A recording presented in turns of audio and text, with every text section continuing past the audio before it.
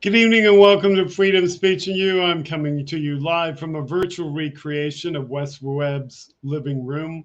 And it's definitely a virtual recreation because here I am in Florida and not where Wes lives in Illinois. So good to have you all here tonight. Good to have Benny Loco out there, Human F Being out there, and whoever is lurking out there. Let's see, where are we? We have, oh, everybody's on YouTube. So must be the mod. The mod must be hanging out there. So good to have you all out there. Hopefully, we get more people in here tonight. Apologies for starting an hour later than usual, but that had to be done in order to have sufficient topics to get started and to get the latest from Twitter. As long as Twitter's still there. Hello, good evening and welcome, Elizabeth. And hello, good evening and welcome, Caitlin. So good to have all of you here. Seems like people are starting to file in. I'm seeing 6 people now on YouTube, so that's good. So good to have you all here. Yep. So here we are again. We are approximately, well, not really approximately, we're exactly 7 days away from Christmas. This is when I actually care about the Christmas countdown. Good evening, Carl Smith. Good to have you here. So yeah, this is when the Christmas countdown gets real, and this is when normally, if I were in a normal year, if there is any such thing as a normal year, I would be very busy at this time. Would be gathering around some object like this piano here, except it would be a real piano. But none of that. Happy Hanukkah. Yes, indeed. Thank you for reminding me. Because, yes, we are in Hanukkah. In fact, I encountered a person. Well, good for you, Carl Smith. 4 days to go to your birthday. We have another December birthday. Holidays are for children to enjoy and us for us to dread. I went through that period of life. Yes. As I was about to say, I encountered a person who was feeling lonely at this time of the year on Twitter. And so I sent this person a few hugs. So I started off with 7 hugs because 7 hugs were, thinking one for each day of the week. And you can't exactly put 365 hugs on Twitter because there's not enough room for 365 characters on Twitter. So I put 7 hugs and then I continued on with my tweet just to talk about something while we get everybody welcome in here. 7 hugs. Then I said, well, 7 hugs. And then this Hanukkah comment made me remember, and 1 more for Hanukkah. And then I said, well, because we're getting close to Christmas, how about 4 more? Because then you get to the 12, as in the 12 days of Christmas. And then I thought about Kwanzaa, and I looked up Kwanzaa, and there's 7 days of Kwanzaa. So I said, oh, good, 7, I got that covered. So I got it all in the tweet. So there we go. Something blink. Yeah, no. Okay. It's Midas Touch. That's probably where everybody else is. They're probably all looking at Midas Touch. Be sure to check them out, folks. If you're enjoying our show and you want other wonderful content, be sure to check out Midas Touch. We occasionally touch on things that they share. So, yeah. So, should have done this earlier. I need a social person to do this. So I'm just going to put now live and let that be good enough. And then on the other social platform, if I can do the same thing really quick. Yep, I can. I'll just put now live. And that's taken care of. So now I've hit all the social platforms. Okay. You could do the socials. Yeah, we need to connect on that. You're the one who actually got me connected to those other socials, which is counter social. I think that's called Mastodon. So we need to talk about that, and then we'll we'll have that down so that when I go live, you can just basically say, "Hey, retweet this. We're live," or however you call that on the other socials. So we now have 8 people, 9 people, 9 people here. Good, great. So now that there's 9 people here, we can get started on serious topics. So, and are 12 really necessary?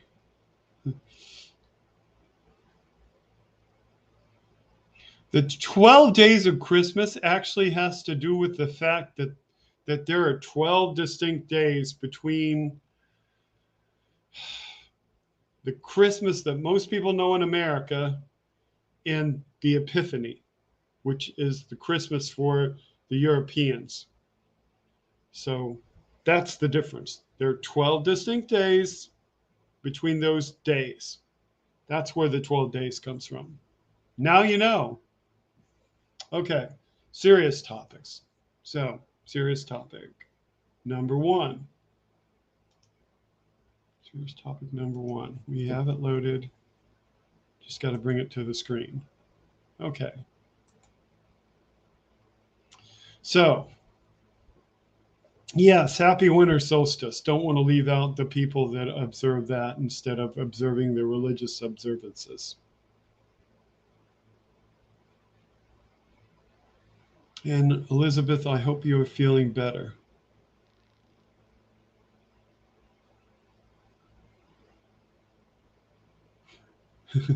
Human F being says, wifey poo baked enough to inflict diabetes on 20 people in 12 days. True story.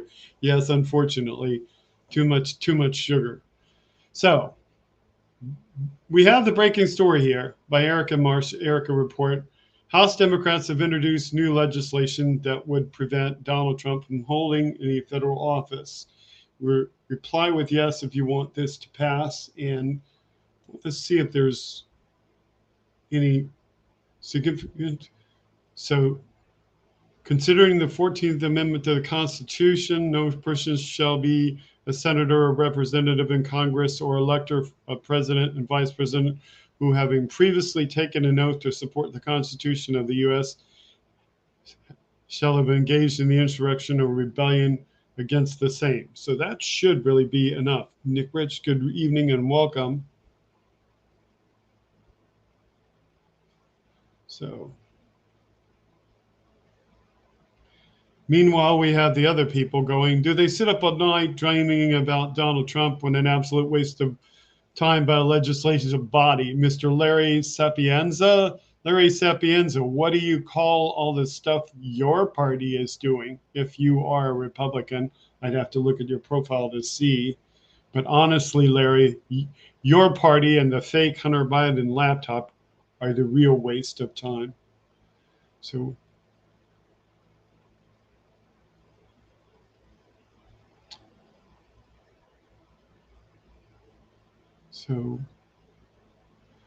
we have more people go, Trump should not only ever hold any office, but be in prison now. He sat and watched his minions yelling for Pence's lynching, with scaffolding in place for the murder of many members of our Congress, injuring and killing our Capitol Police. This was an insurrection.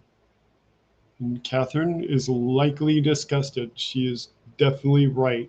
Catherine is right. So you could go on about that. Really should already be in jail. So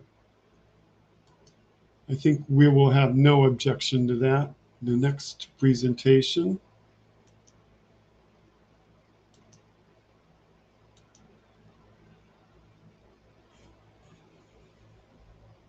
This one by Glenn Kirshner.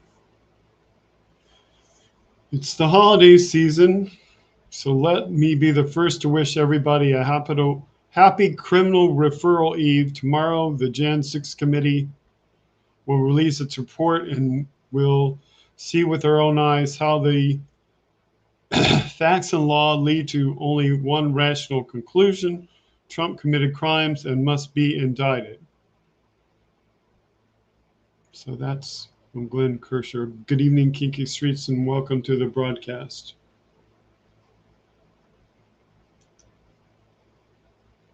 I guess there's nothing more under that. That's just a tweet in his picture. So look forward to the Jan 6 committee doing that tomorrow. And yes, Rosebud, good evening and welcome. That is Wes's living room. He sent me the picture. So it's a little bit of humor between friends. So I think I'll take this one next.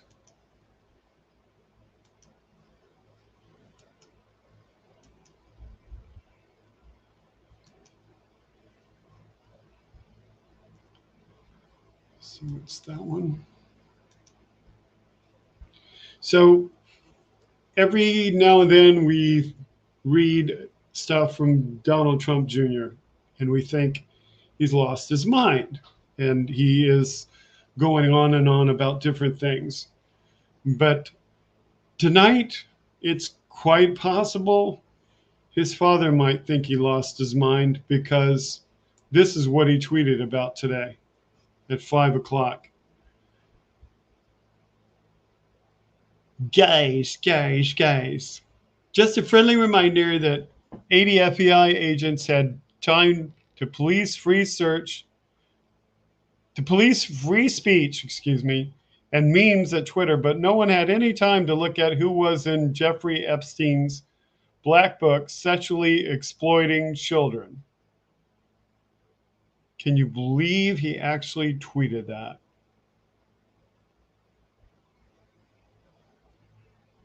Then this person, Brown-Eyed Susan, puts, keep talking, Slick.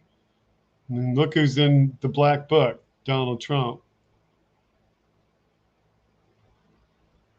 Molly Plufkins says, your dad was accused of raping a 13-year-old girl with Epstein. How many times was he on Lolita Express?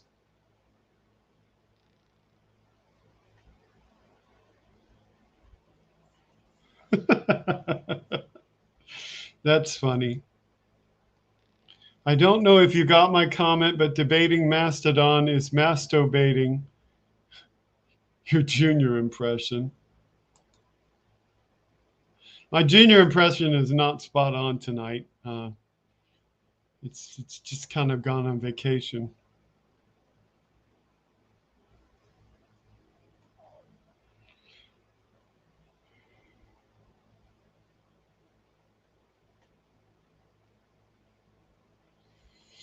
This person actually has the audacity to say, why isn't anyone talking about changing age of consent laws? Why hasn't anyone changed the age of consent laws?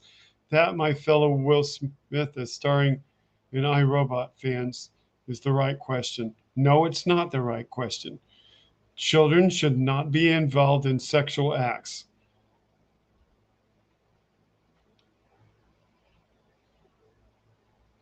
This person says, Epstein, yes, indeed. I've known Jeff for 15 years. Terrific guy.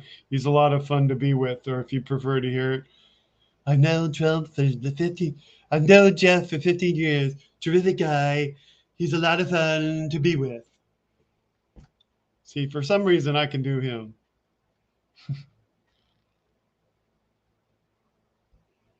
It is even said he likes beautiful women as much as I do, and many of them are on the younger side.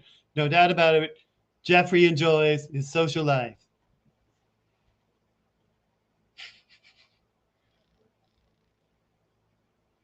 There's some people that possibly should be investigated. Rick Scott, Donald Trump Jr., Sarah Huckabee Sanders, Ted Cruz, Dan Crenshaw.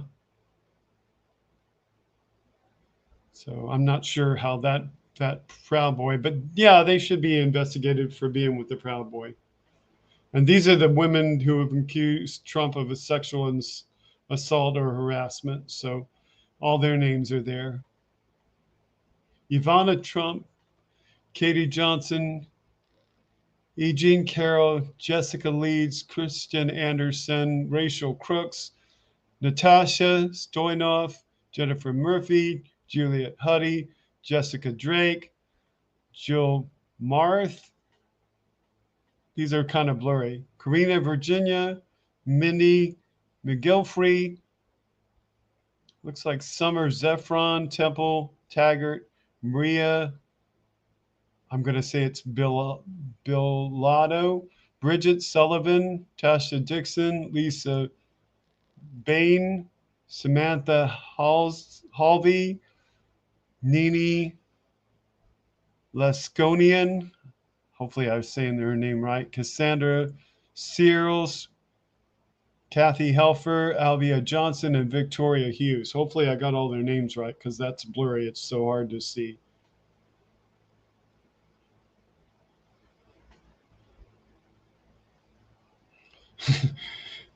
Yeah, the satire. And this picture is going around Twitter. I don't know if it's accurate or not, but it shows Elon Musk with various people. So not knowing its accuracy, I'm not really going to talk about that one because you can fake anything.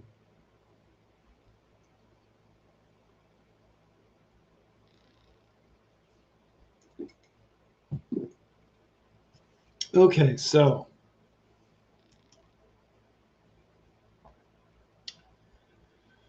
I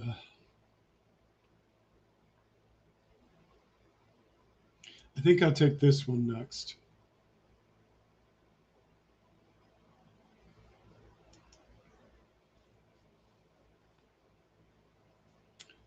So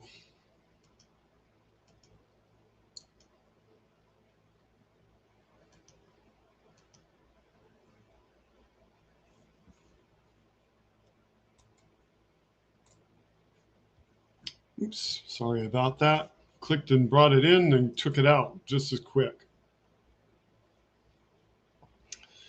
Okay, so this is a news journalist, and he's quoting Roger Stone.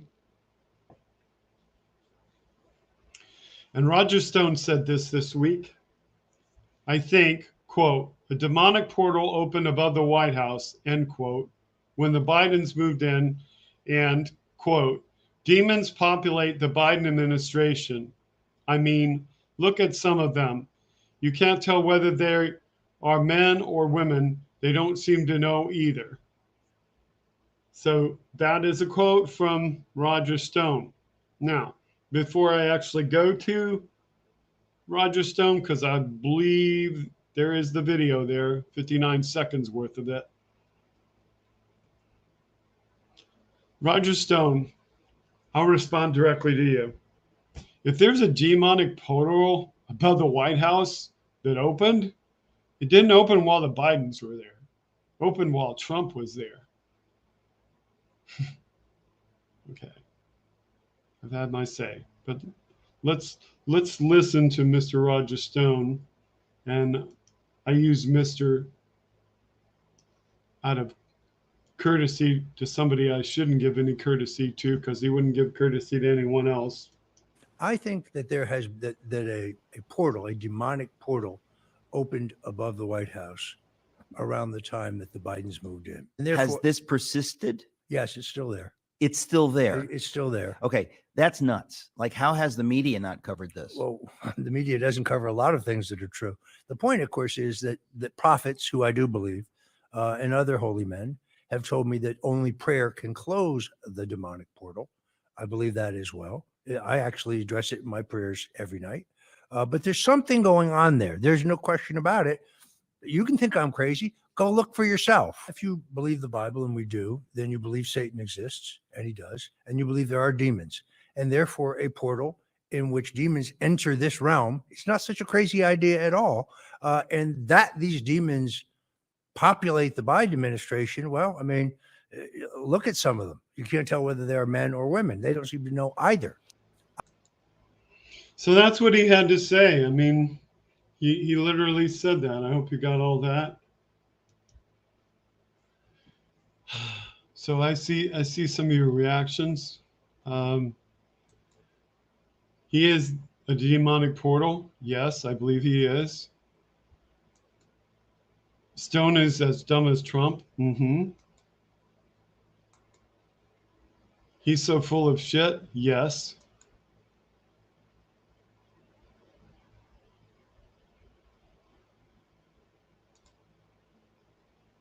And don't let the door hit you in the ass on the way into hell, Roger Stone. Yeah.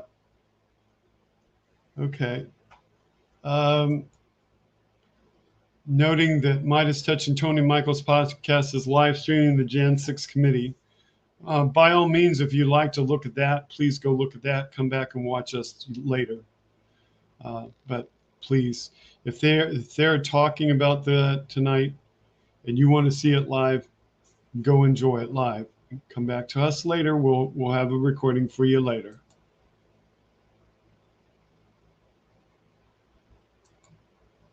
Nice popcorn reaction. So this is also about the Jan 6 committee, the 11th and final hearing. The Jan 6 committee will introduce new evidence tomorrow before referring Trump and others to the DOJ for a prosecution. It starts at 1 p.m. Eastern Standard Time, 10 a.m. Pacific Standard Time. For those of you around the world converting from GMT, that would be 6 p.m. GMT or 1800 UTC. So today's date is the 18th, so that would be those times on the 19th of December.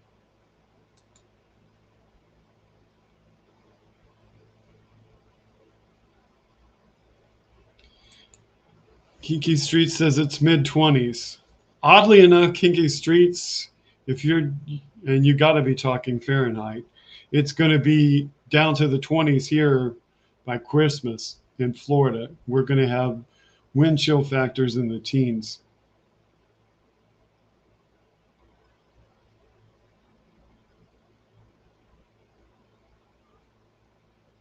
So there's some interaction comments.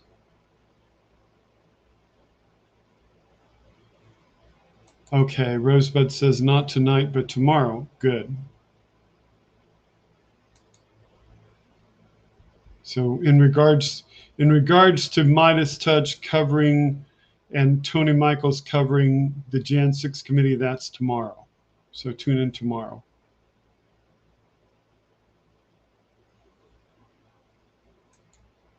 I've read the Bible and Equipotha and many books from the schools like Enoch's. Okay, so you guys are discussing the Bible and various things. So, anyway, that was from Roger Stone. Thought you'd be interested in seeing that. Okay. Equally weird Republican talk comes to us via Joe from Jersey. So thank you to Joe from Jersey for this next one.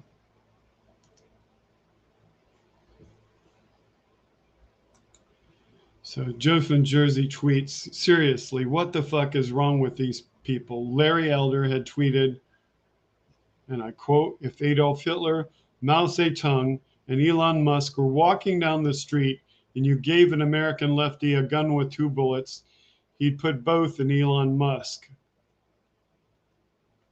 So there are reactions to this. Only 6 spirits around us. And they're also interchangeable because in the end, they're all the same.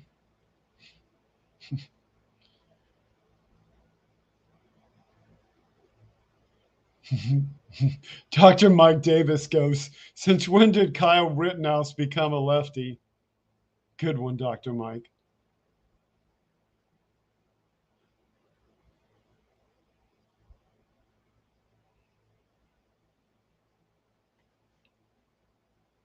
A lefty wouldn't put a bullet in anyone. Well, you know, some might if to save their life. DC Wheeler, who is obviously a MAGA, says I doubt a lefty could land 2 shots.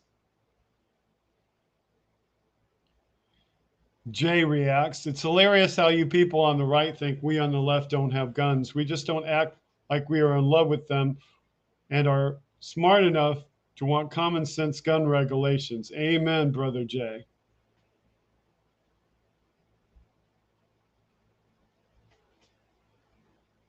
Rob Michelson goes, if a black teenager eating Skittles and talking on his cell phone and a white teenager pointing an AR-15 were walking down the street, which one would Larry Elder call the police on? I think we know the answer to that question. Sharon gives us the answer. That black kid eating the Skittles, minding his own business. Isn't that just sad? Yes, it is.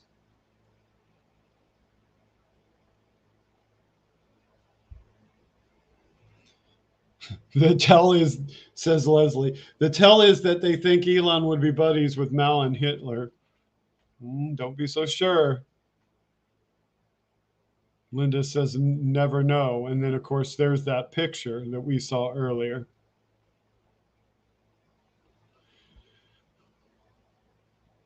Captain Ian G2311 says it's part of the whole GOP declarative reality feature set. One feature is that you are never at fault because you are always being victimized. Isn't that the truth? That is the hey, good evening, Jim the Greek. Why did I say it that way? Jim the Geek. You know what throws me about your wonderful name, Jim the Geek, is that there used to be that guy called Jimmy the Greek. And that's what throws me because that's stuck in my head. Added feature of not having to understand how anything works. Again, so true of the people on the right. A danger to us all. We must vote them out while they are still able. There is the reminder of the danger. There's the noose on Gen 6. They all want in on the grift, and to do that, you have to be really outrageous in order to stand out from the other kooks. He's definitely really outrageous. Donald Trump's grift cards. Trump brags he's going to build a wall along the border, that Mexico is going to pay for it. Millions believe him. Actual dollar signs appear in Trump's eyes. He knows he's hit the mother lode. Isn't that the truth? That arrogant smirk that's always on his face all the way to the bank. Tax-free scam again.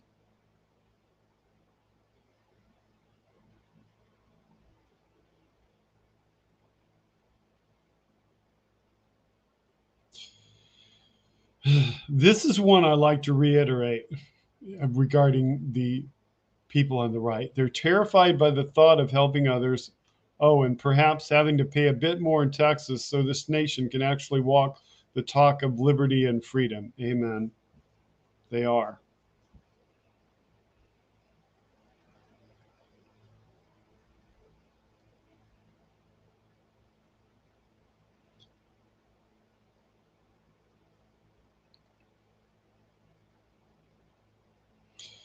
So this kind of completes a thought, but I'll take the part that it's completing a thought about and just say that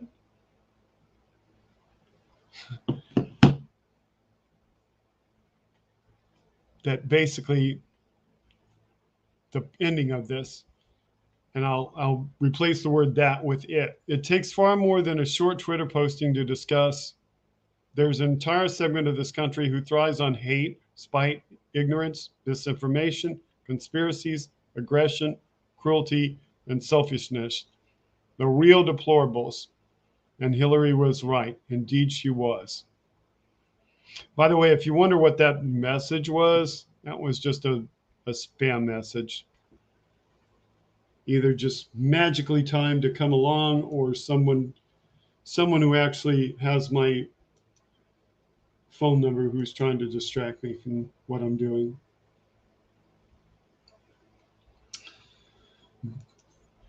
We're reading from Twitter a lot tonight.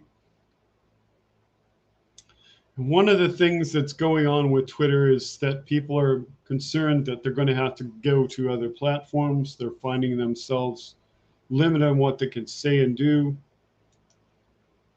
So,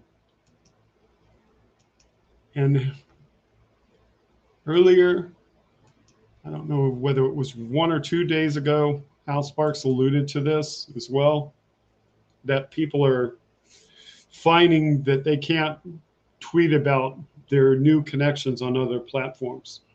So here we go with this. Let me see the time on this. Okay, this went out at 12:37 p.m. Eastern today from Twitter support. We recognize that many of our users are active on other social media platforms. However, we will no longer allow free promotion of certain social media platforms or on Twitter. So Hal retweeted this, and he said, let me guess, we're talking about Counter Social or Mastodon. I believe those are the two he used.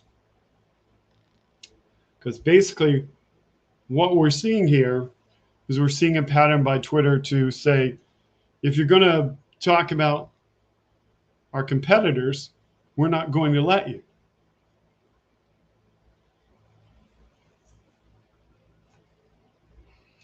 And I think it's possible.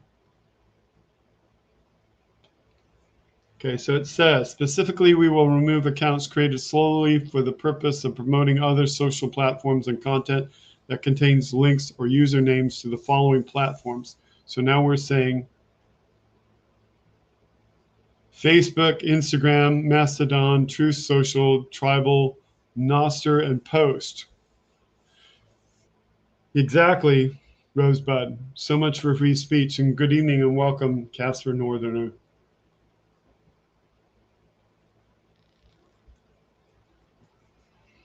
They continue.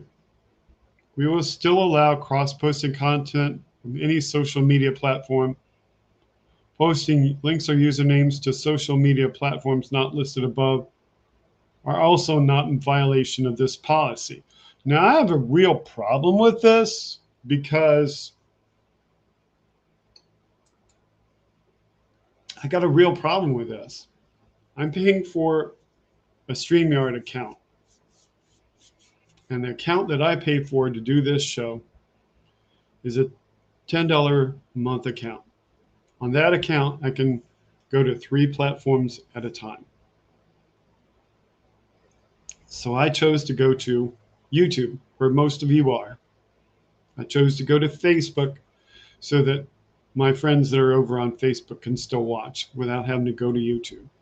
And if they choose to participate live, they can choose to participate live. And I go to Twitch because I didn't want to leave out anybody on Twitch. But those are the 3 platforms that I can use. What I use Twitter for is strictly to promote the show and tell people when it's coming on. So I'm linking people on Twitter, telling them, come on, go look. Tonight, all I did was post about the times of the show, but I did link YouTube. So what I want to know is, here they mention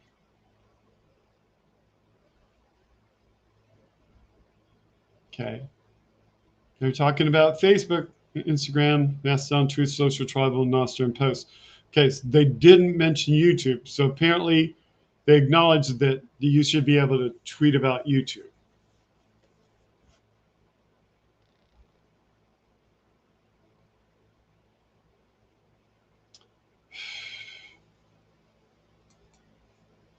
Is this directed at me, Jim? It's really frustrating when people misread a terms of service change announcement and get hot and bothered by something that really isn't happening. Well, it might not be happening, Jim, because all of this may be Elon, flexing his muscles, so to speak.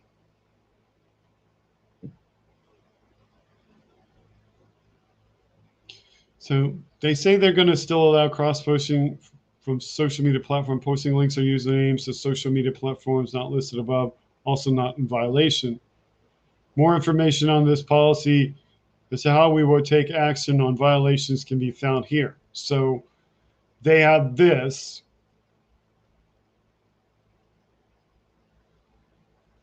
But before I do that, here's Daniel Uhlfelder of Uhlfelder Law saying the acid test, in Musk's word, the acid test for any two competing social economic systems is which side needs to build a wall to keep people from escaping. That's the bad one. So he said that, and now he's building the wall.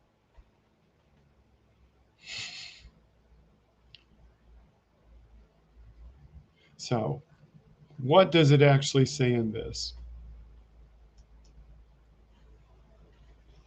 To show you that, there's a big deal here.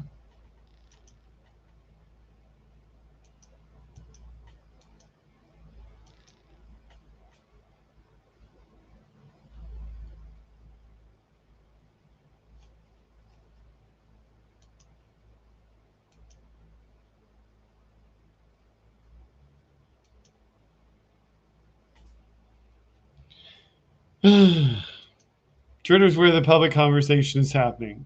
Blah, blah, blah.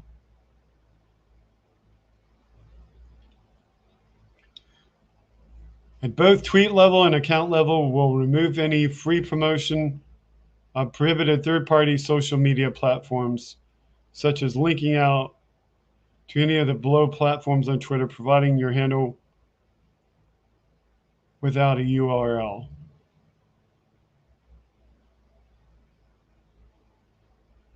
So they're prohibiting Facebook, Instagram, Mastodon, and so on.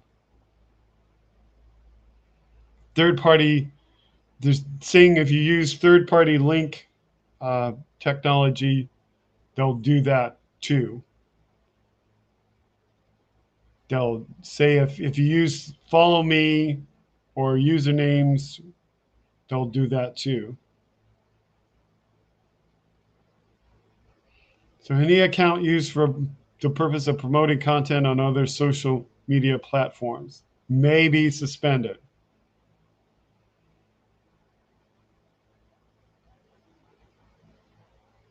Whether you use URL cloaking, plain text obfuscation, so that means if you take the URL and just say www, the word dot, and so on in order to say it, they'll do it too.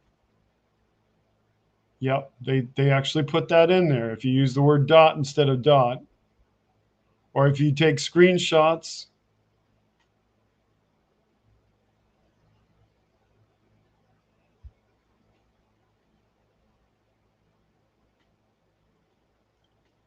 they recognize that certain social media platforms provide alternative experience to Twitter, allow users to post content to Twitter from these platforms. In general, any type of cross-posting or platform is not in violation of the policy, even from prohibited sites above. And if you pay, then you can do it. They'll delete your tweet, they'll lock your account, they'll suspend your account. So, good evening, Trucker John, and welcome to the broadcast. So those are the things you can expect as long as Elon is still in control of Twitter.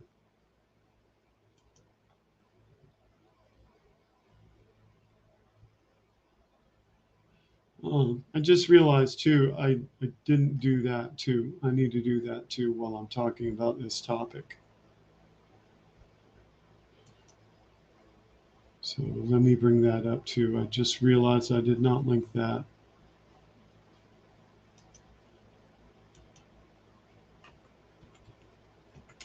Not sure why I didn't do that. Should have done that, but here we go. We'll do it live.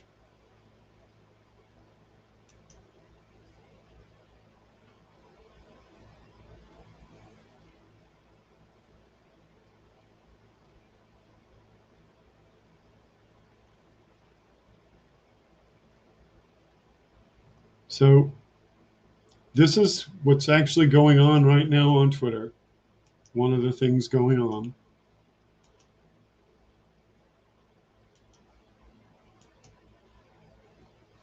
One of the things going on is Elon is in the poll again. And he actually has this poll going right now with 9 hours left. So if you're still on Twitter, I encourage you to go vote yes. He goes, should I step down as the head of Twitter?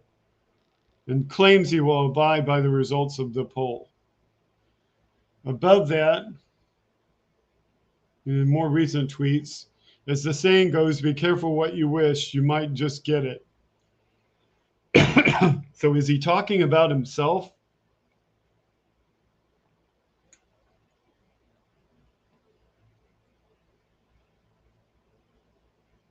About this when he says Elvis is in the building.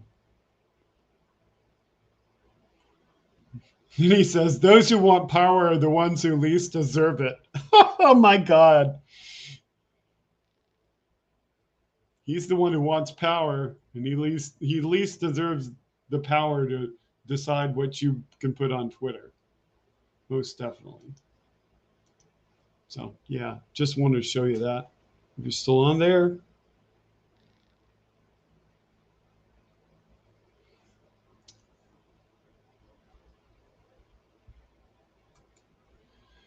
Nick Rich asks, can SpaceX eliminate Musk's influence money-wise? NASA writes contracts. Right now, they're relying upon his company's rocket to get people to the ISS because it's more reliable than the Russian rocket.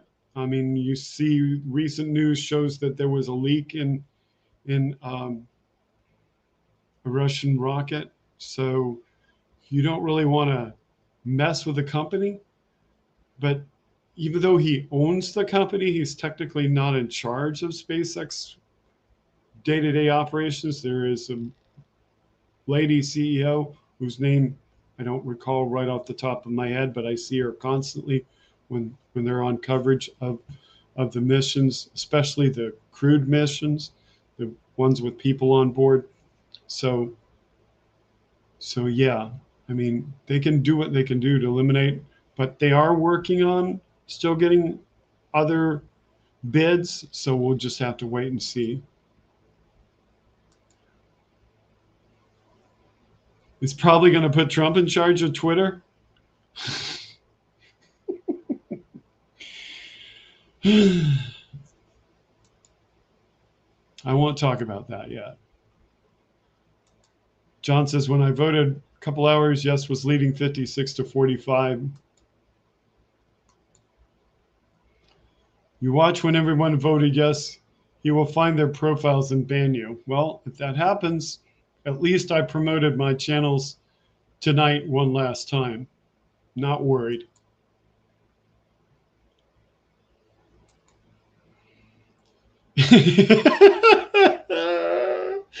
Oh, Elizabeth, that's so funny. In case you can't read their screen, Elizabeth put, he needs a one-way trip on one of his rocket penises. Jim says, have you talked about the House Ways and Means Committee vote to release Trump's tax returns? Because I have a view that probably conflicts with everyone here. I'll look for that.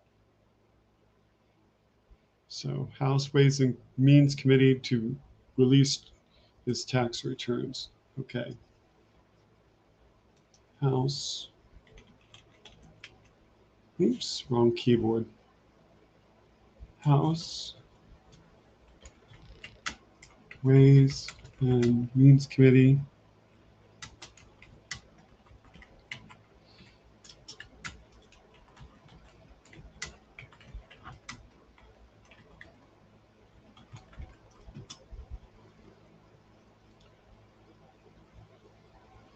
Okay.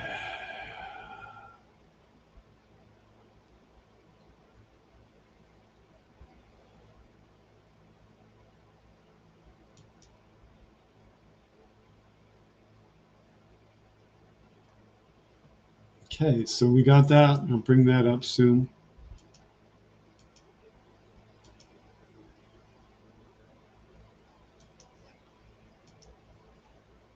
So where was that?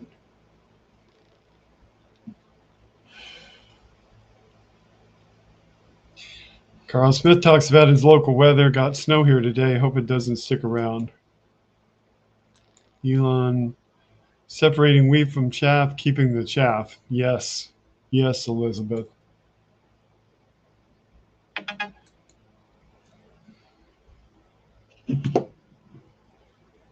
Read Jim's question. Yep, I did read Jim's question, and I did pull that up. I'm just looking at everyone else's really quick.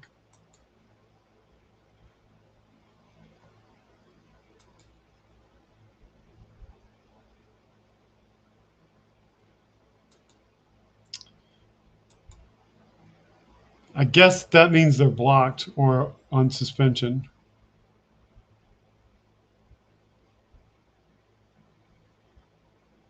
So Feet says release that thing. So we're going to get to Jim's question. I did pull that up. I just wanted to take a brief look at what the rest of you were saying. So this was Jim's question. And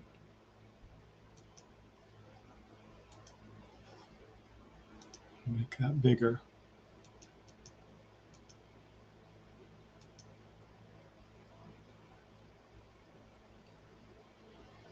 So headline reads, status of Trump tax returns to be focus of Tuesday congressional hearing.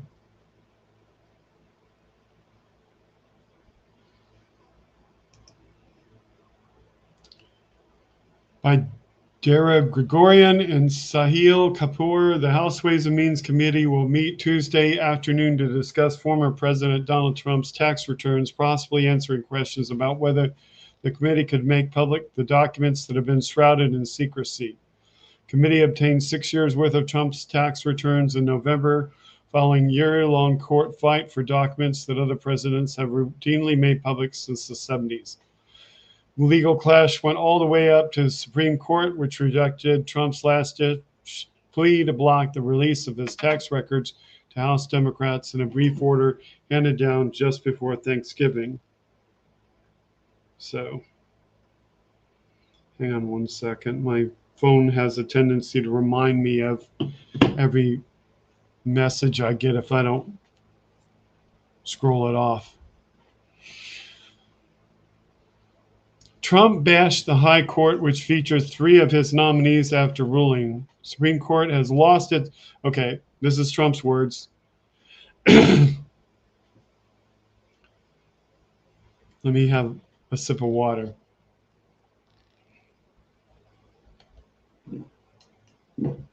The Supreme Court has lost its honor, prestige, and standing, and has become nothing more than a political body with our country paying the price, Trump wrote in a post on his social media website, Truth Social, after the decision. The meeting and consideration of the Trump documents comes just before Republicans are set to reclaim control of the House and the committee next month. A spokesperson for the committee told NBC News that Representative Richard Neal, a Democrat from Massachusetts, quote, will provide an update to committee members as we approach the end of the 117th Congress, end quote. It was not immediately clear whether the hearing will be public. While tax returns are confidential under federal law, there are some exceptions, including if the chair of the Ways and Means Committee requests them. Neal did just that in April of 2019, asking the Treasury Department to turn over Trump's returns as well as related business entities so the committee could decide whether tax laws concerning presidents should be amended. The Treasury Department refused to comply, saying Neal did not have a valid purpose for seeking the returns. The committee then filed suit to get a hold of the documents. Trump's attorneys argued in court filings last year that the returns should be kept away from the panel because its rationale for seeking them was bogus. Trump's lawyers said the following, quote, "No one believes that Chairman Neal requested President Trump's tax returns so he can study legislation about IRS audits. No one," end quote. Asked earlier this month if he planned to make the documents publicly available, Neal simply said, quote, "It's too early to say," end quote. All presidents since Nixon have made their tax returns public. Trump was the first to decline release of his during the 2016 election, saying they were under audit and would release them when the audit was finished. He said after he became president that he might release them after he's out of office, saying, quote, "At some point, I might release them. Maybe I'll release them after I'm finished because I'm very proud of them. Actually, I did a good job," end quote. He said. Sorry, my Trump impersonation comes and goes sometimes. So,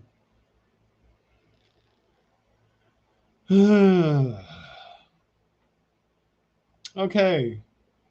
So, Jim, you said you have a different opinion from everyone else. So let's see in chat everyone's opinions on that.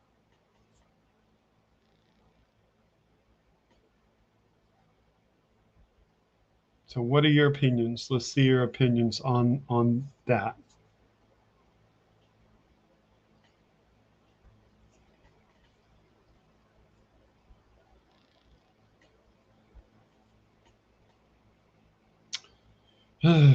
Andrea, did they already share all their opinions? Do I need to scroll back? See, y'all can be nice to me if you want. You can learn to like hold your opinions until I'm reading. Or you can just talk as you talk. So I've gone back to your initial comment.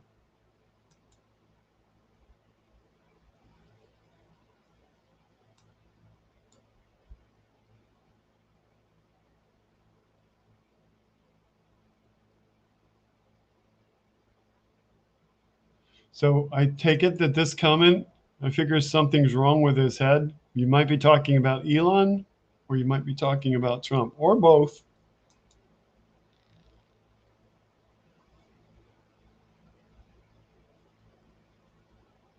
Feed on the dashboard says, "I say release them." Yes, he should have released them long ago.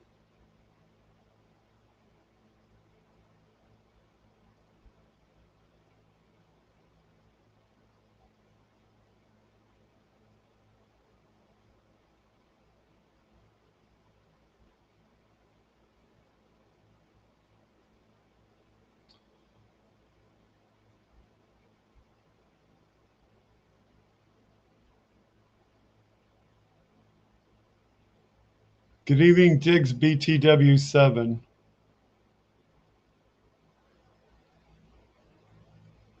Okay, here we go with Jim's comment. The committee is supposed to vote on whether to publicly release his returns. This would be an egregious violation of everyone's right to privacy.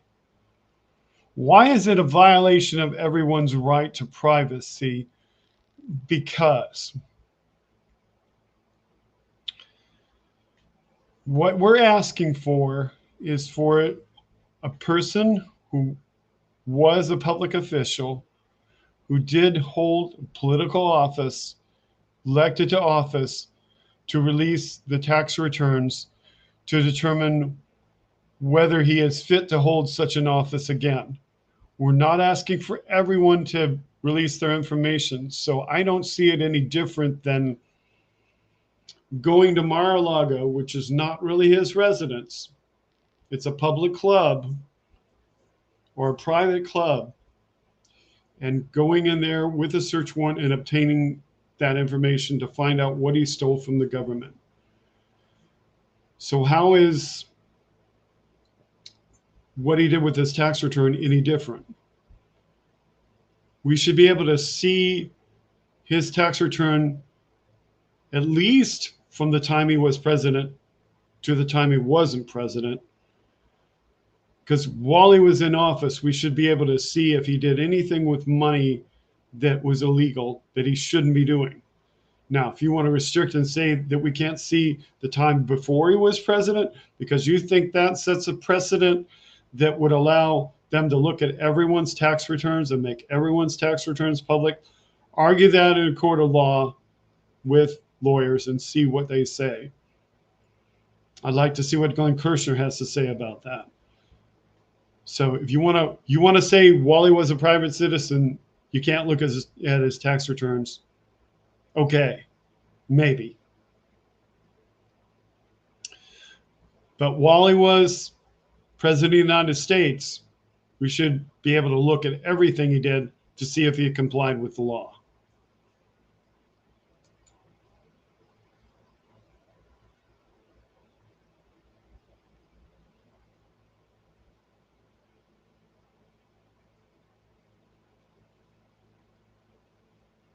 Okay, Jim says, the court allowed the committee to see the returns. It did not grant permission to release them to the public. Okay, I'll agree with that.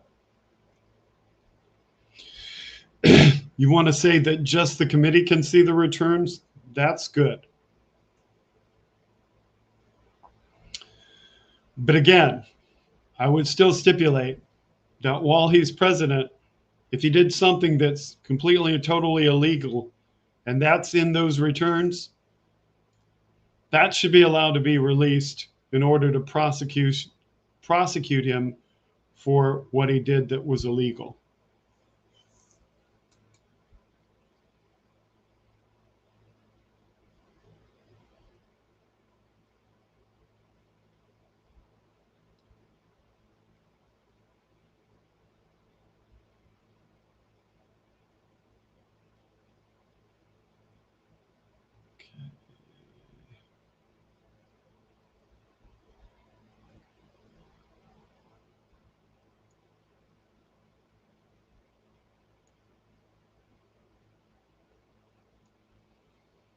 You guys are typing comments, so my comments jumped.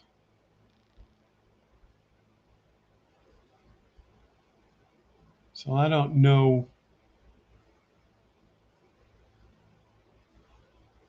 Jim reiterates the committee's allowed to have them, the public's not.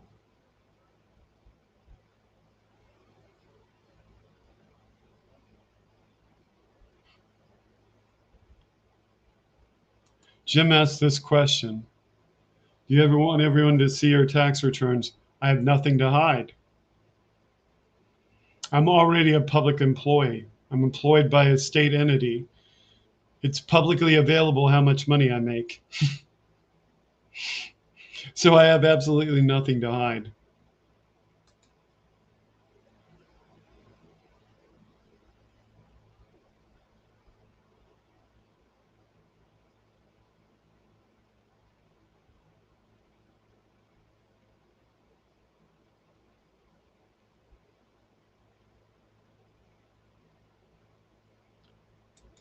Jim is saying if he did something illegal that shows it on his tax return, the FBI has avenues to collect that information and press charge it. Public has no right to see them. Again, you probably know more about the law than I do.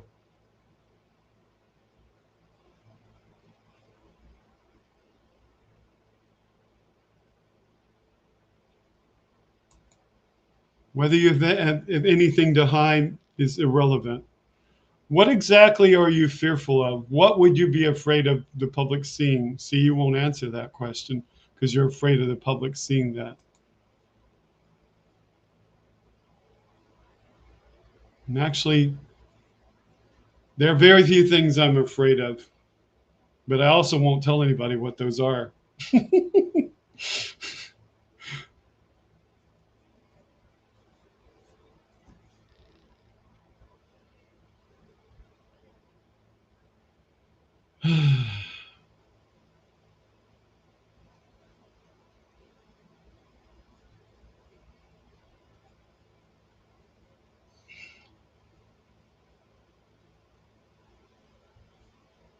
Jim says, I have nothing to hide either, but I still don't want everyone to see my returns. That's your choice. I will say this, Jim.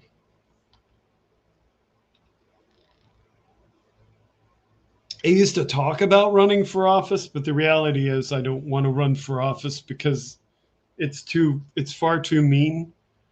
There is no gentle public discourse involved with politics. I mean, everything is mean. Everything has gotten way out of hand. We have people now who threaten people just because of their political affiliation. So, not worth it.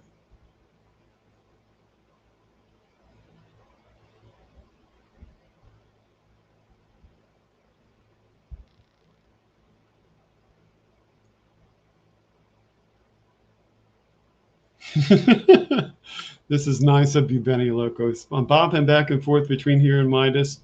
You're up against some stiff competition. You're kicking ass, babe. I'll see if I can chase some over here when Midas ends. Thank you.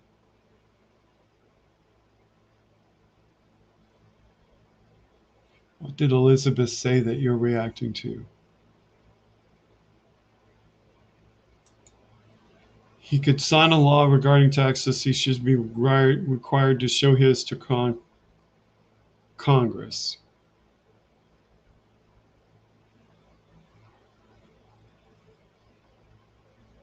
And Jim agrees with that. He says, Elizabeth, precisely, Congress needs to pass a law that makes certain public officials' returns public, but no such law exists today. Andrea says, he refused to show them when he decided to run for president and during presidency when all other presidents have shown their taxes. Carl says, I had to show my tax return to the water department and county tax department to get my senior discounts. Yeah, I mean, there's plenty of places where you have to show this information to do things. And in general, it's called transparency. Something that he promised to do that he didn't do.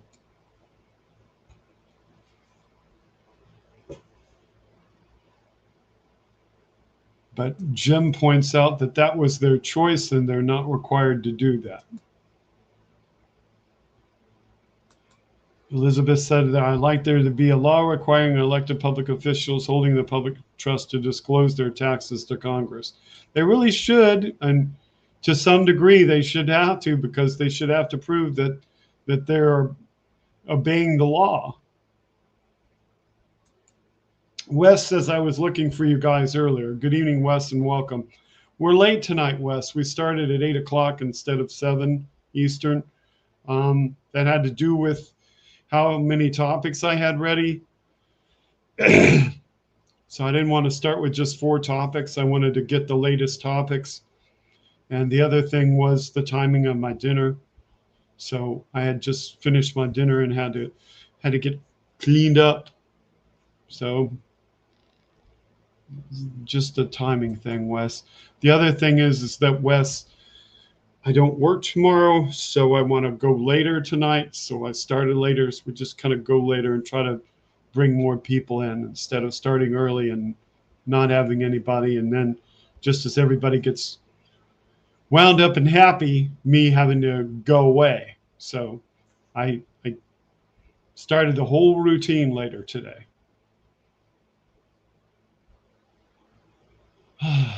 Human F Being says, when was the last time someone in public fought this hard to hide their taxes? When indeed?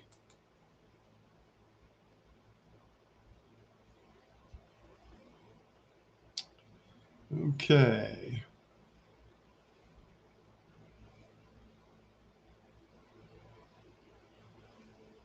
Carl says, everyone can see Andrea's responses, but I'm not seeing them. Weird.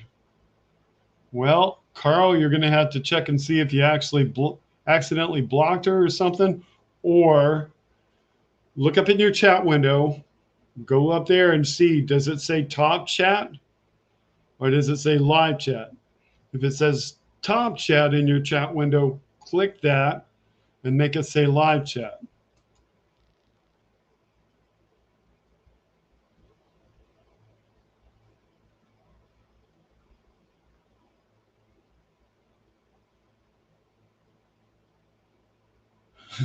Wes Webb says, I haven't been checking. Blame Jolie. She usually tells me. I think Jolie's doing other things tonight.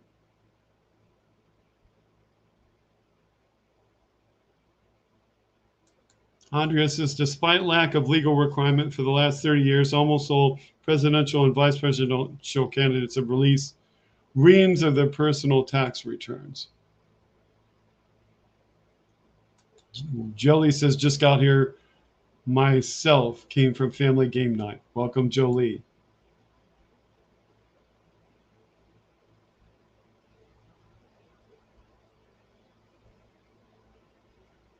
There is no legal requirement of any kind that presidential candidates release tax returns from any year. Indeed, there is a strict, strong constitutional right to privacy for all tax returns.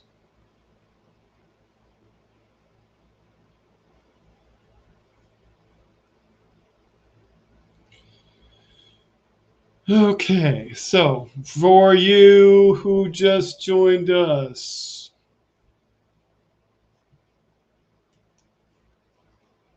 a brief recap of what we talked about. I won't put it on screen. I'll just read it off from the other screen. Okay, we talked about Glenn Kirshner saying it's the holiday season, so let me be the first to wish everybody happy Criminal Referral Eve. So tomorrow, Jan 6 committee will release its reports, and they should come to the conclusion Trump committed of crimes and must be indicted. That was from Glenn Kirshner. That was one of the topics. We talked about the Twitter support statement that you cannot promote other platforms on Twitter. If you are still on Twitter, go read the Twitter support statement from today. We talked about legislation being sought by the U.S. House of Representatives to try to stop Trump from being able to run for office. We talked about Don Jr. This one I will put on screen again because of the outlandish nature of this one.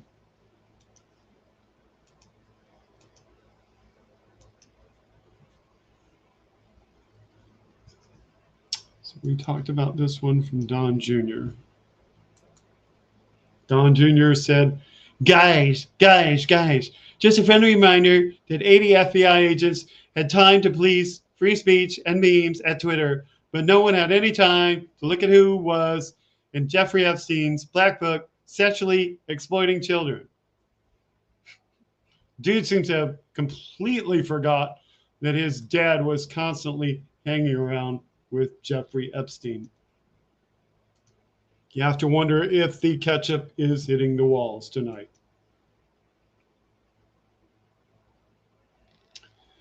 We talked about Republican weird talk about Elon Musk. This again, I will quickly put up on the screen. So hang on. Because if you don't see it on the screen, you might not actually believe it happened, but it did happen. So Joe from Jersey brings us this tweet from Larry Elder. Seriously, what the fuck is wrong with these people, says Joe. Jojo from Jersey.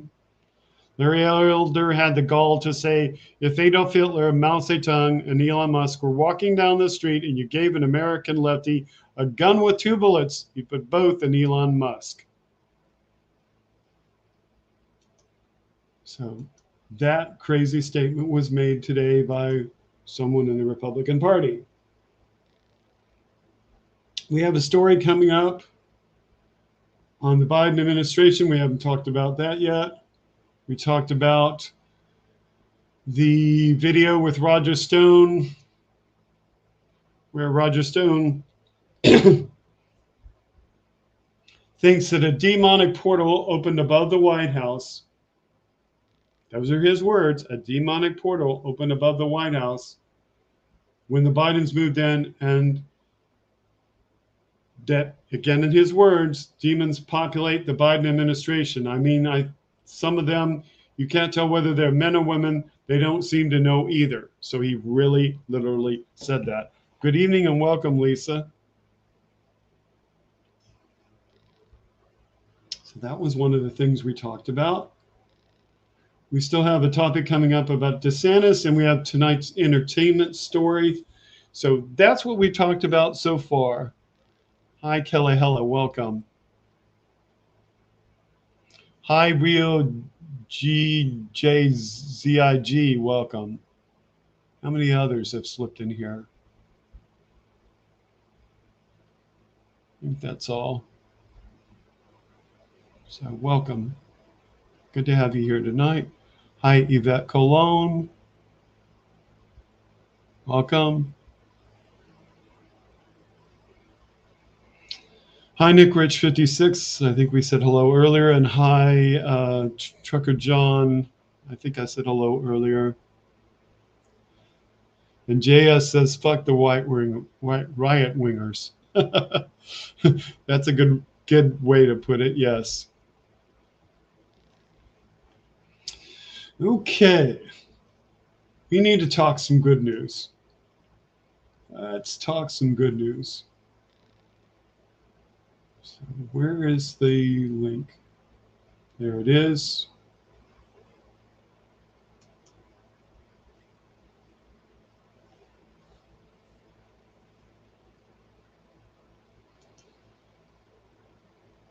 Make this nice and big.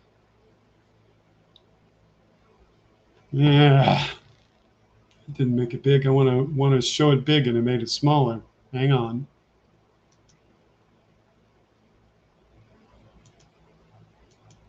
Just got to make it bigger.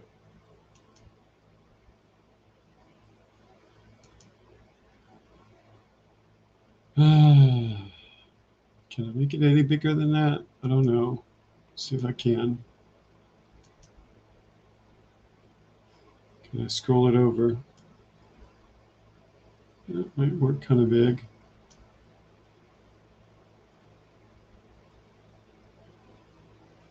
You might be able to see that. Let's see if we can see that.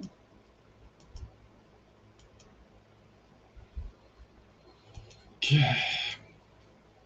So Biden-Harris released this week, or recently. Actually, it's dated December 6th, but I caught a hold of this week. Hi, JS, and welcome to the broadcast. And hi, TV2 Live. And Lisa, I think I said hello to you, Lisa, but Lisa McBaron, welcome.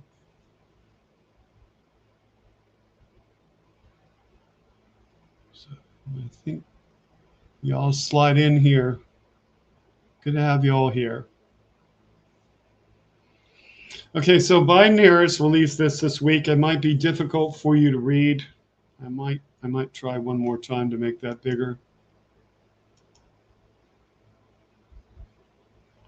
See if I can scroll that over.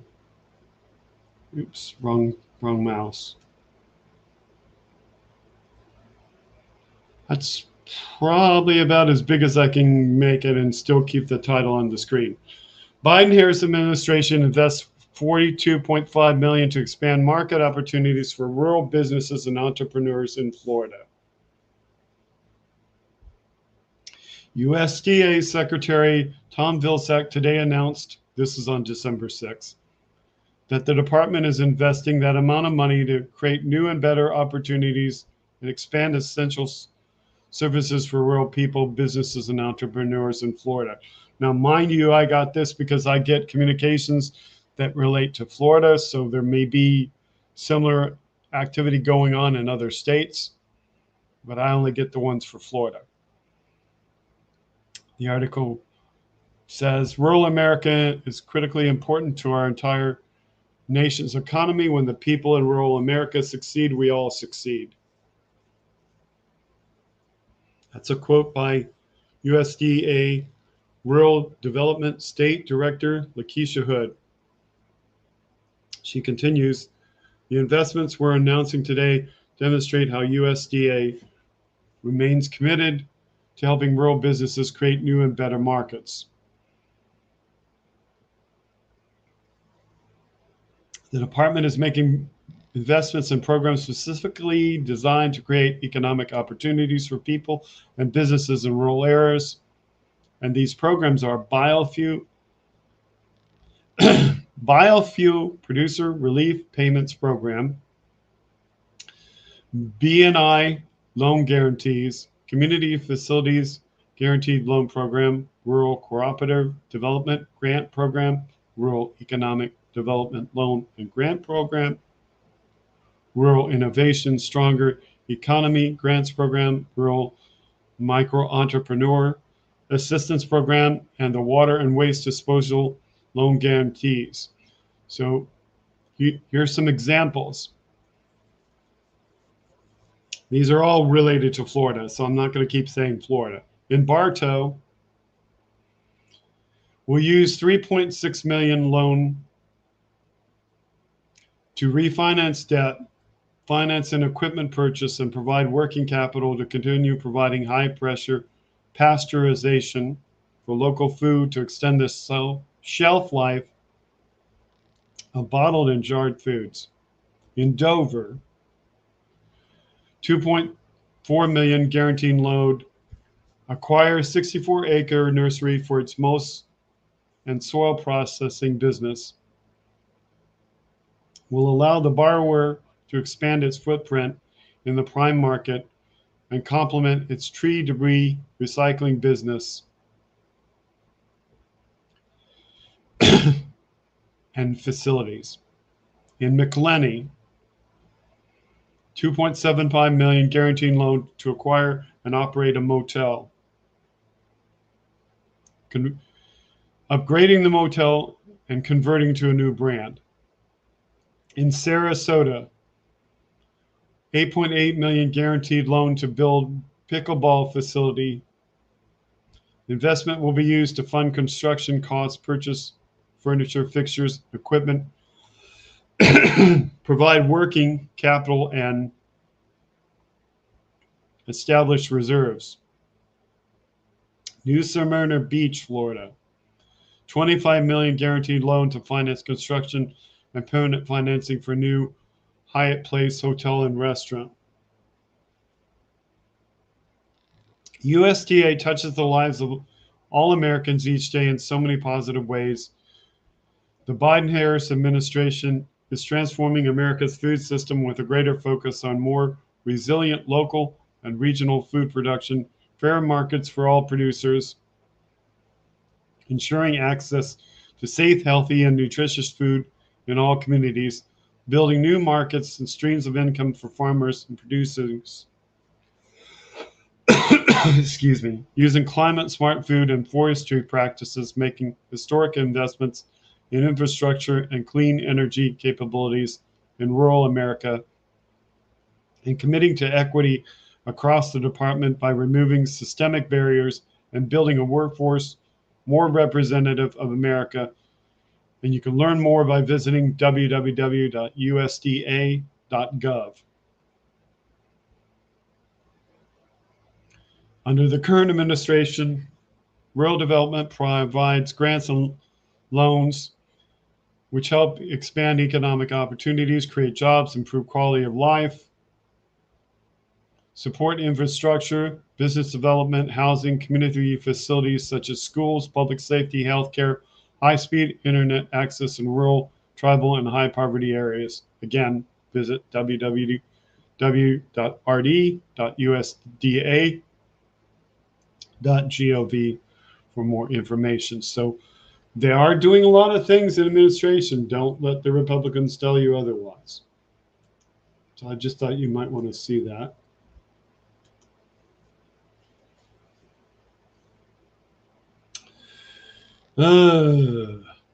Meanwhile, also here in Florida,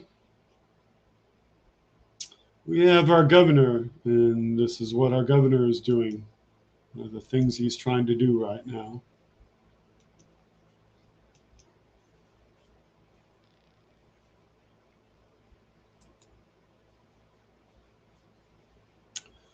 So this story comes from WASH Channel 2. DeSantis seeks grand jury investigation of COVID-19 vaccines. It actually comes through the Associated Press.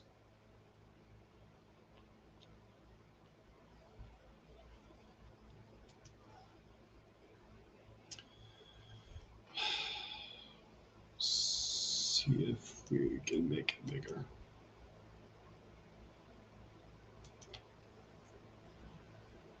Nice. Okay. Governor DeSantis said Tuesday that he plans to petition the state Supreme Court to convene a grand jury to investigate, quote, any and all wrongdoing with respect to COVID-19 vaccines. DeSantis is often mentioned as a possible presidential candidate in 2024. He gave no specifics what wrongdoing the panel would investigate, but suggested it would be part aimed to jogging loose more information about the vaccines and potential harmful side effects. He made the announcement following a roundtable with Florida Surgeon General Joseph Ladapono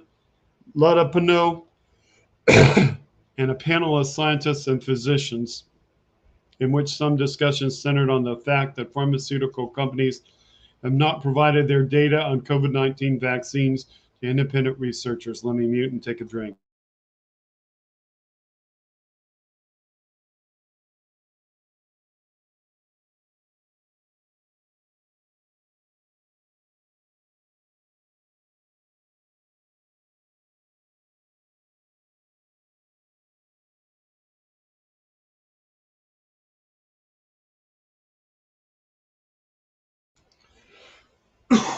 Give me a second. You can tell I'm still coughing. Probably I'm choking up on all that BS. I'm going to mute again.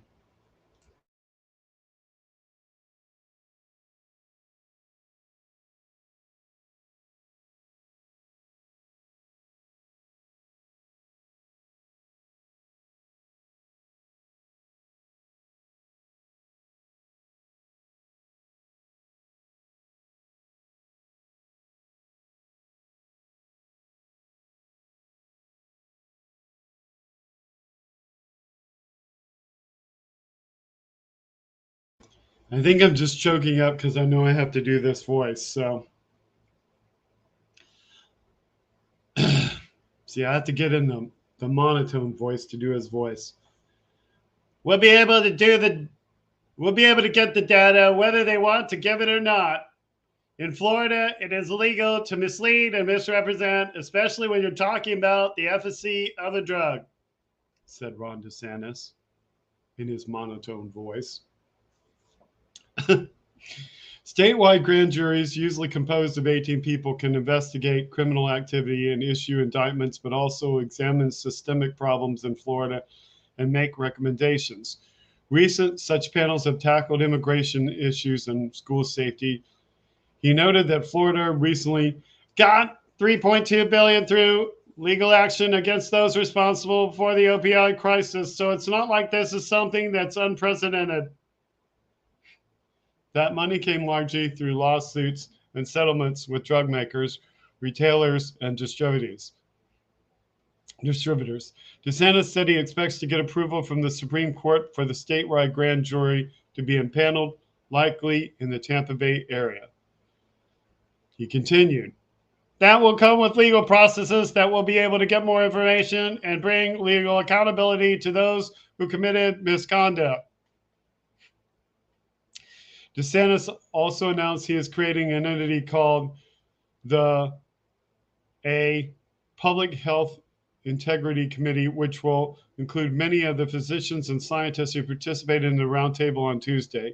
He said that some people have lost faith in public health institutions, including the U.S. Centers for Disease Control and Prevention, over the course of the pandemic. The governor has frequently spoken against CDC directives, including mask and vaccine mandates, and filed lawsuits to stop many from taking effect in Florida. So that's probably the end of the article. Yeah, that's the end of the article. So he's doing this. He's obviously running for president. He's obviously trying to capitalize on what he believes is Trump's success and create that as his success. And that's what he's looking for, you know. So this is what he's doing. He thinks that, somehow something that Trump has done has kept Trump from being president. And he thinks somehow by being himself, but being that same type of MAGA candidate, he can win. He doesn't realize that it's not necessarily going to work out. So good evening and welcome, Diane Martinez. Good to have you here. How many others have slipped into your chat? Let's see. So it's almost like, I need to like put a chat so I can go back and like say, okay, this is where I left the chat and stop reading.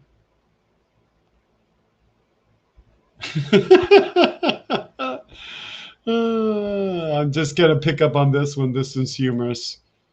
I wish my living room looked that neat tonight. I have Christmas music everywhere and a little tree in the corner. Yep. For those of you joining the broadcast tonight, this is Wes Webb's living room. He sent me the picture.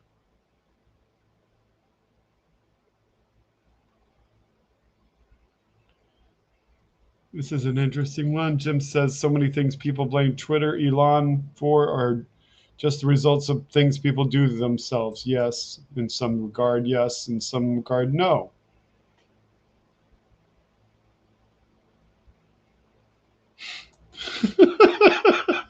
Wes Webb puts, they should have just sold a bunch of Biden-Harris tarot cards.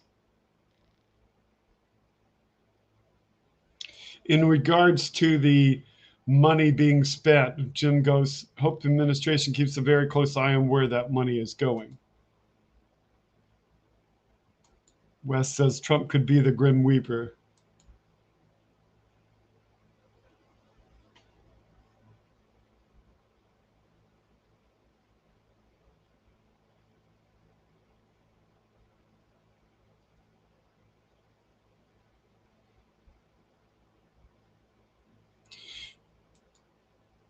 Rosebud says DeSantis will use money to deport migrants from Texas to Cape Cod. Yes, he will. Carl asks, can you see me? I opened chat participant list and I'm not seeing you there. It could be a YouTube glitch. I think maybe, possibly, yes. Could be a YouTube glitch. You may have accidentally blocked her when trying to block somebody else. You're going to have to check your block list.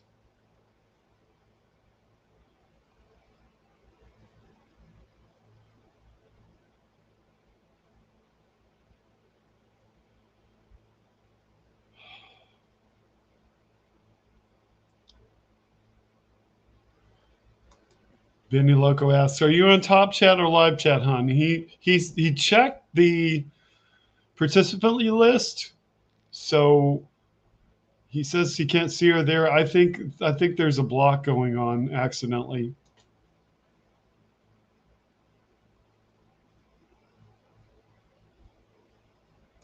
Jim says make sure the loans are paid back. Yes.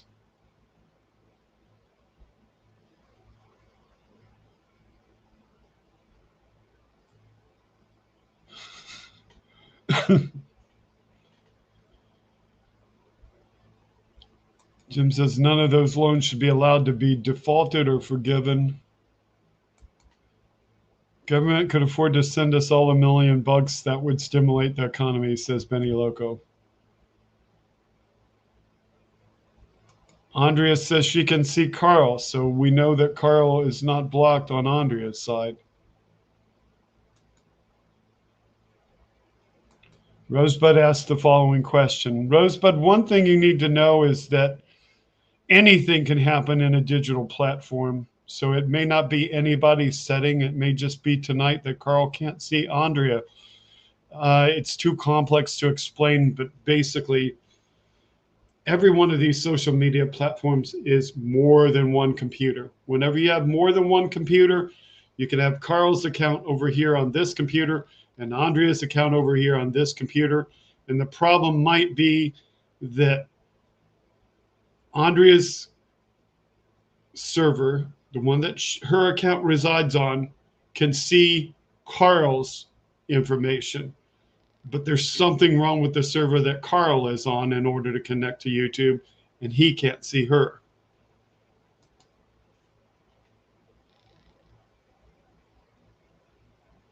But Carl, fear not. If you want to ask Andrea a question, just make it something that can be sent in public and we'll put it up on screen. Most of the good stuff ends up on screen. So I'm just reading the screen to see what's on the screen.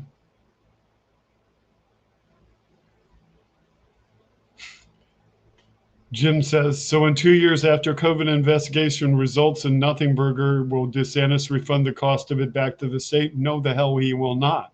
He will spend our money and he will still claim that whatever he did was good for the people of Florida. I just hope it costs him his job.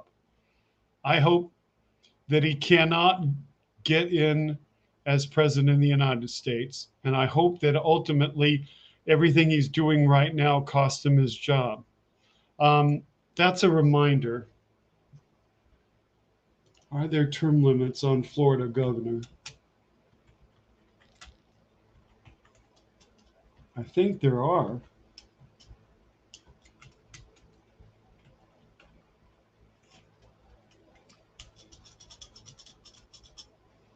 Or is it just in regards to which states have term limits for governor? Okay, Florida is blue. What does the key say? Okay, so we do have a term limit here in Florida. Why do they not have a key for this? Maybe I can't see it because no, it's not too big.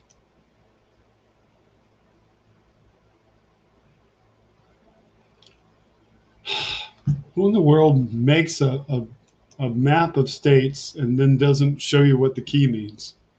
Anyway.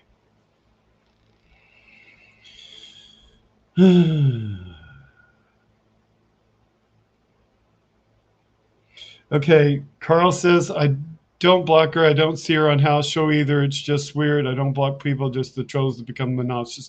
So what you have is you have a glitch. And what you should do is while you're in chat, if you're on a mobile app or can get on a mobile app, you should report that there's a glitch and say, I can't see the following user in chat, and do a screenshot and say, I can't see this person, and see if YouTube will fix it. Because you just gotta do something to fix the glitch. Glitches happen. Don't do the voice ever again. Which one? Which voice? The DeSantis voice? It's not really that one that's that good. I mean, the Trump voice is kind of good.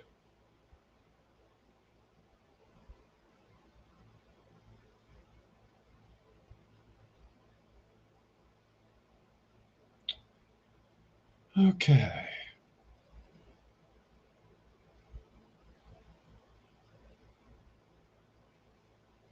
Your YouTube avatar is not showing. It's no big deal. Let's check to see if someone's blocked. Do you understand the concept of digital ones and zeros? One of your ones and zeros is misplaced. How it's misplaced has to do with misplacing it somewhere in the Internet of Things between you and YouTube. Getting that fixed is going to be a big problem.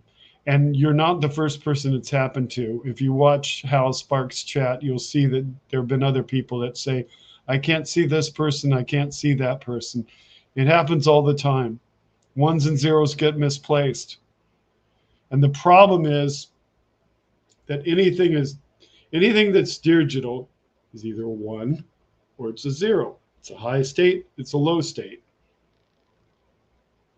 When you block somebody, if it's positive logic, instead of having them turned on where you can see them, it goes to 0. It goes to state 0. Now, if you didn't block somebody, your YouTube account database is saying, I didn't block this person. But YouTube is saying, you did block this person. The problem is you can't see the person to go block them and make the zeros match, and then unblock them to get the ones to match. That's the problem.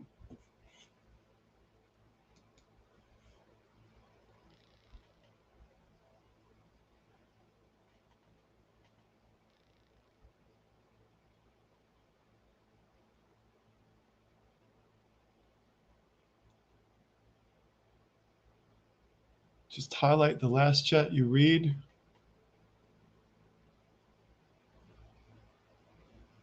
Yeah, I could do that if I forget. See, the problem is I would have to leave that chat up on screen, Jim, if I did that.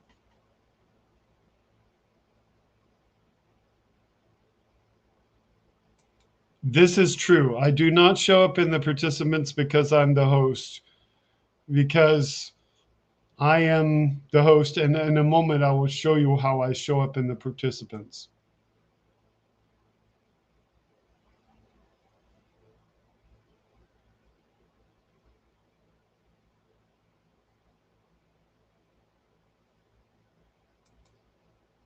Rosebud said, but Andrea can see Carl. If they blocked each other, they wouldn't be able to see each other. Correct. The problem is a digital glitch. It's not an intentional block, but it is the equivalent of a block caused by a data error somewhere in YouTube, presumably on any interrupted stream. This is an interesting question. Is anyone under 50 here? Please don't answer right away. Answer when I catch up to chat.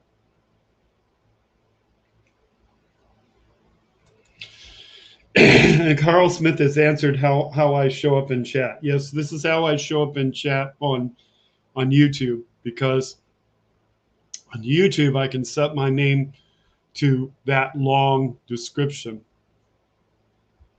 On any other platform I'm on, Facebook or Twitch, it just says freedom, speech, and you, because the name is limited, and the on-screen name has to match the actual name of the channel.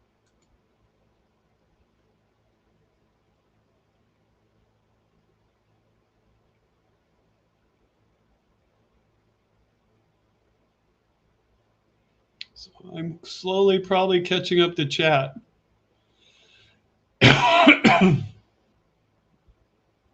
Yeah, I'm about 8 minutes behind in chat.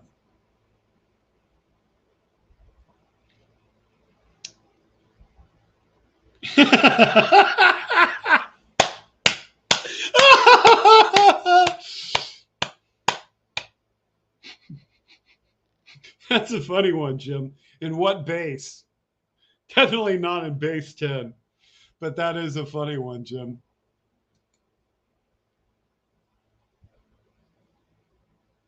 Carl says he's not worried about it. It has happened to other people.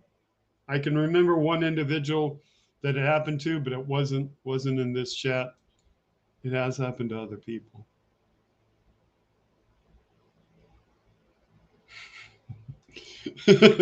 Betty Loco says to Jim's 13 comment.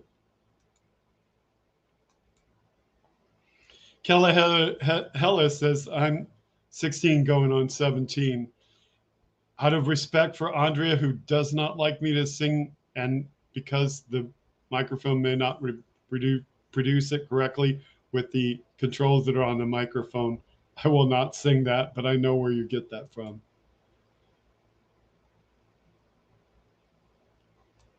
Trucker John comes up with the ultimate way to describe Carl's problem in seeing Andrea. Glitch in the matrix. Exactly, Trucker John. Wes says, I don't even have a block list. Benny says, I'm 62 going on 18.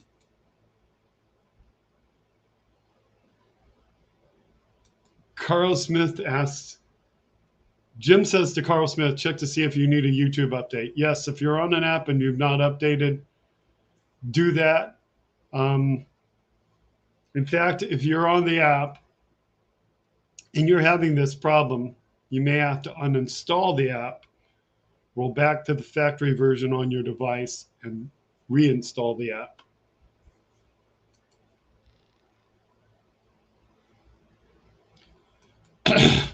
Wes says, is that data on YouTube?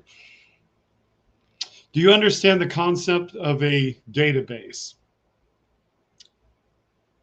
A database is simply a series of responses, and those responses can be in human form if you're reading the database in a human readable language. So you can have true and false, but ultimately true and false boils down to ones and zeros. And ultimately at some level inside the actual technology, it boils down to what is a logic 0 or a low state and what is a logic 1 or a high state. So something's turned on, something's turned off. And because we have the internet that we have, and because we have the transients known as spikes and outages, because we don't have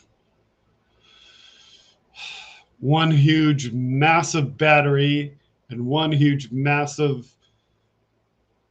laser light transmission system that transfers a beam of light across one single fiber from end to end, which would be incredibly expensive and incredibly powerful. As long as you've got a chain of connections between you and the internet company, any transient that happens can either affect just your ability to listen to the sound or see the picture, or it can overwrite the data that determines whether you block somebody or not.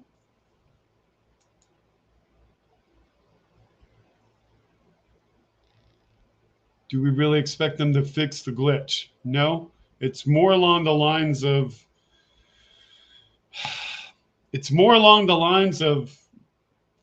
when something happens that disconnects Carl from the system, and then Carl is reconnected to the system, that's when it'll probably get fixed. It's more along the lines of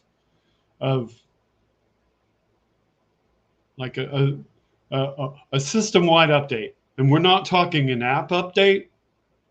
We're talking an update at YouTube that updates everything and like goes and looks at everybody's settings and writes all those settings in again. That's when he'll probably get to see Andrea again. Sadly, that's true. So that question was asked by Real G J Zig.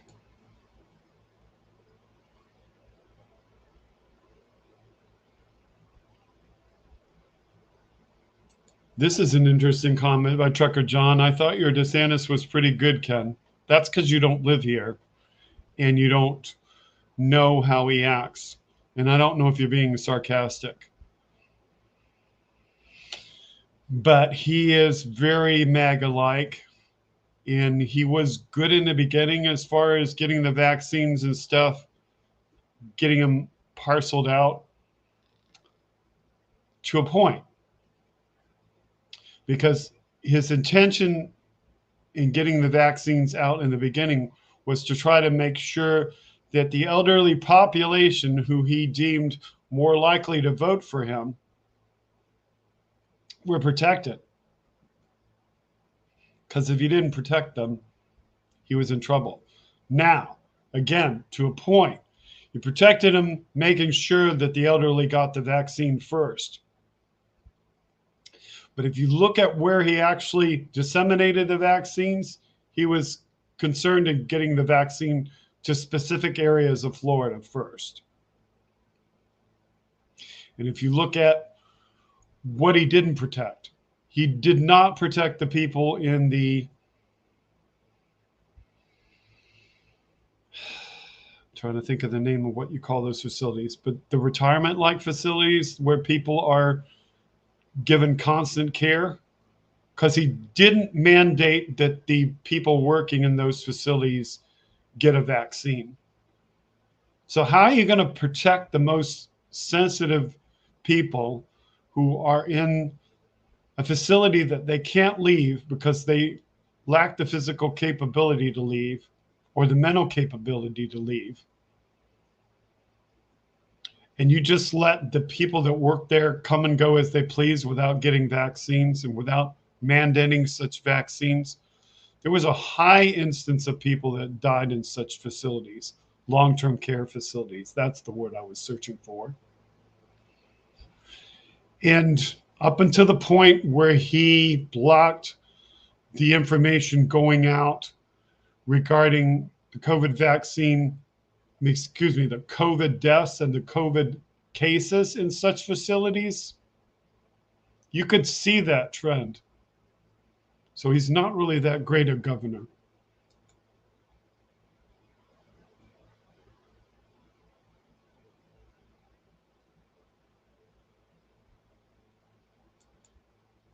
No, Carl, I don't think you're stupid. I just think that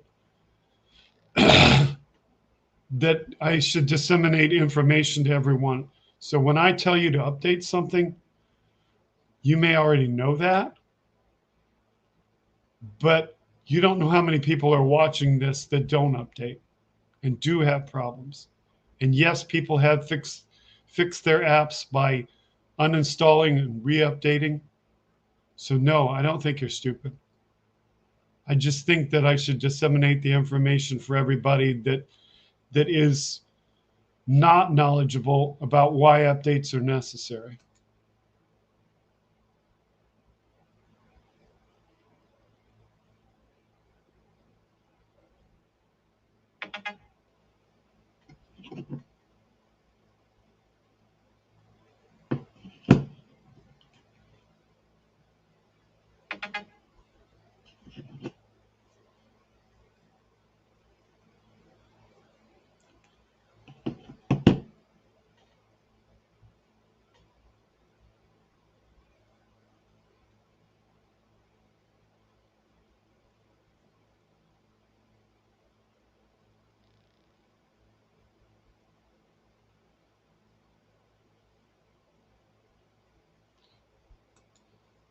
Andrea says, please, Carl, DM me on Twitter.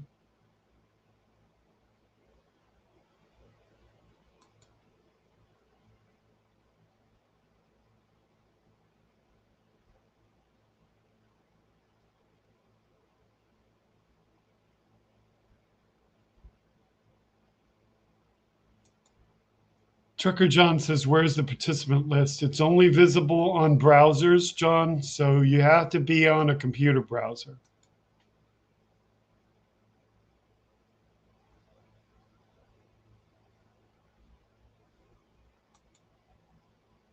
Don't worry, Carl. Andre's already reiterated what you just said.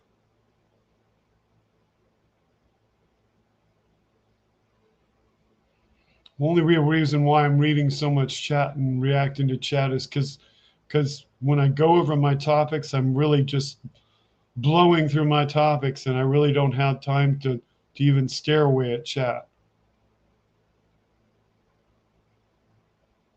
We agree with you, Yvette. We hope you get a present tomorrow and happy birthday tomorrow. Hope the Jan 6 committee gives you the ultimate present.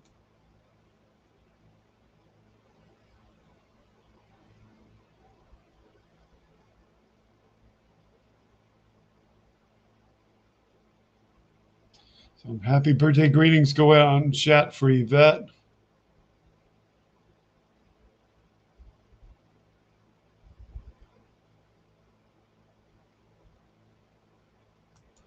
Not really trying to make a bigger thing out of it. It's just my field of expertise, or very close to it. But this right here, discussing this topic and how things glitch on social media is what got people thinking that I was some great fancy expert of Facebook and some hidden person and in charge of everything that was going wrong. So I'll move on.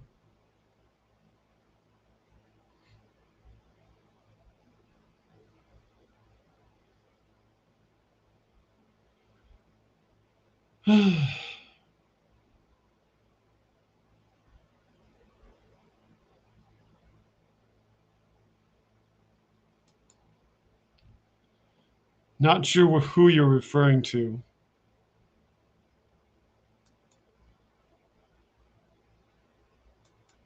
And you're saying you're not being sarcastic about the governor. I mean, again, if you don't live here and you don't have to deal with him and you don't see our news, then you may not see him in the same light that we do.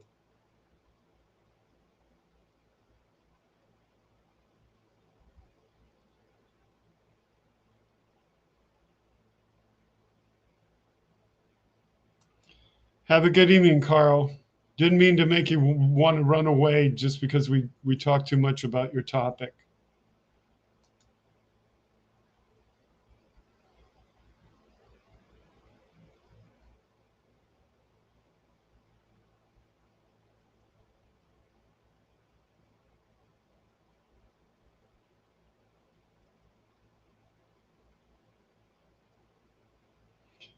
Yes, this is what I was saying earlier. He made sure that the seniors got the vaccine first.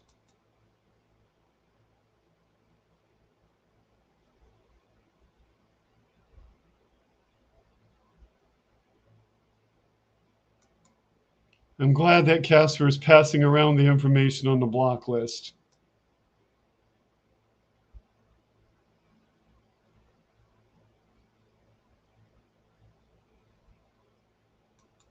This is what I was getting at with DeSantis.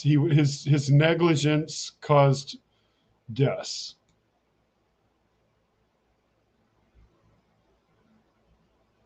Because he tried to work both sides. So he tried to vaccinate the elderly, thinking that would keep his voters going, but not insist on vaccinations for the younger because he thought that they wouldn't vote for him if he did.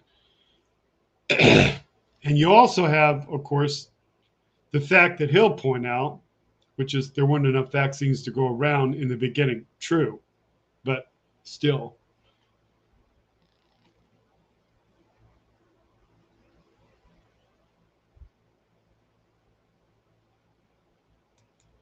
Who works at long-term care facilities, minority women, do usually vote for him? No, I'm not certain about the makeup of the people that worked at those facilities. I'd rather not discuss that since I don't have that kind of information.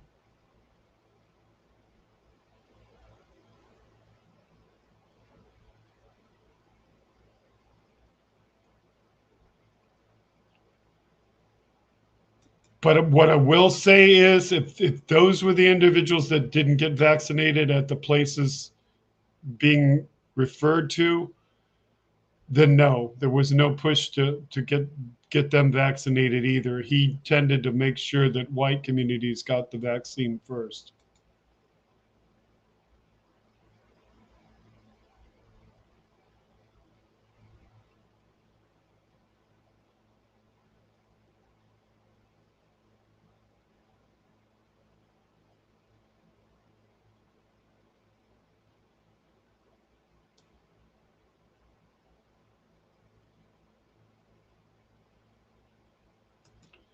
People were dying from pneumonia at fast rates, and medical doctors didn't know why Trump knew.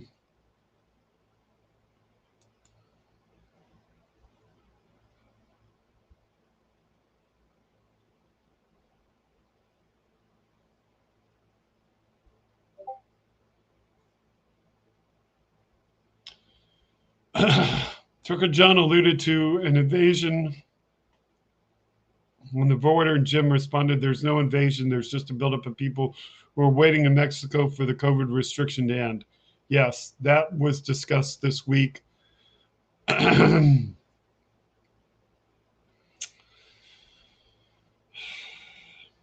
find it. I forget what the word is, but I know the number that I'm searching for. Yep, there you go, Trucker John. Title 42.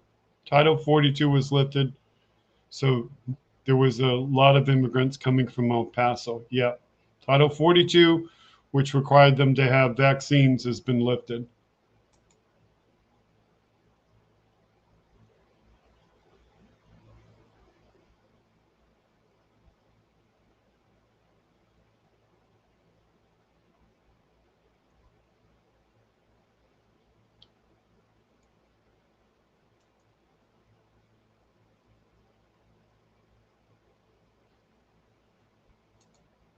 Back with the new battery. Did I miss the joke? No, you didn't miss the joke or the entertainment value at the end of the show.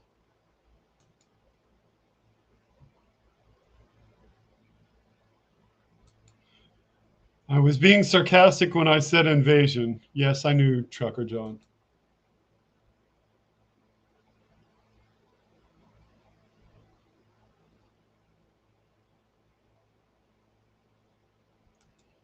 DeSantis first said vaccines save lives, but now says different. These lawsuits are frivolous. Yes, they are. He has changed his opinion.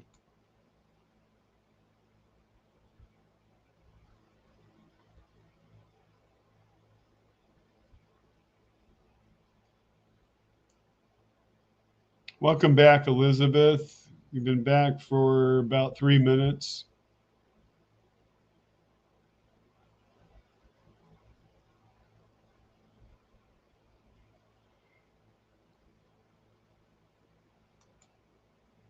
Kinky Street says Randy Rando just put out a great short YouTube video. Okay, that'll be something to check out.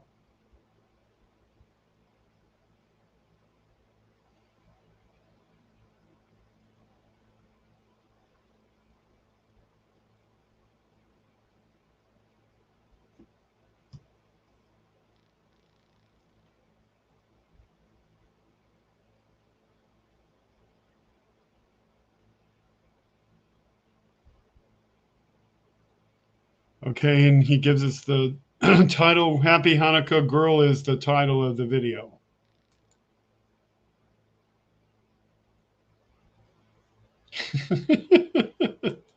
Jolie says, I'm super high and I'm not being sarcastic.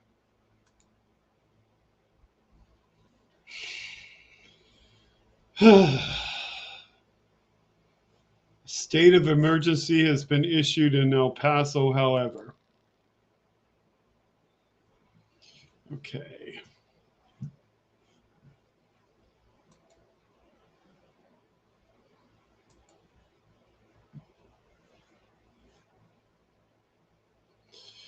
Okay.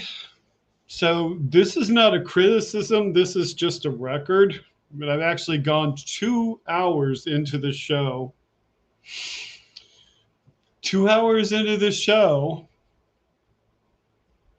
And I have not gotten a single new show element from Andrea.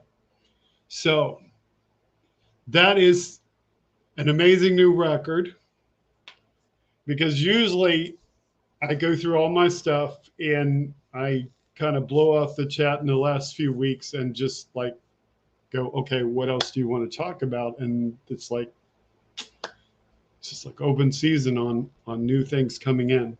So we'll just see if it's just, going on. Do I expect good or bad news? Do you expect good or bad news regarding Ukraine support in Congress? I'm hoping good news. You mean from the current Congress? Or do you mean from the Republican Congress? I think you can probably expect the Republican Congress to be doing whatever. They would probably possibly turn it off or not. I don't know. Andre says, I'm off my game. No, you're doing fine. You and I just discussed more stuff before the show. So that was good that we spent more time before the show discussing things. So So here we go. Here comes the new stuff. So.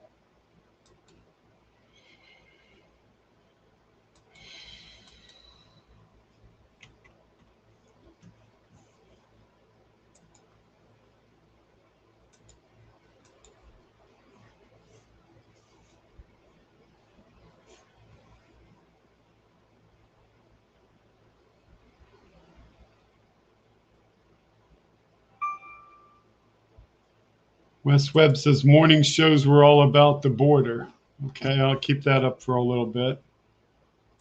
I briefly looked at morning shows, but didn't see too much of them.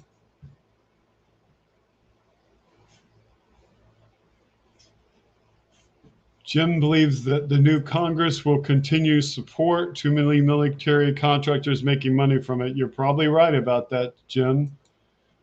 But Rosebud says Congress won't send another penny to Ukraine after Republicans take control. That's possible.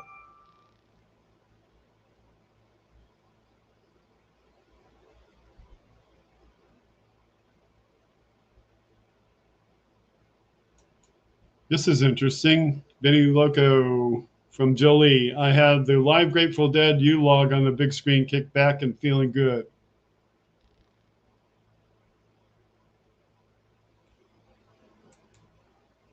Nick Rich says this year will be the clincher in the Ukraine.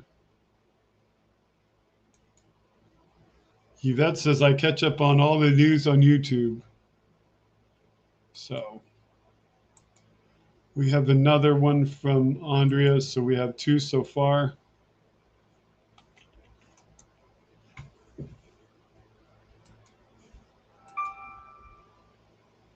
And another one. So we have three so far.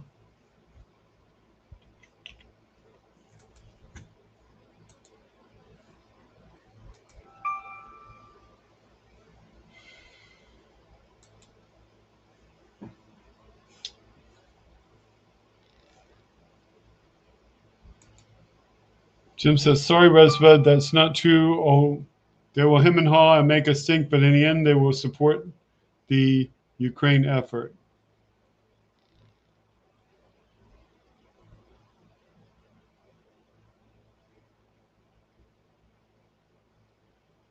Jolie says three what? Three new stories that were discussed before this show. That's what we're talking about.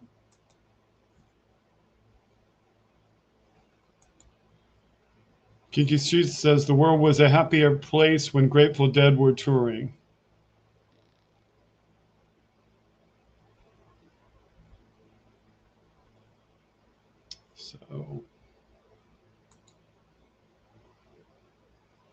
So new content straight off the Twitter sphere.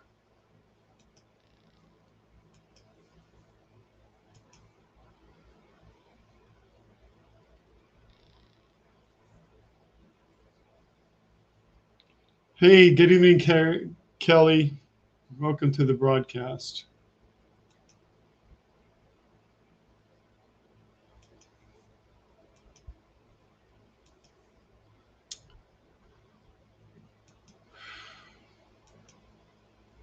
Good night, Kelly. Hella, excuse me. Good night.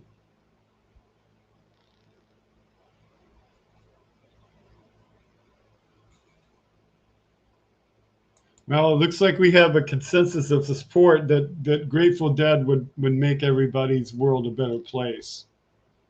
So that's nice. I'm just going to leave that up until I get the thing up, because y'all just like get to chatting and then I forget where you are. So, okay. So I'm going to.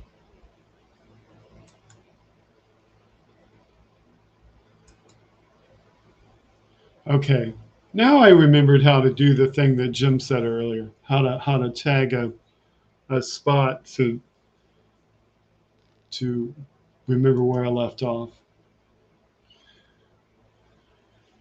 Okay, Carrie Lake says, I identify as a proud election denying deplorable, and my pronouns are I and one. She is definitely MAGA.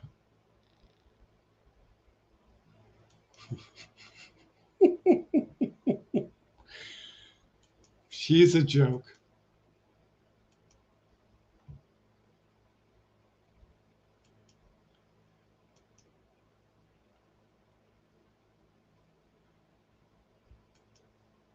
We have a piece of Santa humor.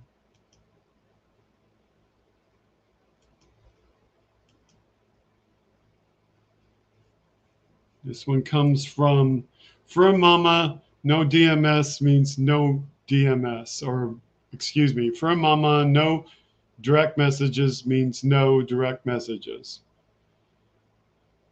No one calls me a hoe 3 times. She laid out Santa because he said ho ho ho.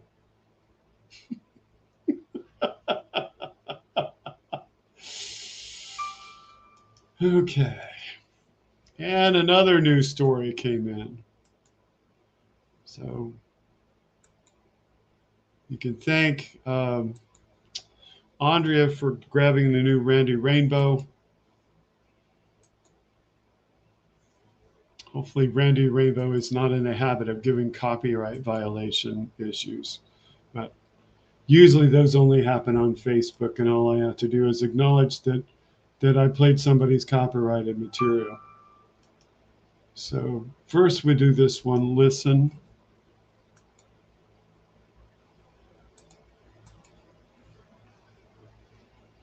So this one is going to come to us from Kimberly Johnson on Twitter. If you're familiar with Bob Cesca, this is the other half of the Bob Cesca household. If you are thinking about leaving Twitter, deleting your account could be a very dangerous move that enables criminals, scammers, trolls, and more to use your good name to spread disinformation, misinformation, or commit fraud. Thank you very much, Kimberly Johnson. This is the reason why I have not left Twitter. Because if you leave Twitter, you basically you're basically saying, okay, it's open and free season to pretend to be me. And here's the article from Forbes, which we hopefully can read, and hopefully it's not ad blocked. So let's see.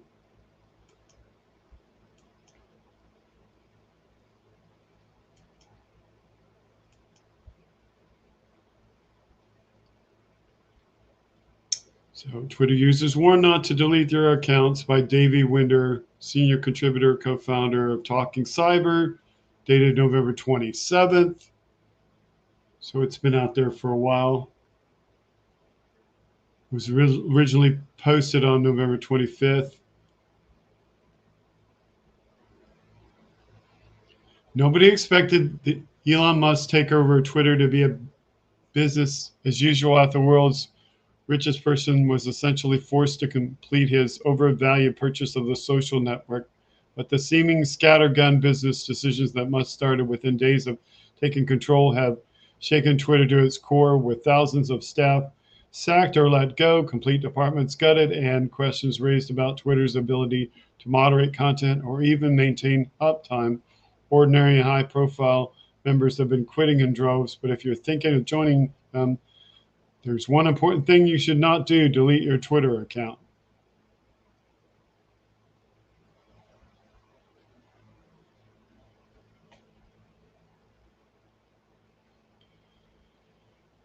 So this is back on October 27. In just 6 days, 87,000 Twitter accounts were deactivated and users. Mastodon saw its membership increase.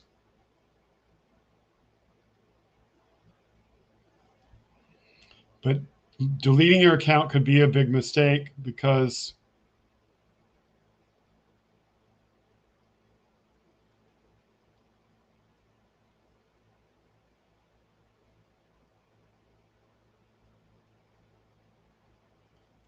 of people moving in. And then they start talking about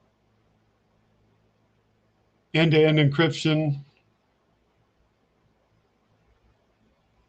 which, without getting into the actual working nature of end-to-end encryption, end-to-end encryption basically says that I can tell where you are and you can tell where I am, because when you send direct messages between each other with end-to-end encryption, you're opening up your physical location to that other person who's opening up their physical location to you.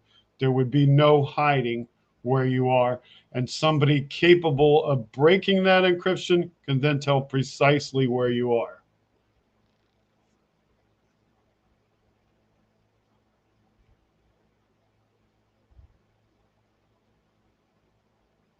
And then, of course, he started talking about this change to the Twitter badge system. If you look at Twitter badges lately, if you see the blue check mark, it says something to the effect of the person may not be actually a actual important person or person of notoriety, that they had the blue check mark before. But if you see the yellow or amber colored check mark, then that person is actually identified under the new policy as what they are. And so go look at Twitter's blue check mark on its own account, and you'll see what I'm talking about, and compare that to the blue check mark on somebody else's account. So ads are beneficial. They're necessary, but they're annoying. And talk about is $8. Give me your $8 if you want to be this verified account. But they go on to explain that deactivating or deleting account. So if you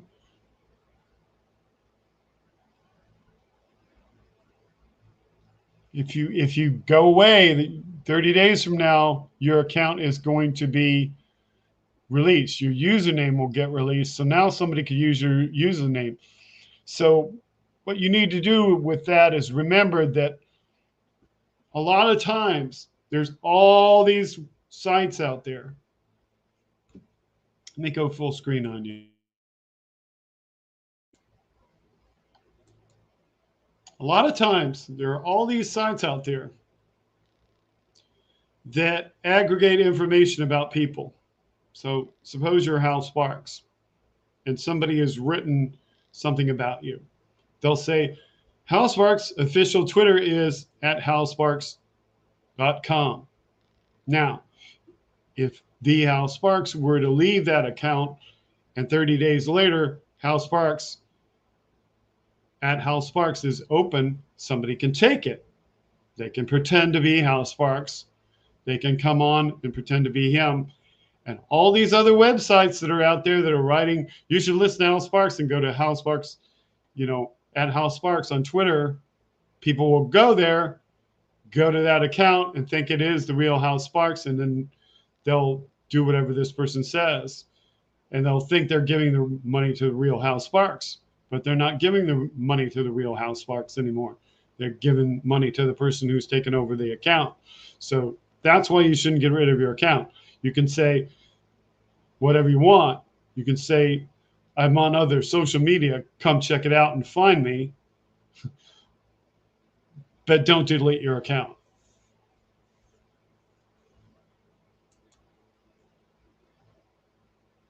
So that's why you shouldn't delete your account. You shouldn't leave.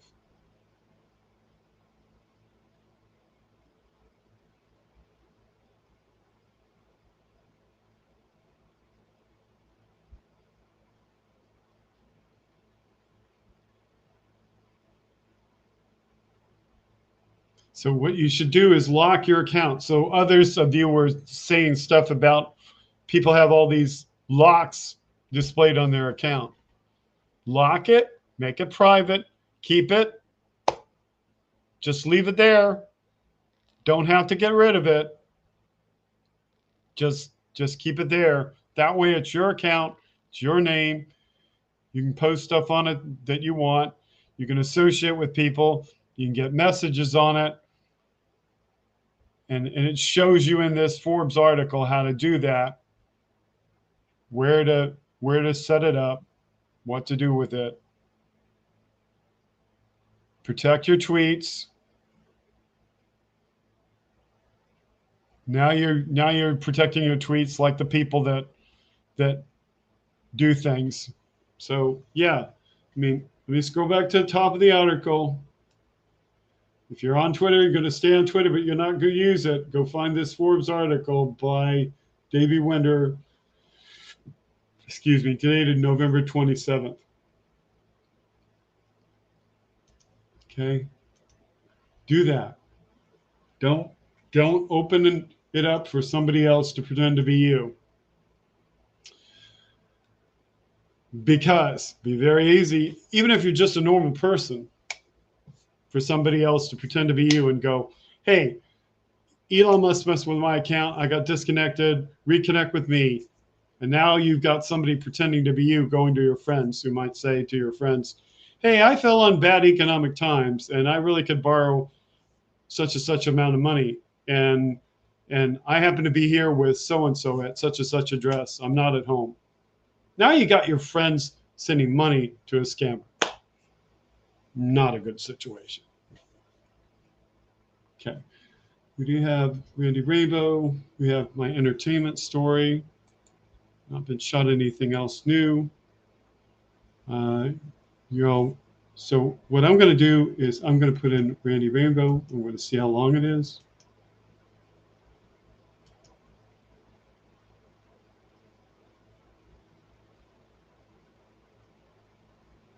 It's only 33 seconds. Okay, so 33 seconds for Randy Rainbow, not long enough to read other content. So I'll get back to chat here in a bit then.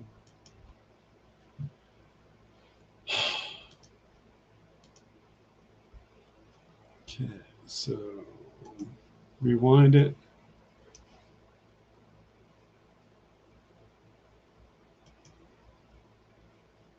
Okay, bring it in. Mute myself. Oops, not solo myself. Mute. Baruch atah Adonai. What the hell is up with Elon Musk? Go shove it up your ass, Kyrie Irving. I'm Mel Gibson, fuck you, Kanye West. Happy Hanukkah. Happy Hanukkah. That was good. That was awesome. That was awesome. I'm glad I muted my microphone, or you would not have been able to hear all of that. That was awesome. That was awesome. Okay, I'm holding on to my last entertainment story for the end. Meanwhile, I'll catch up on your comments. So let's see.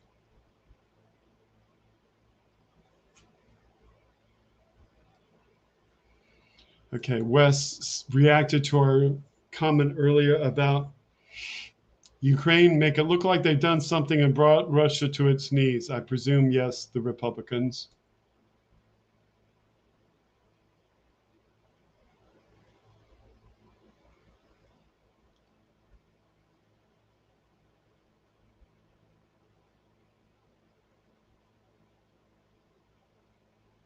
Kiki chimed in on how many Dead shows he's seen from Buffalo to Hampton, Virginia.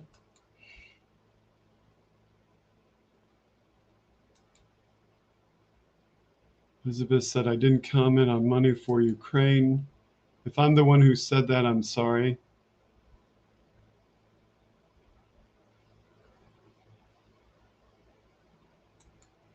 If they did it, lame duck, the Dem could take all the credit. Yes, if they passed legislation, lame duck, they could do all the credit.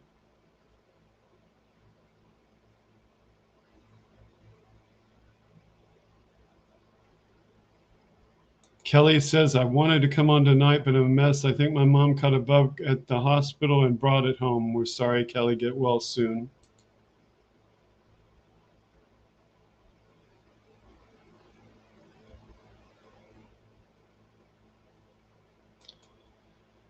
Nick Rich says, the man of the year is Zelensky, has a YouTube channel.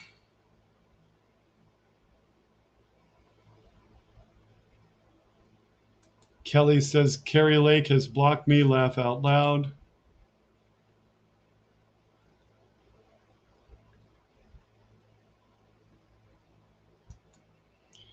Yvette says, Democrats hold the Senate. What happens when Republicans take over the House? They will dismantle the Jan 6 committee and try to do their version of what they consider important.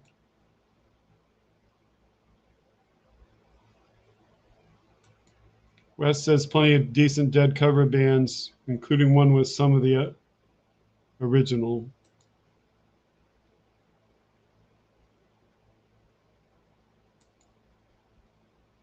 Benny says maybe messages got mixed in Ken's reading. Sometimes I transpose who's saying what when I'm reading. Not intentional.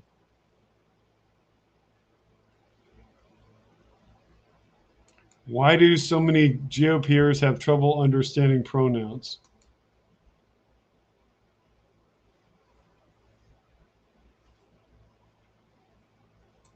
Again, apologies for this if I reversed the order, because I was reading the at, so it might have been from one person in your direction.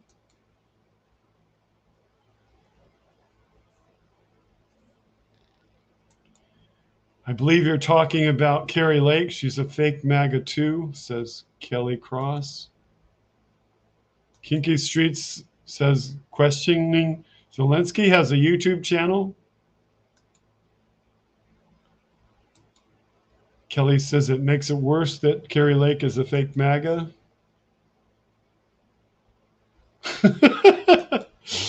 Benny Loco, don't threaten people's lives.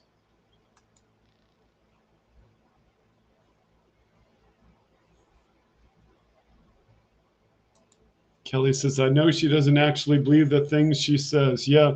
I mean, all too often, the only thing the Republican MAGAs do, with the exception of Marjorie Taylor Greene and Boebert and some others, all they really care about is getting votes.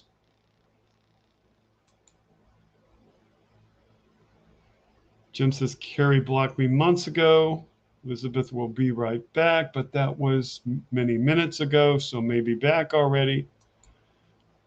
Elizabeth said, I saw Grateful Dead in concert. First time I got high, I didn't smoke anything. It was just breathing.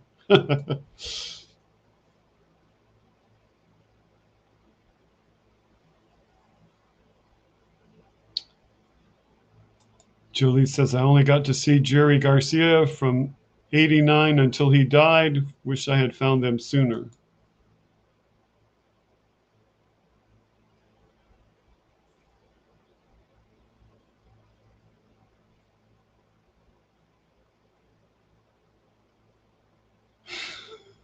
Nick Rich joking. I'll leave that one out.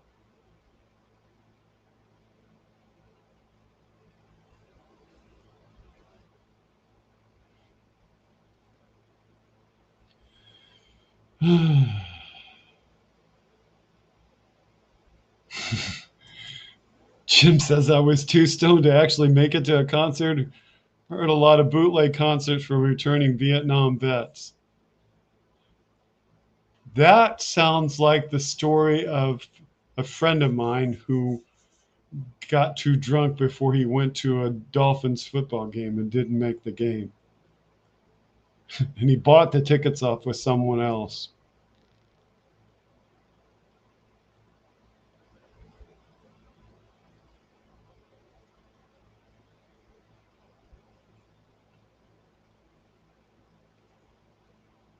Kelly says she loves Bob Seska and he cracks her up.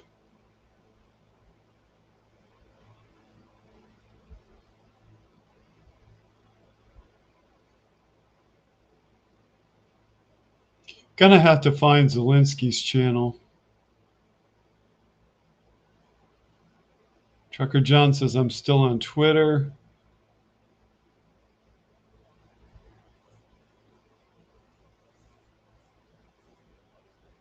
Kelly says Twitter's bad. It's not that bad, but it'll probably get there though.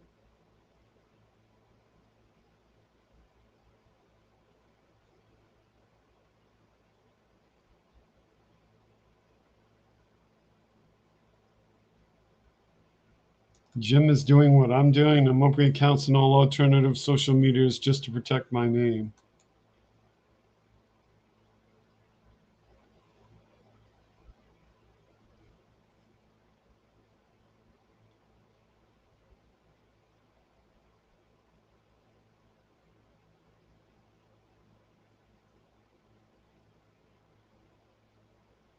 Yes, he did, Rosebud. He fired the security department.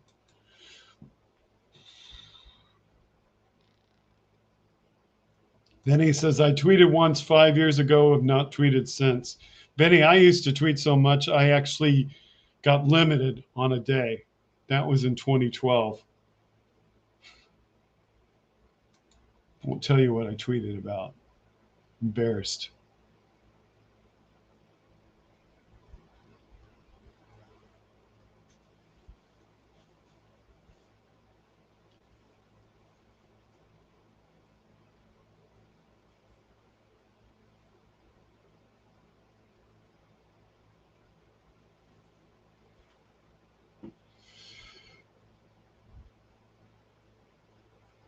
Nick Rich says, Zelensky president, it's there. I watch daily. I've learned some Ukrainian.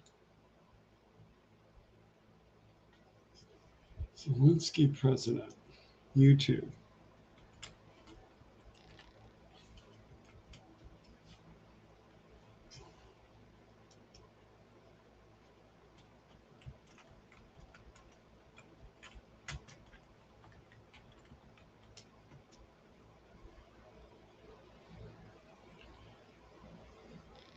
Are you talking about Channel 4 News, Nick Rich? I'll have to catch up when you get there because there are videos.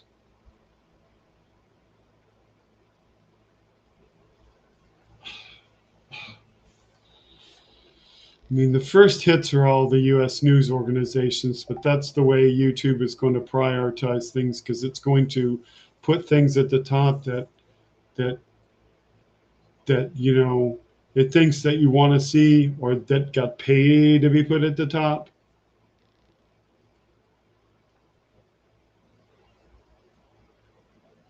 So it's gonna do that. I can try. Let's see if it works by putting the ad in there.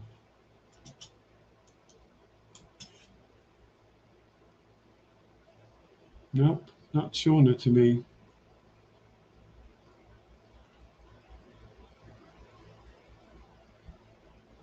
I mean, there are news stories and such, but let's see if it's just under there. The Zelensky, and he like put. Nope. Maybe I'm not spelling it correctly. Okay.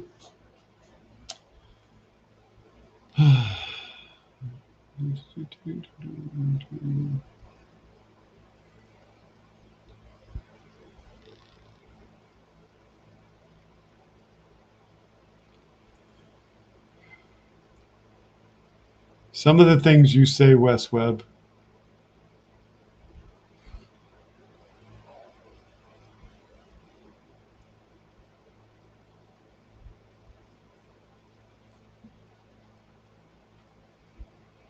This is my thing. Like, I verify stuff all the time. Verify the information, for fuck's sake. Shake my head. Yes, I do verify.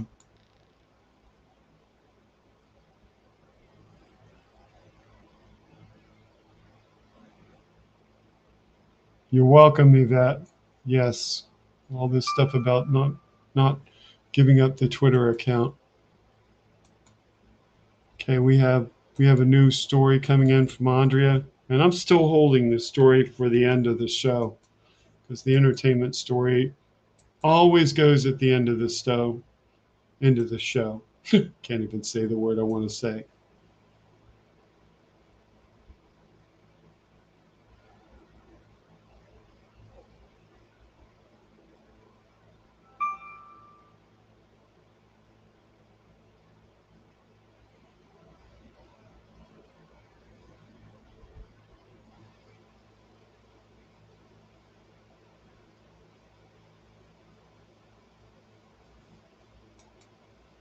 Okay.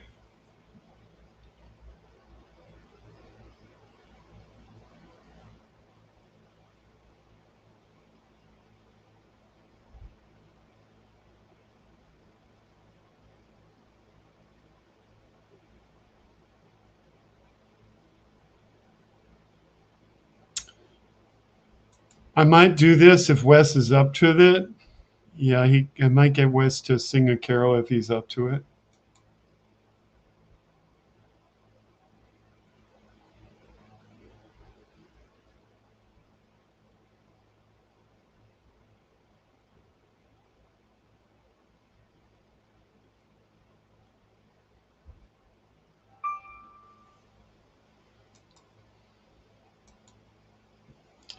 Okay, got a couple of stories coming up from Andrea. I'm just kind of looking at your chat, so I do spend some time in chat because that is one of the essential elements of the show.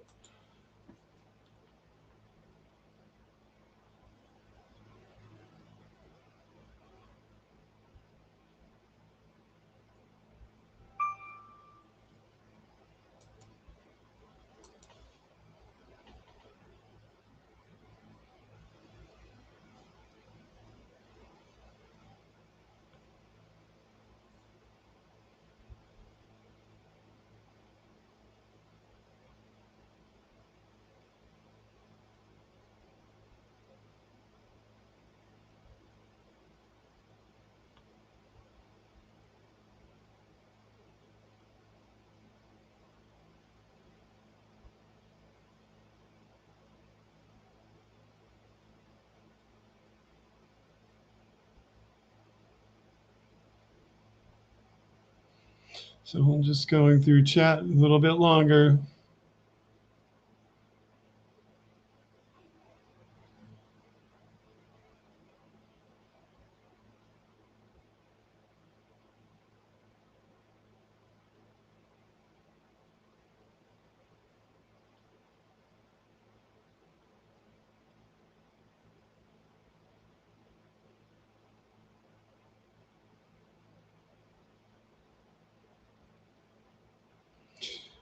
Hey, okay, so I'm caught up with chat. I just took a little bit of time to do that.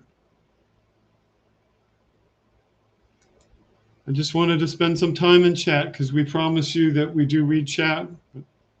That's pretty much it for the chat. And so back to the topics at hand. So we have some new topics that just came in from Andrea.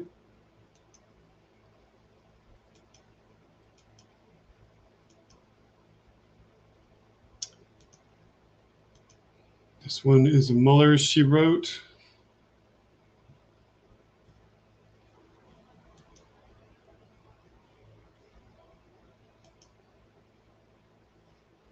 It's there, okay. Dun, dun, dun, dun.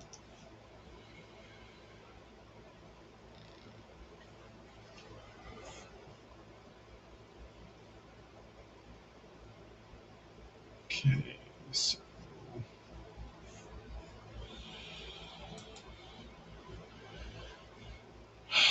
Mother She Wrote's comment is living the truth.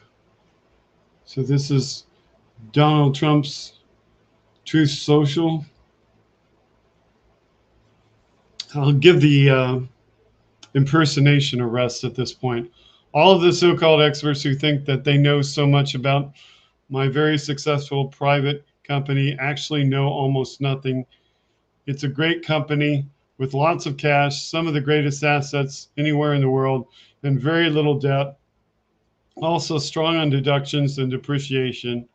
You will be seeing these numbers soon, but not all from my tax returns, which show relatively little. Everyone will be impressed, but the fake news media will not be happy, so against their narrative. Now,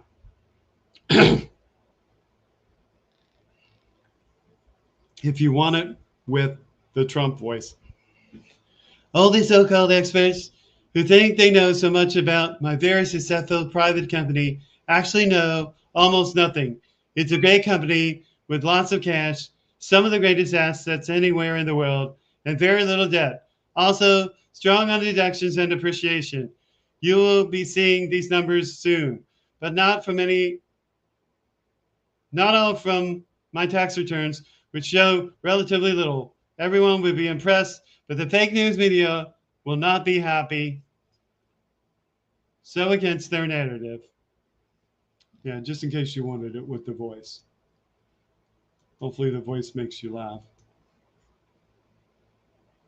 Okay, so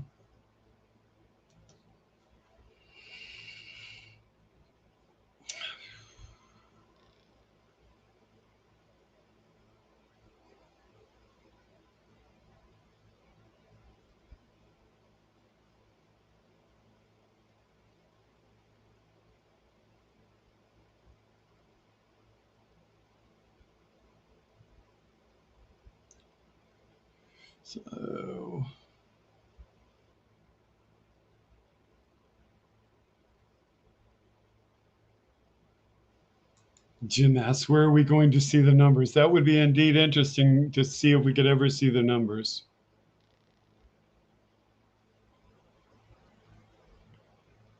Kelly says, I'm distracted. I just yesterday found out about the trading card thing.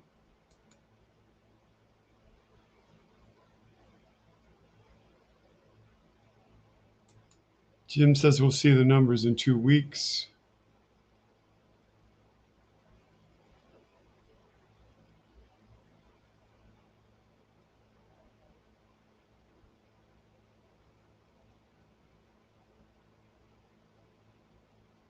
So,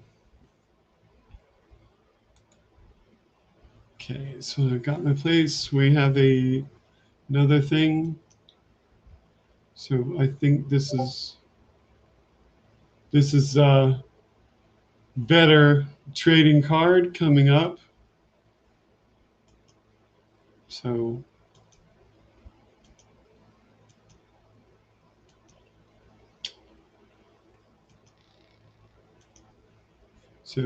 the blue-blooded Democrat puts a tweet out and says, my trading card, it beats any NFT. And his trading card is simply the beautiful picture of our former President Obama in that beautiful suit. So yes, that definitely does beat any NFT.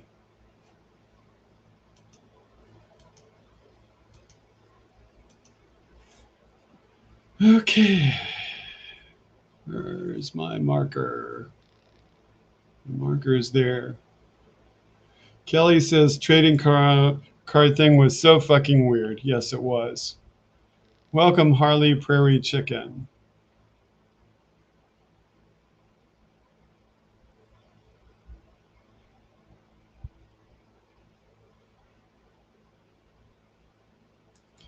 Yes, Kelly, we saw this picture of Elon Jared and the Saudis at World Cup. I'd like to be sure to verify that before I would use it.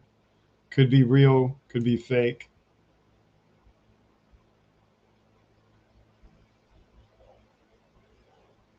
Yvette says, Obama, I love him. Yes. Nick Ridge says about the Trump NFTs, the house of cards falls with a fart.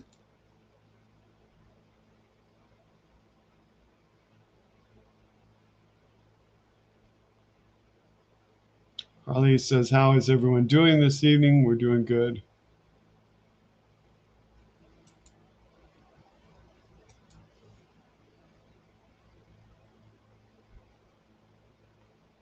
So yes, your emails have been responded to. The emails I see are already up. So the latest one was the trading card.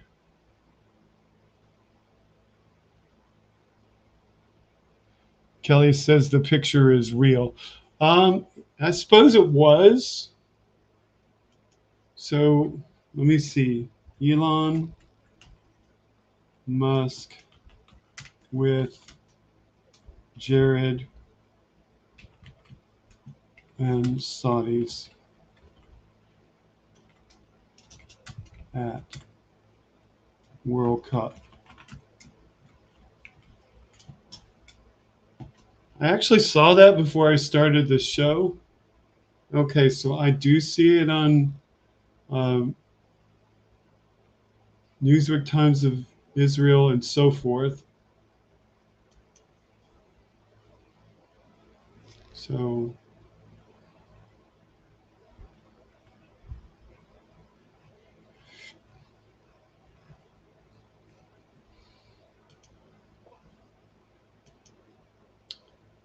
but yeah, I mean, here's the photo probably coming up. Let me see if it's a video or what. Or did they just have the photo? Okay. So they're showing this tweet by Eric Stallwell. So I'll use that.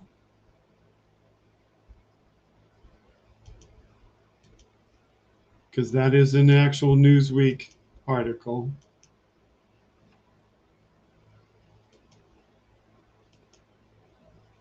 So I'll use that picture. So it is indeed real.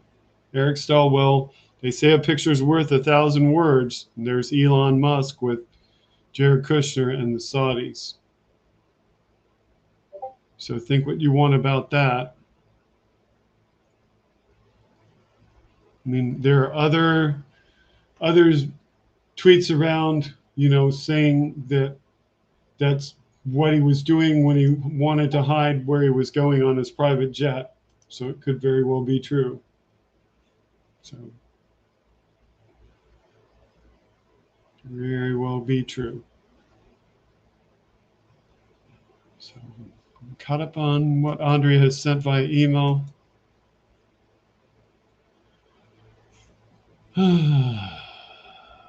Where's my star?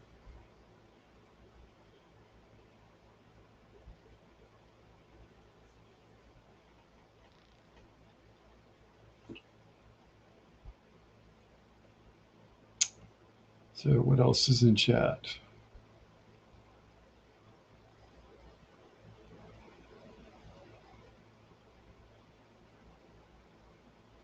Not too much.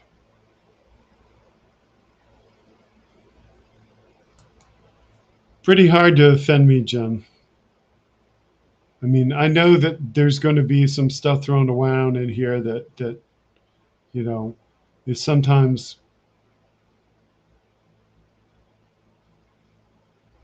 not what I would have grown up saying. Let's put it that way.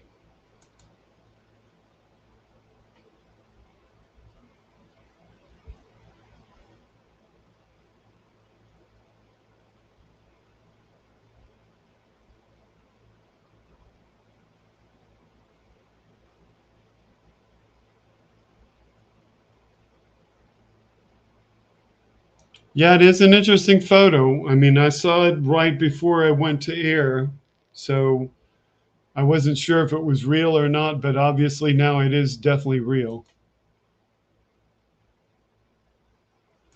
Your private jet is imaginary, but it flies like a dream.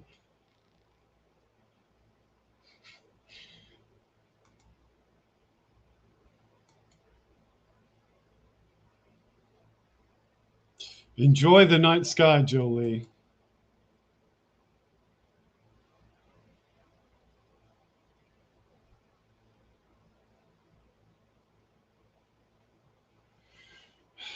Somebody asking something.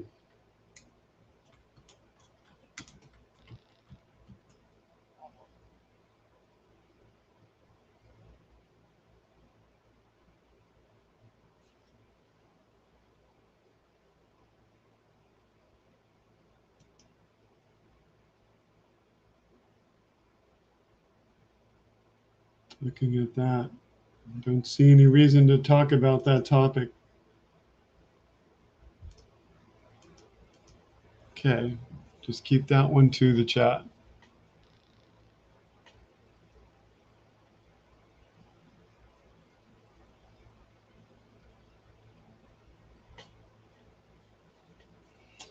Okay, so we're getting close to the 3-hour mark.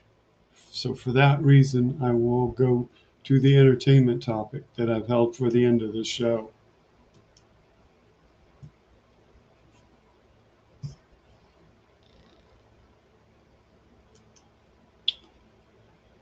So this happened since the last meeting a week ago of our show.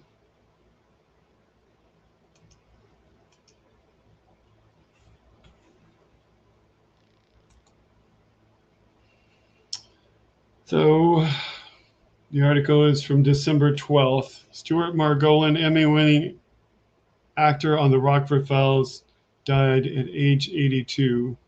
So let me bring that up in size.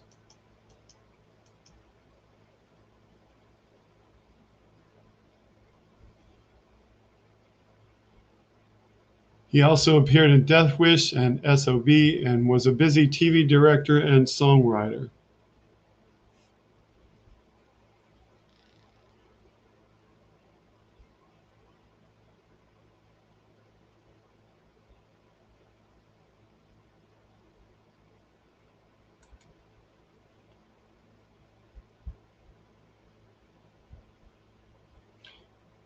Kelly says Elon's, oops, oh, slipped it wrong. Kinky Street says Elon lies to Tesla customers and shareholders every day. Well, he definitely lies about creating the car because other people created the car. And Kelly says he's the worst censor out there. So.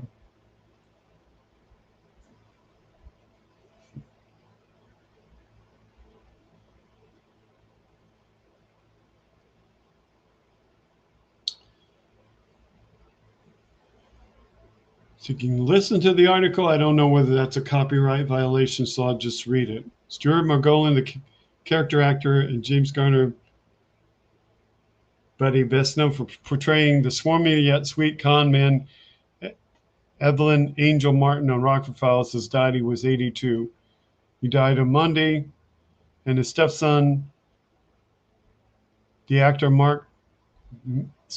Max Martini, reported on Instagram. Another stepson, director Christopher Martini, told the Hollywood Reporter that Margolin died of natural causes in Staunton, Virginia. He also brought his manipulative persona to Blake Edwards' films SOB,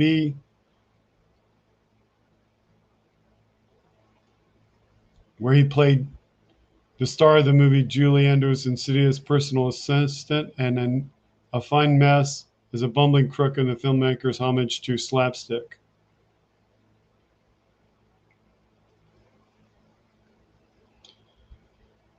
He appeared in Stone Killer and Death Wish next to Charles Bronson. And he was a prolific TV director who directed Mary Tyler Moore, Wonder Woman, Touched by an Angel, Love Boat, Magnum P.I., Northern Exposure, Quantum Leap, and To Be Expected, The Rockford Files. So I guess there was going to be a Rockford Files remake.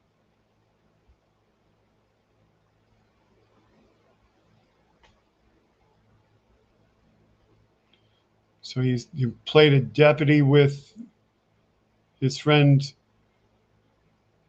in the movie Maverick.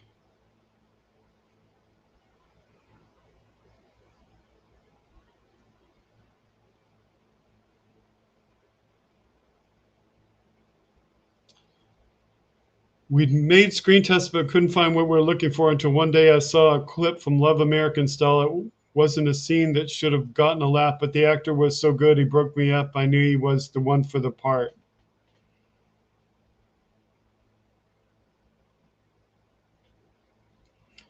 Margolin recalled in a 2017 interview, I was being sought after as a young character actor and comedian until I had a choice to be on Mary Tyler Moore's show or on Nichols with Jim Garner. I chose to work with Jim Garner because I thought I'd have more fun, which I never regretted. It's a great series with great writers. His favorite show Jim ever did. It closed down after a year. Then I was approached to be on Rockford Files, won a couple of Emmys, and had a real steady career.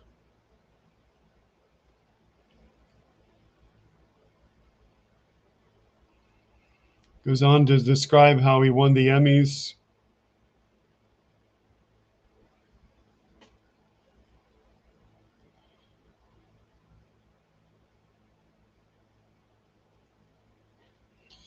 Jim Garner wrote in his book, I confess I never understood why Rockford likes Angel so much because he's rotten to the core, but there's something lovable about him. I don't know what it is, but it's Stewart's doing. He was born in Davenport, Iowa, raised in Dallas, and attended boarding school in Nashville and a private school in Dallas before he got booted out of several public schools. Well, after he got booted out of several public schools.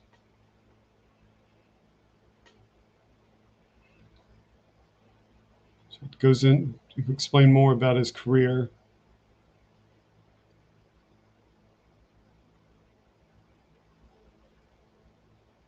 He was part of the ensemble of actors, including Phyllis Davis, James Hampton, and Barbara Minkus, who appeared every week in multiple blackout sketches that linked together the scripted segments of the show Love American Style. So anybody not old enough to remember Love American Style, it was really just a bunch of little vignettes, different stories within the one show. And it's also the show that introduced both the actor that played Mrs. Cunningham and the actor that played Richie Cunningham, because they were both on that same show and in one of those little vignettes of stories.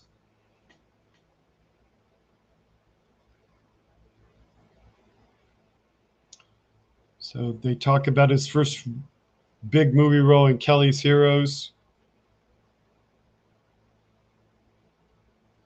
He showed up in the movie The Gambler. He was in Westworld, sequel Future World, and was on a few episodes of MASH.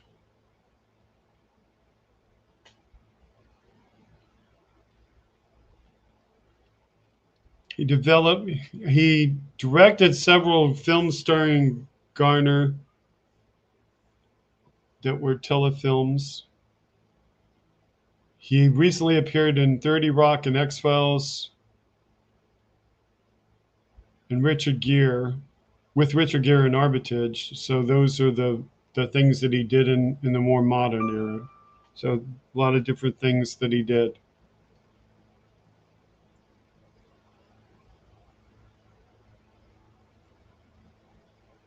And then it talks about his family. So yeah, just a longtime actor that a lot of us knew. Somebody that was interesting and entertaining and very persuasive in his character. So much so that my mom couldn't stand his character at all.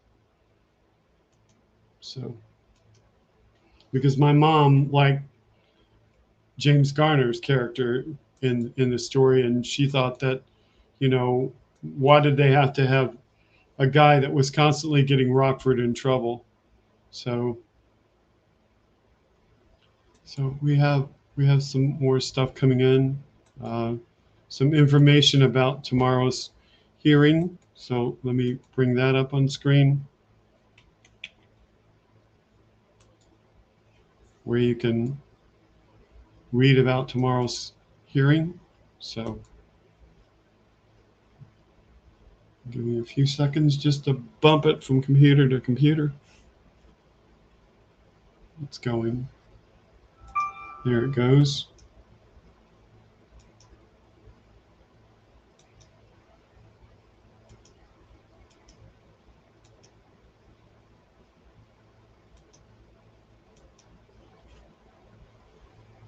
So we have tweet from Mueller. She wrote, she says, alert, I will be live posting the Jan 6 committee criminal referral hearing tomorrow at 1 p.m. Eastern time,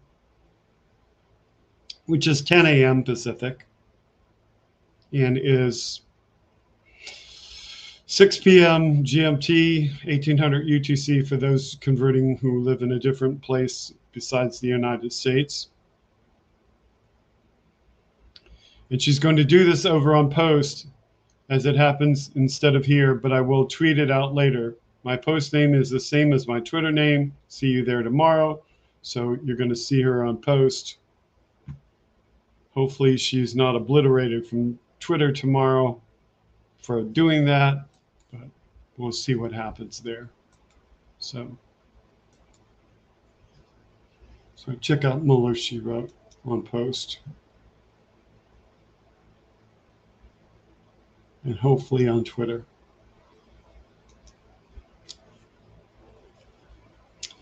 Okay, where did I leave off in the chat?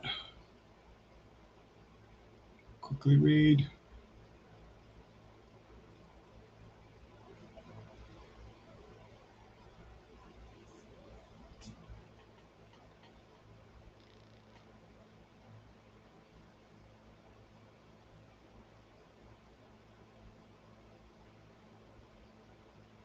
Nick Rich says, Q Elon and Q Karen caucus want to end democracy. Don't let it happen, folks.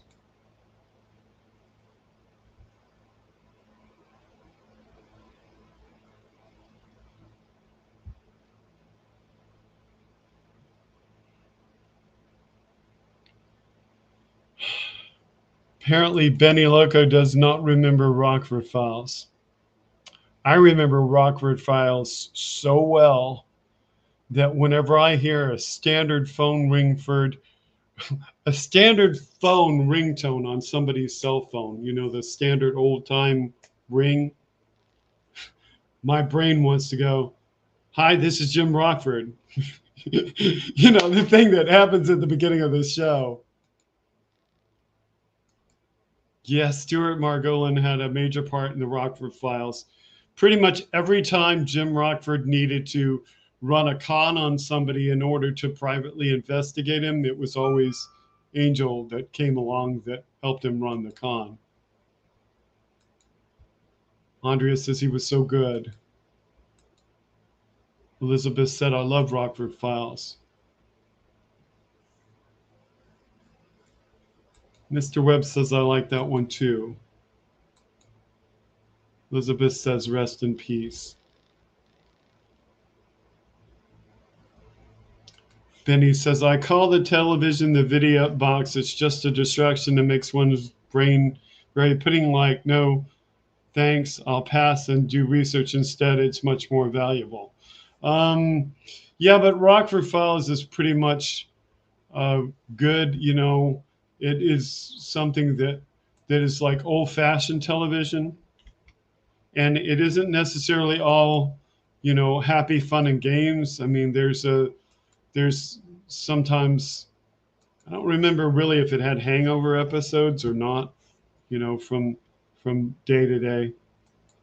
But there might have been instances where Jim didn't always like come out without some bad parts to his life as a result of what he did investigating people.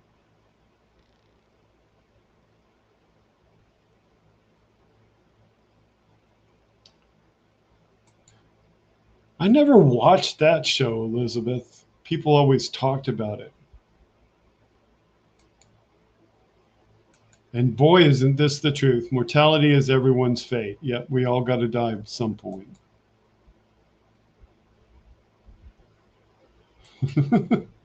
Yvette says America needs a real Justice League. Essentially, the closest thing we get are the people who follow the law and do the best to bring people into line.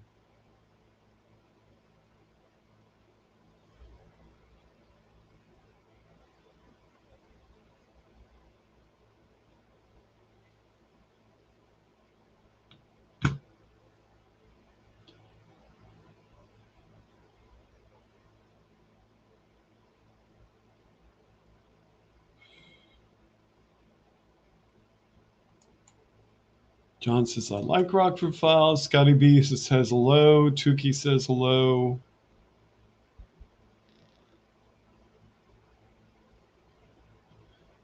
Elizabeth says, I'm bummed when it disappeared. It was fantastic. Check out, Elizabeth, if you watch over the air, check out Me TV maybe someday. Check out Cozy, C-O-Z-I. So Me TV, you can tell what the spelling of that is. And the other one is Decades. Find those channels if you have over-the-air television. And if you're lucky enough to have your cable operator carry them, find those and check them out. Or check them out online. Search for them. Decades is a big one that brings back stuff.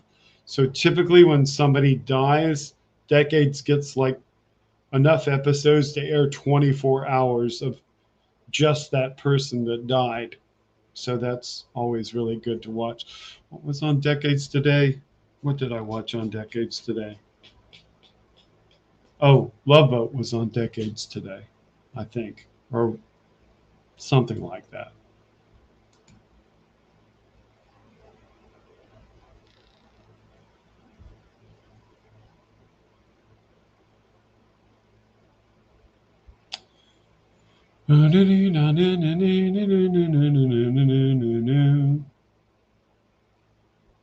Capser says, I do love a good BBC documentary, though, and Doctor Who. I watch Prime Minister Questions and BBC Parliament.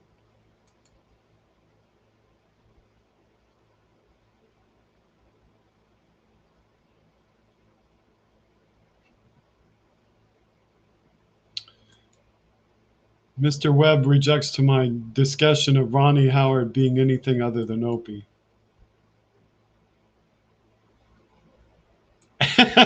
Benny says, I like divorce Italian style. Let's divorce Trump.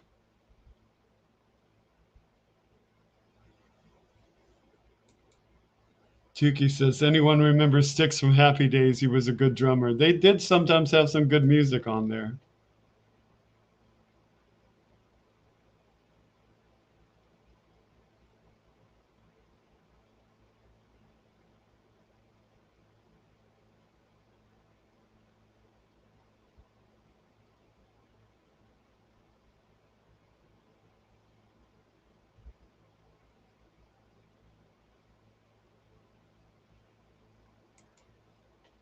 Elizabeth says, Parliament's shown on C-SPAN here.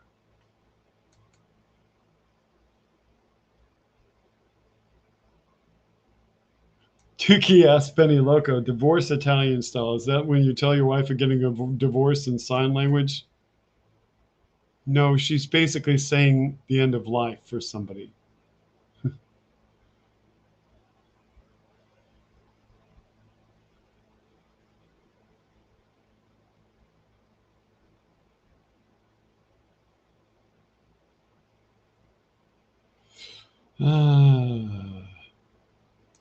James Garner was a politically active liberal.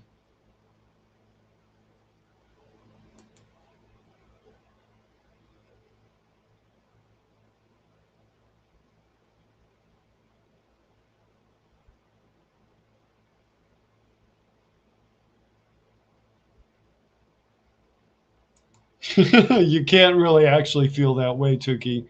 You can't actually feel as stupid as Trump making his NFT. In fact, while we're on this subject, when you see Trump reading about his NFT and what they are, it's almost like one person wrote the script of what they wanted the NFTs to be like, and another person just like went out and said, oh, well, I'm just going to put Trump on all these cards and I'm going to depict him like he's the Republican version of Dark Brandon. And it's like a total disconnect. I mean, to me, when I saw that and I saw Trump giving his description of what his cards are supposed to be, you know, where he's talking about how this is supposed to be him in his greatest instances in his life. And then I saw what they were. My mind immediately went to the thing of, this is the Emperor's New Clothes for real. He thinks he's bought a new set of clothes that's going to make him look the best to everyone. And instead, he's been swindled. The big swindler has been swindled by somebody else. So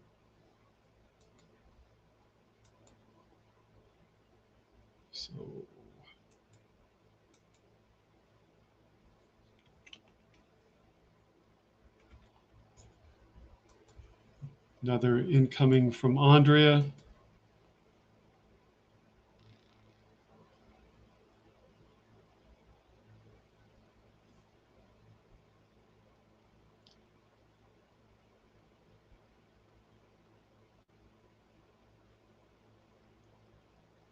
Nick Rich says, without hope, you become a Republican. Pretty much so. I mean, there are people that are fearful of something happening. They're dominated by fear. I'm not saying that a Democrat doesn't feel fear. The only thing Democrat really fears is when a Republican's in power. But a Republican is a person who's definitely driven by fear to avoid something. And fear is what lies to them and gets them to do what they want to do. Because if you note all the words out of a Republican politician's mouth, it's always fear about something. It's always fear of what the Democrats are going to do. It's a lie, but it's driven by fear.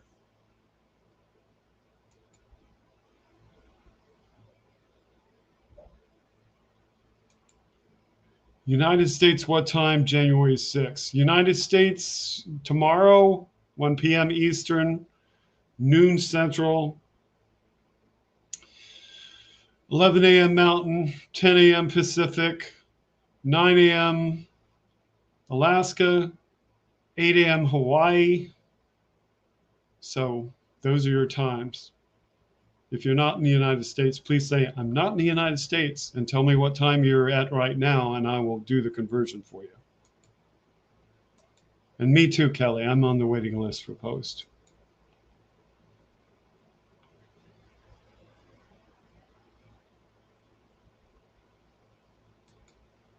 Vinny says, stay tuned for your regularly scheduled program. They told you what they're doing. Yep, they told you that you're being programmed to do something. Okay, so this came in earlier from Andrea. So we need to show this one.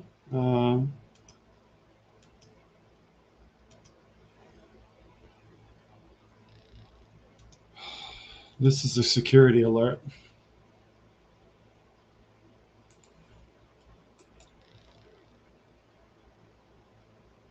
So Mueller says, alert, this is phishing. Do not click or respond. They will take over your account. So this is what she's warning us about. Lydia Cornell, I used to report them all the time. Really graphic sex acts. Yikes. Notification, verification bad. Hello, since your account is a verified account, it will be removed from your account due to the new Twitter Blue rules. People pay specific attention to this.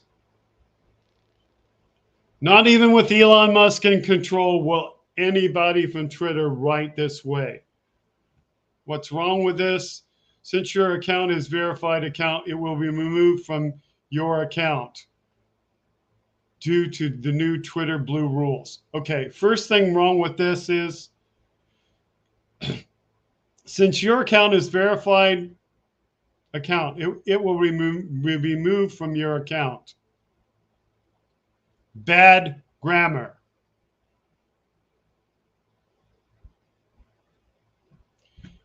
Proper grammar would be, your account is a verified account, but the verification will be removed from your account. It would say something like that, due to the new Twitter Blue rules. This part would say, due to the new Twitter Blue rules. This part would say, Twitter Blue capitalized. Capitalized Twitter, capitalize blue, capitalize rules, because you're talking about a set of rules. So you're talking about a title. So that's your clue that it is fake. If you do not want your verification badge to be removed, would like to renew your verification badge, please contact us using the form we have provided. So it goes account-safety.com channel. Okay, what's wrong with this? What's wrong with this is none of this is twitter.com. None of it pertains to the Twitter site. It takes you to accountsafety.com, which I will show you how to look up that. But it's not Twitter. You go to that, you're basically go on to another website entirely. Don't do that. Never do that. Always pay attention to how it's written. If things aren't capitalized, if words or grammar are wrong, it's not a legitimate site. Now, what's the name of this?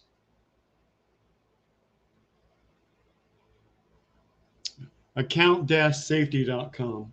Don't go there. Please don't go there. You'll put your computer or device at risk.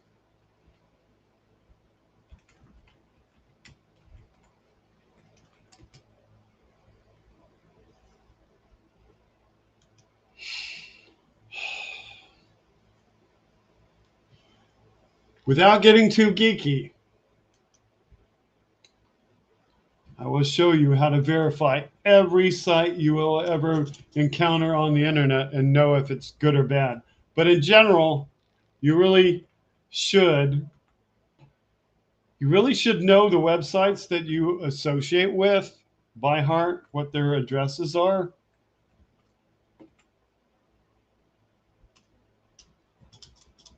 So you know what's legit and what's not legit. Or you should know the legit phone number of the place associated with that website. And call them if you have a question about whether you're being directed the right thing. Now, I'm going to show you a super valuable tool to look things up. Okay, it's not going to show you the web address. The web address is look up, just like the movie, all one word, .icann.org. So lookup.icann. In fact, I'll type that in a minute. I'll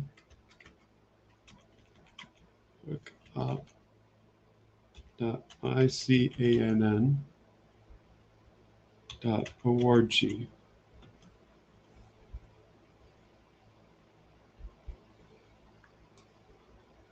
If ever you want to know who owns a website, where it is, use this tool. That's the website address that this page is on. Okay, now I'm going to make it big enough for you to see.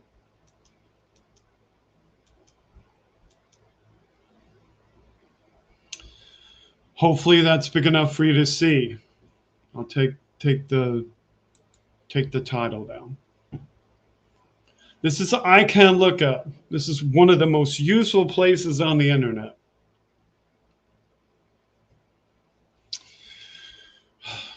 If you put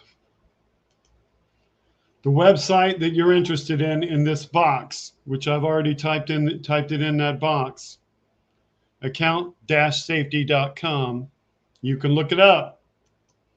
Now,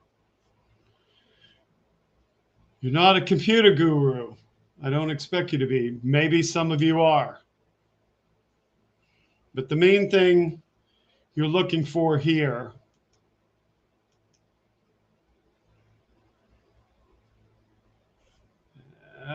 okay. Hopefully they don't get get bent out of shape because I'm using their tool. Main thing you're looking for here is that, one, it's a real valid web address, and two, you're looking for things like when it was created. See the date of creation here? This website was created on December 11th. Because it says 2022-12-11. That's year, month, and day of the month. It was a recently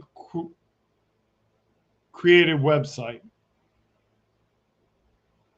This is the name of the person who registered the website. Sometimes it doesn't tell you.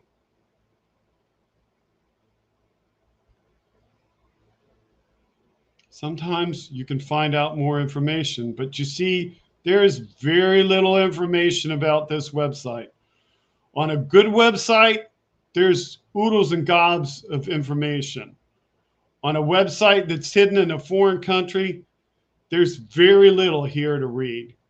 Like, for instance, let's put YouTube in this box.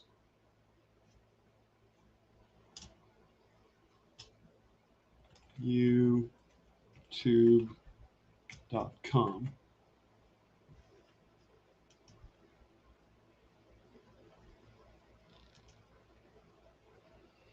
On a good website, there's like all kind of stuff. See, you can tell that it's registered to Google because it says Google in the name servers. YouTube's been around since 2005, February 15th to be specific. YouTube has a mailing address that is restricted for privacy, but exists in California, United States, and is registered to Google, and again, is restricted, but at least you know who it belongs to.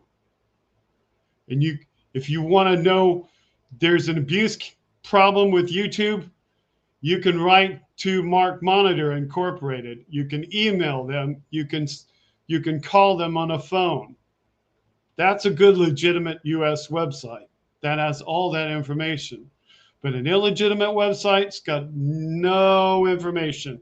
They hide everything they can from you because they do not want you to find out who they are. So remember, iCanLookup. It's the most useful tool on the internet.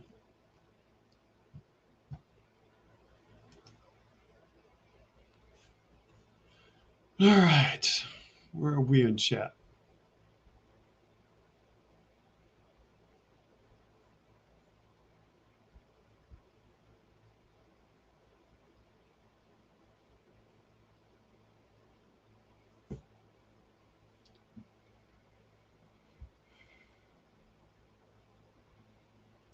Kelly says, Elon's banning people from sharing other social media sites. No, what a baby. Yeah, he's doing that.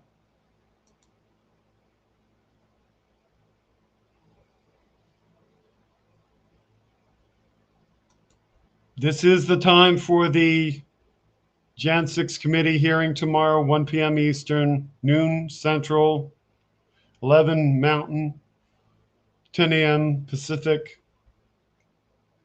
And we're talking 6 p.m. GMT or 1800 UTC for those around the world.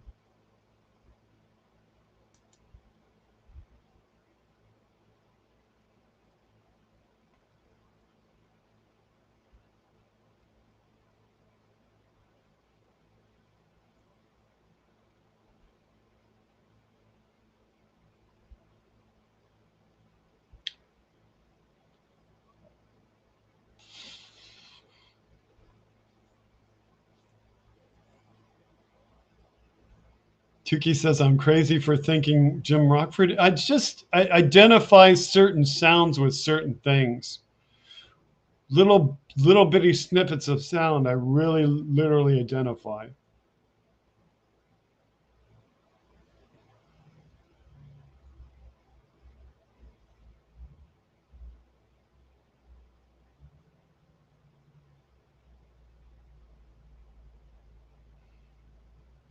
And my wife liked Law and Order so much that my wife's ringtone was the Law and Order gavel, gong gong, when she got a message, and her cell phone ringtone was bum bum bum bum bum. So yeah.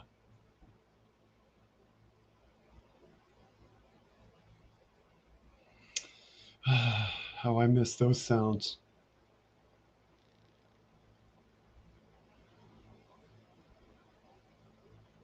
Yes, there is a J6 hearing tomorrow. So there's a J6 hearing tomorrow. Do we have that?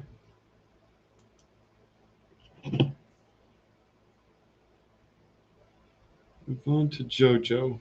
Okay.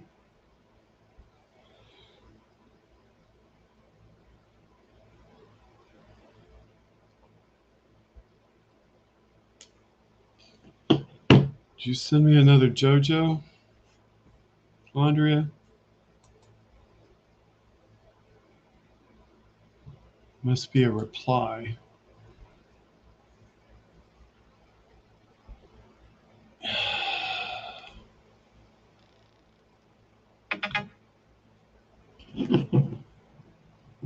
Yeah, I am checking email. It came in as a reply, and that's why I didn't see it as a new email.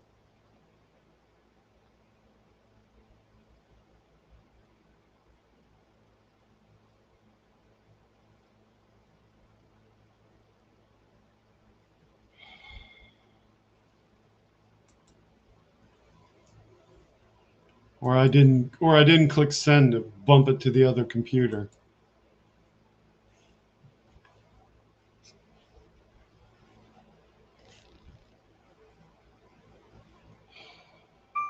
Okay, so it's on the computer.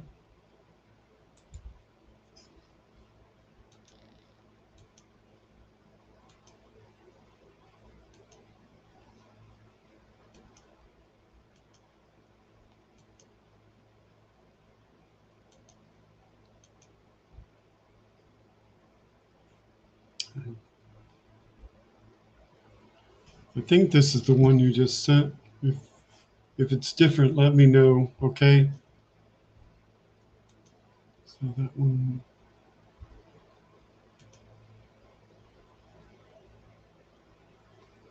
I can't tell if this is this the one we just, yeah, that's the one I just got. Okay.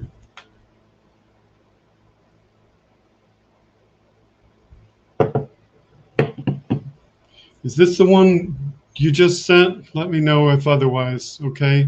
Thanks, Andrea. Do not click links when you get DMs. Jojo from Jersey says our account's been hacked. Ask us to share this video for her. Please watch and retweet. So, yeah, I kind of saw this earlier below the other one. I think that's, so this is Jojo, so we'll bring Jojo up, and I will take my mic out. Hey, it's me, Jojo from Jers. So I got a DM that said it was from Twitter support, and I clicked it, and then I clicked the stupid link in the DM, thinking that I should. And then a few seconds later, my account was locked. Actually, it was just gone. I couldn't access it at all. And then I got a WhatsApp message saying that my account was in someone else's control, and that if I wanted control back, I had to pay them $400 or they were going to sell it to someone else. So I cannot access my account. Someone else can. That's scary. And I don't know what to do, but this is not okay because it looked like a completely legit DM from a verified Twitter account, Twitter Blue account, and it wasn't. So, Elon, if you're listening, please fix this because someone is holding my account hostage, and that's not okay. Please fix this. And I'm telling you guys that I am not in control of my account right now. And it's really scary and sad and upsetting. And I'm not going to cry, even though I want to cry. I'm not. Okay, please help. Please. Yep. Unfortunately, that happens to a lot of people with their accounts because of what appears to be a valid request coming in from security with anything. So, yeah, can happen to anybody.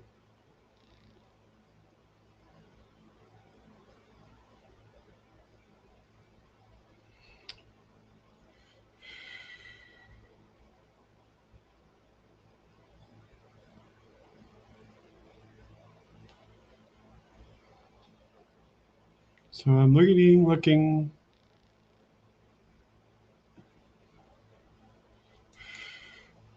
Tuki says it's so hard to know what apps aren't run by Nazis nowadays. I guess, you just do your research. If you want to know, use something that's good like Google search engine or Safari's search engine or whatever you got that you trust, and go look it up and see who owns it.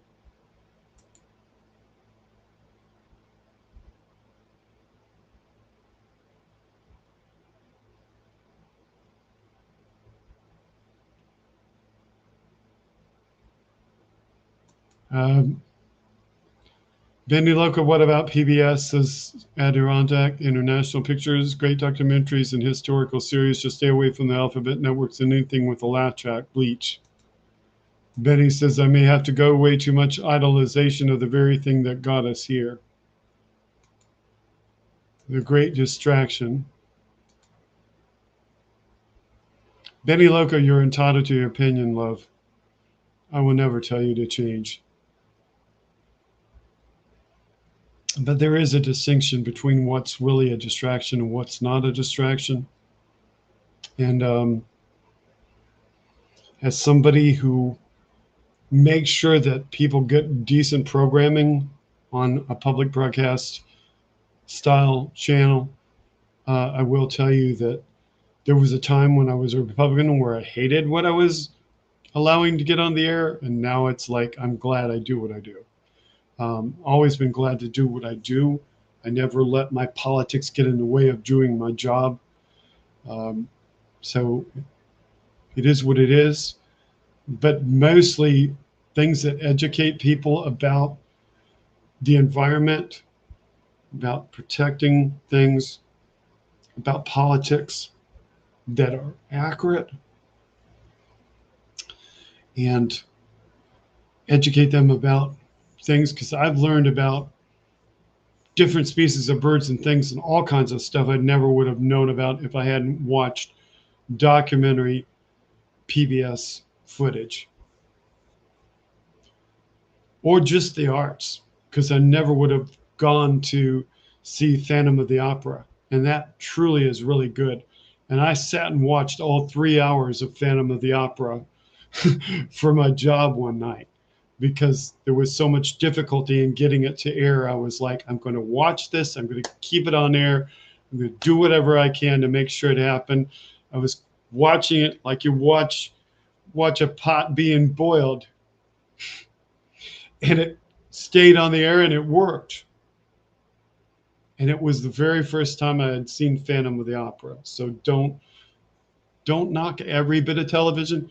Just knock the stuff that's bad. The so-called reality TV, that's junk. That's bad.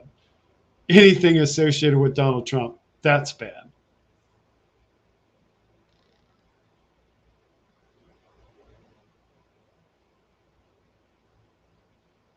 Kelly says it's sad to watch Twitter go down like this.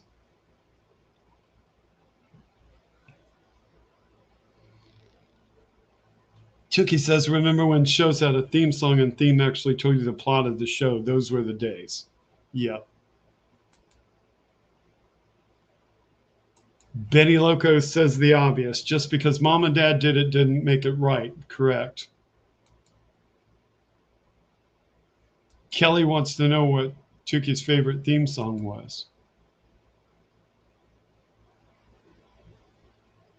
Benny Loco does not like Twitter. I'll disagree with you on that one. It has its good side. It has its bad side. Anything can be used for evil. Anything can be used for good. It's all in how you use it.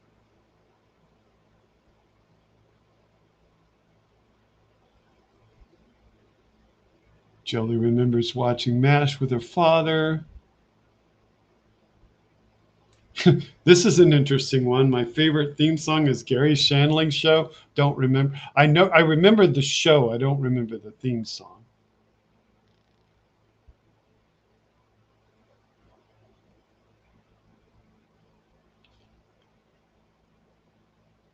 Elizabeth says she enjoyed everything before Alf. Interesting.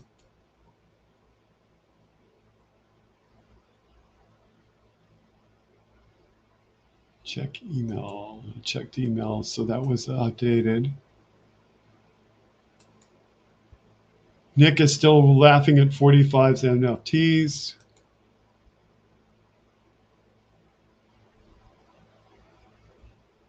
Tukey says, or Jim says, Tukey, remember when TV shows didn't have music in the background throughout the whole show? Sometimes now the music drowns out the dialogue.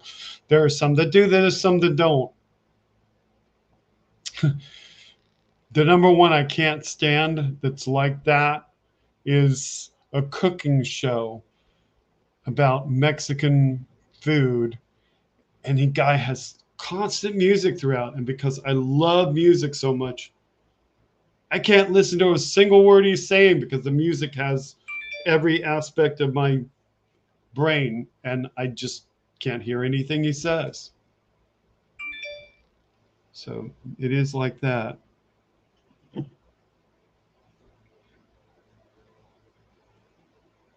So I think Kelly shot me a DM.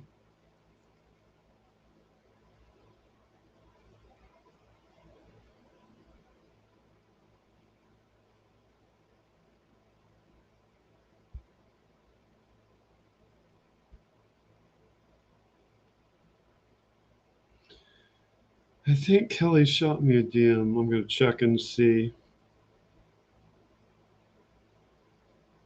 Yeah, she did. So I'll have to pull that up.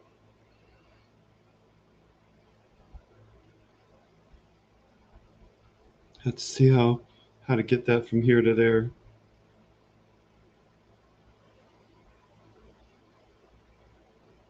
Or just play it like this. But I really can't stay. I'm actually off to the post office to pick up a package. I think it's another book from my book club. And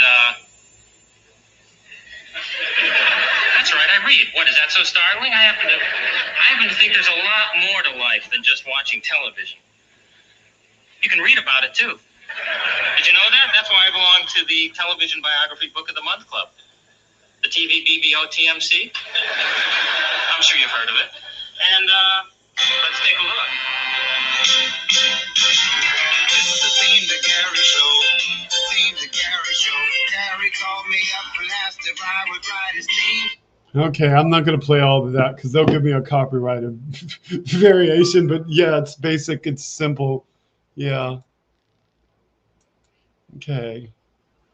So let me mark my place in the chat and get the latest thing from Andrea over to a place where I can show it.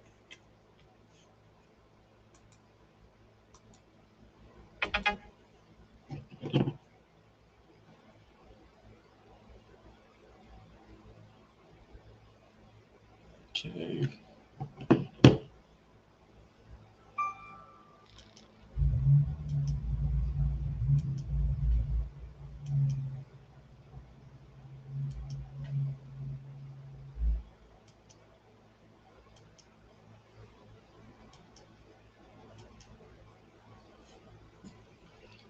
Okay. So this is the latest from Glenn Kirshner. Gen 6 report. Okay. He's got quotation and his own words from Adam Schiff. Gen 6 report will show, quote, sufficient evidence to criminally charge Trump for efforts to overturn an election, end quote. So it's time for DOJ to follow the facts and follow the law directly to a Trump indictment because justice matters. So this is his video. And use the video here. So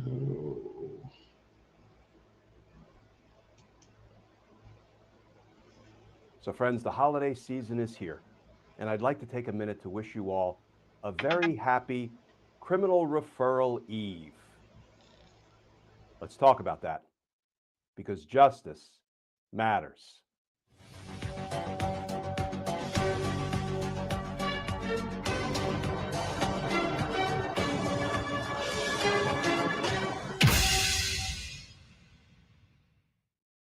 Hey all, Glenn Kirshner here. So the holiday season is upon us, and I'd like to be the first to wish you all a very happy Criminal Referral Eve, because tomorrow we will get to see with our own eyes a report documenting the evidence of Donald Trump's crimes. Here is today's reporting by The Guardian. Headline: Schiff, sufficient evidence to criminally charge Trump over efforts to overturn election. And that article begins, California Congressman Adam Schiff said Sunday that he believes there is sufficient evidence to criminally charge Donald Trump in relation to his efforts to overturn the 2020 election. Schiff's dramatic statement on CNN's State of the Union came one day before the House January 6 Select Committee, to which he belongs, is poised to release an outline of its extensive investigative report on the U.S. Capitol attack, which has been linked to 9 deaths, including the suicides of traumatized law enforcement officers. The committee is expected to use its last meeting on Monday to refer Trump, as well as others, to the U.S. Justice Department in relation to the former president's attempts to reverse his 2020 defeat to Joe Biden. And friends, Adam Schiff knows whereof he speaks. He is a former federal prosecutor. And the investigation was conducted by, and the report is being generated by, an entire investigative team of former federal prosecutors. But come tomorrow, we will get to see with our own eyes the evidence of Donald Trump's crimes. I should probably say more of the evidence of Donald Trump's crimes, because we saw him commit crimes on January 6th when he riled up his angry mob, directed them to march on the Capitol, fight like hell, or they won't have a country anymore. Now stop the certification. That's a crime. We also saw evidence of his crimes through the testimony of the witnesses who appeared in the January 6th committee public hearings, witnesses like Cassidy Hutchinson and so many others. But now we're going to get to see it. The American people will see the facts, and we'll see, I'm quite sure, in the report, the law that is to be applied to those facts. And if this report contains, and I am almost certain it will, evidence that proves Donald Trump committed crimes, and the law that, when applied to the evidence, the facts, demands an indictment, demands accountability for Donald Trump's crimes, then the only logical next step is for the Department of Justice to move toward indicting Trump. Why do I say that? Well, we have been promised, guaranteed, assured by the Department of Justice, by Attorney General Merrick Garland, by Deputy Attorney General Lisa Monaco, and so many others. We've been promised that they will follow the facts and follow the law wherever it leads, and that no one is above the law. We've been promised they will hold everybody accountable who committed crimes, whether those people were at the U.S. Capitol on January 6th or not. These are solemn promises that have been made to us. So if this report that we are about to see tomorrow proves to everybody's satisfaction that the facts show Donald Trump committed crimes, that the law, when applied to those facts, demands a prosecution, a criminal indictment, then it will be time for the Department of Justice to make good on its promise to the American people and move swiftly toward a Trump indictment. Because justice matters. Friends, I feel like a kid on Christmas Eve. I am so looking forward to seeing this report, to hearing what the January 6th committee has to say at tomorrow's final public hearing. And then more than anything else, what I want for this upcoming holiday is justice for Trump and his criminal associates, his co-conspirators who did their unlevel best to try to kill our democracy. So happy Criminal Referral Eve, friends. Please stay safe. Please stay tuned. Please sleep well. And I look forward to talking with you all again tomorrow.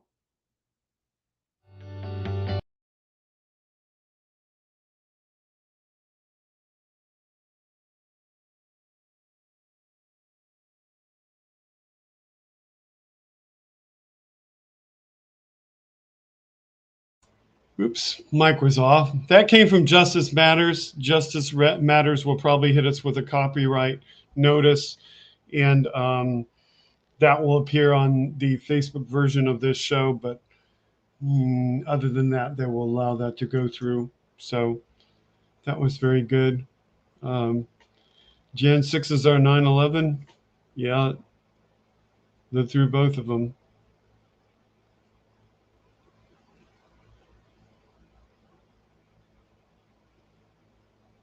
Yep, sorry about that. I was muted.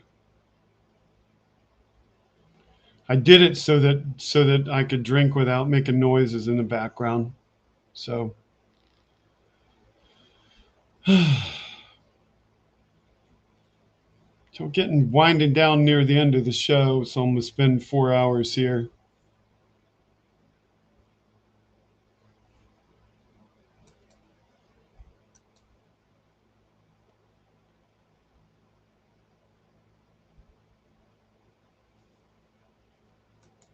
Gen 6 is way worse insofar as it's our own people that are committing the crimes. And it is worse because it's people that took an oath of office that should not be doing the things they did.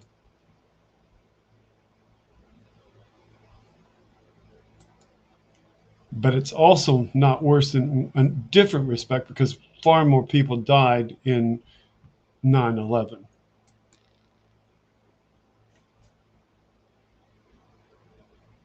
Nope, I'm just drinking water.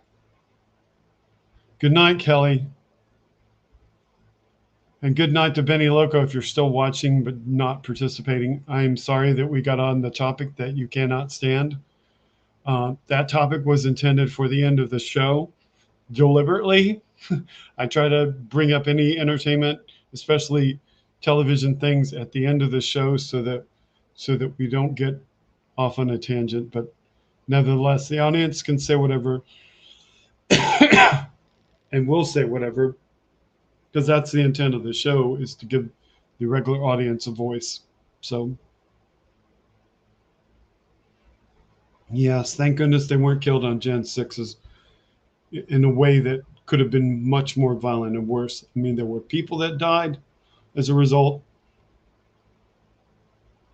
but it was not as bad as it could have been. So.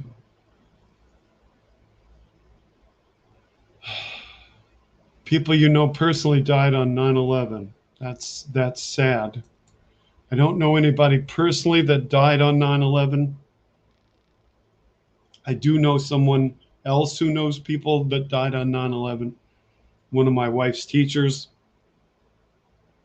knew people that died because he was in the he was a hospitality instructor, and he was in the hospitality industry before that. So I think he knew people in the hospitality industry that worked in the towers.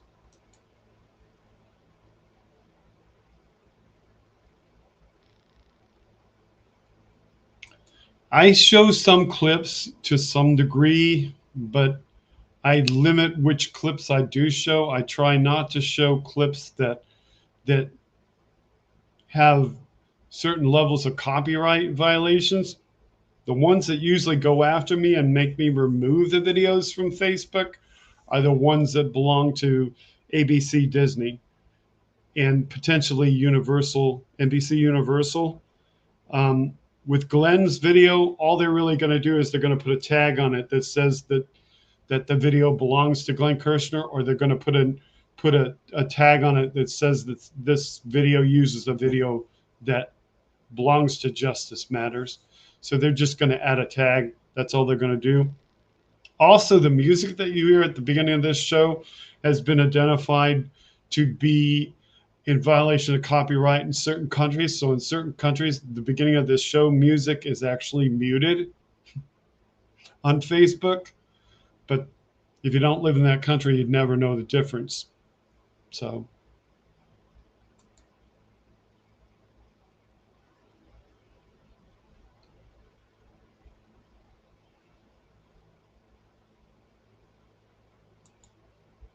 Harley says, yes, we have a voice here. Thanks for that, Ken. It's important to be able to voice an opinion.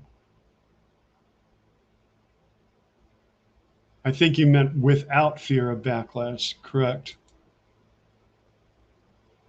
Tuki says, I was at the World Trade Center 2 years before 9/11. I feel so incredibly lucky. After 9/11, I went into some buildings that were tall and, you know, the kind of security that you got.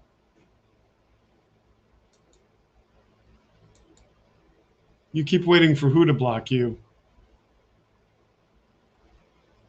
You must be talking about one of these people on social.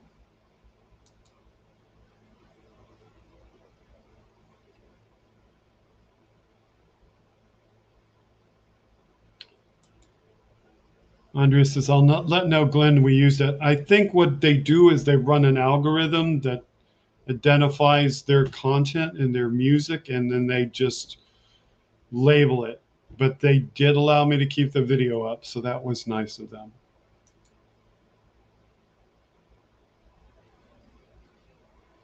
But there's some stuff that gets blocked. Like when we aired Schoolhouse Rock,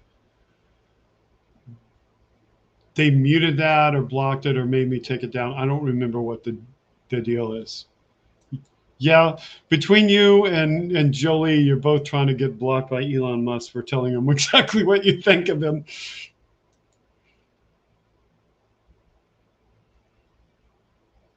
So yeah, I potentially ran up against him today because I said something that was interesting before the show.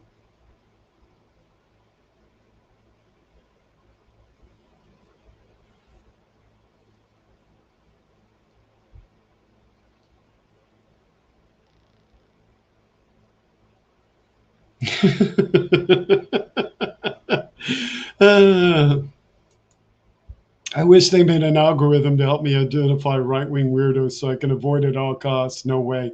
I have to say, Tuki, that you see these people with the red hats or the flags, and it's annoying to see them over and over again, and it's annoying that they can't put that shit away after the election. But at least they scream out loud who it is they're for, so you know what you're looking for. And when I walk around with my mask on in stores, I'm just waiting for one of them to say something to me. Because I will say, and so you don't believe in freedom of speech, do you? And you don't believe in freedom of expression. And you really are a snowflake that gets bent out of shape.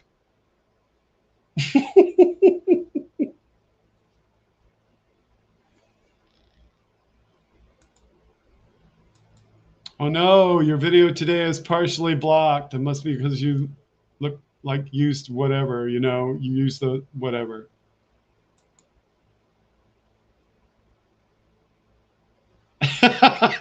It's how you keep your channel small. I have to say that 14 people is enough for me.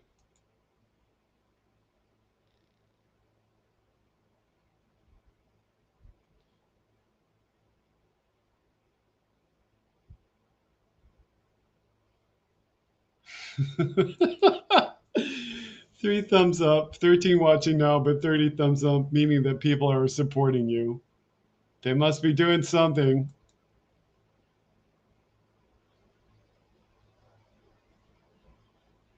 $27 likes. 27 likes.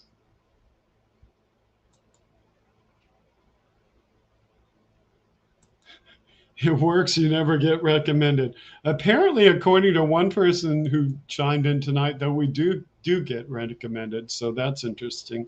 I don't know what it was, the name, the title, what. I have no idea. So it is whatever it is.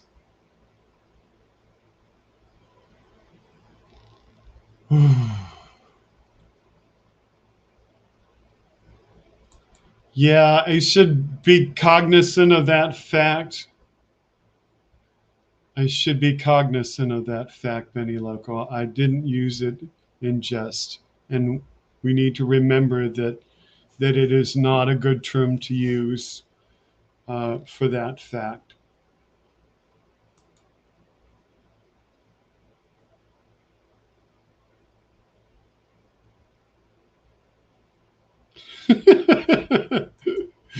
You don't have an excess of 10,000 copy claims. I do.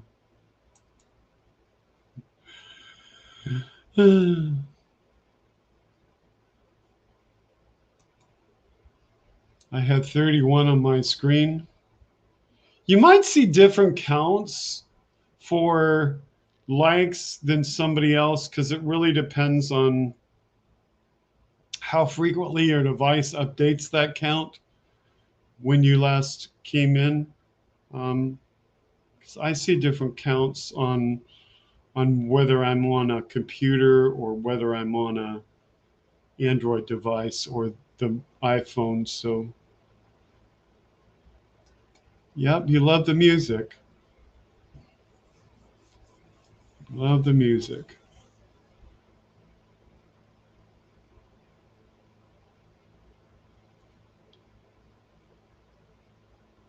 Scotty B says, I'm slow at pecking at the keys. Is this in regard to my count for the likes? It just has to do with whether your device is up to date or not, whether you have the latest, greatest operating system version and the latest, greatest version of the app, particularly for mobile devices. Because when you can't upgrade to the latest version of the operating system, you often can't subsequently update to the latest version of the app. And so you might be getting a different presentation.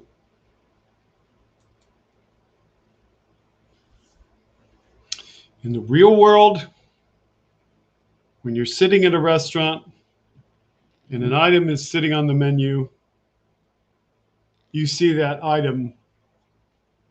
But in the virtual world, when you're looking from Android or when you're looking from iOS, or when you're looking for an older version of Android versus a newer one, or a newer version of iOS versus an older one, you're going to see different things. And so you may not get things updated as frequently.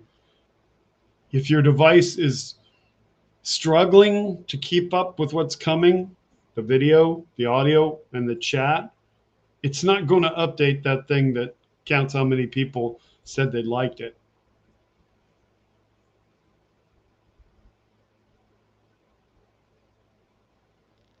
Now, if you reboot or refresh, like if you leave and you come back, then it's going to update it. But some people's devices are constantly updating. So just depends. You can see a false count of likes just because your device only counts it when you first entered the chat. I found this out because I was going, well, there's only this many likes. And Andrea was going, no, there's this many likes. And I'm like, okay, why? and we discussed it, and it was like, okay, well, I didn't up mine, but then I saw it. What? You can view this from a phone? Yes. You can view YouTube on a phone, on a mobile app. If you want to chat, you have to be in the app, though. You can't be in the browser, because if you're in the browser, you'd have to log into your YouTube account each and every time you visit YouTube from the browser. So you have to be in the app.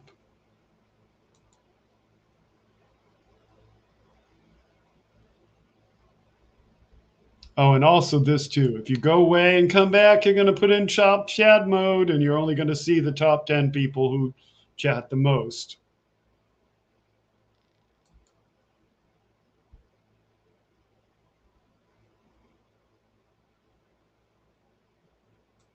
I'm only 16. I'm not sure if anyone would care what I have to say. I just see the world going to duty, and I want to make a change. Well, good for you, Tukey. A lot of times it starts at age 16. Let me see, how old was I?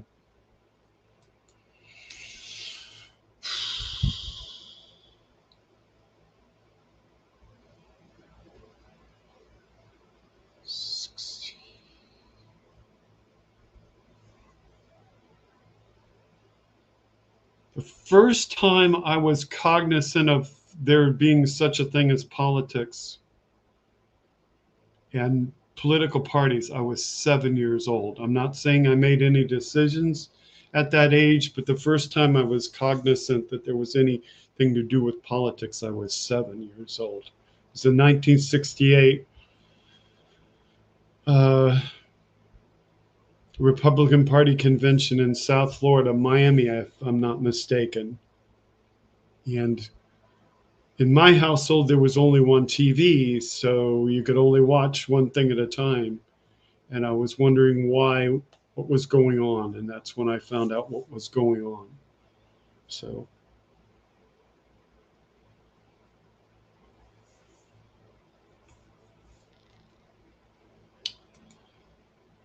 Andrea is inviting you, anyone who is alone this holiday, come to my Living in It chat on Facebook. Chat will be up this week.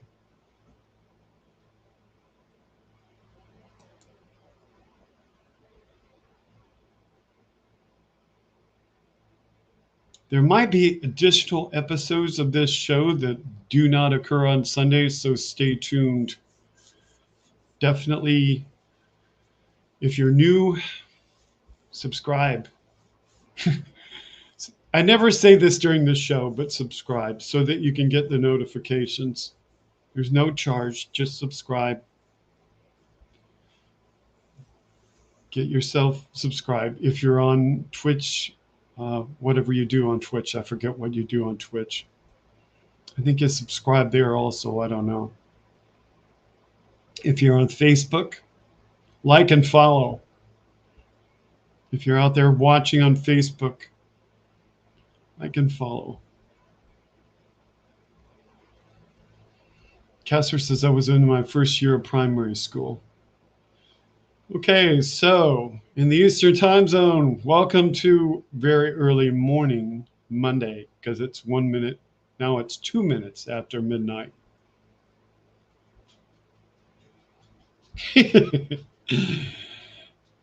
What is living in it? What is living in it is it's a Facebook page, and it is a Facebook page based on Andrea's audio podcast. So that is what it is.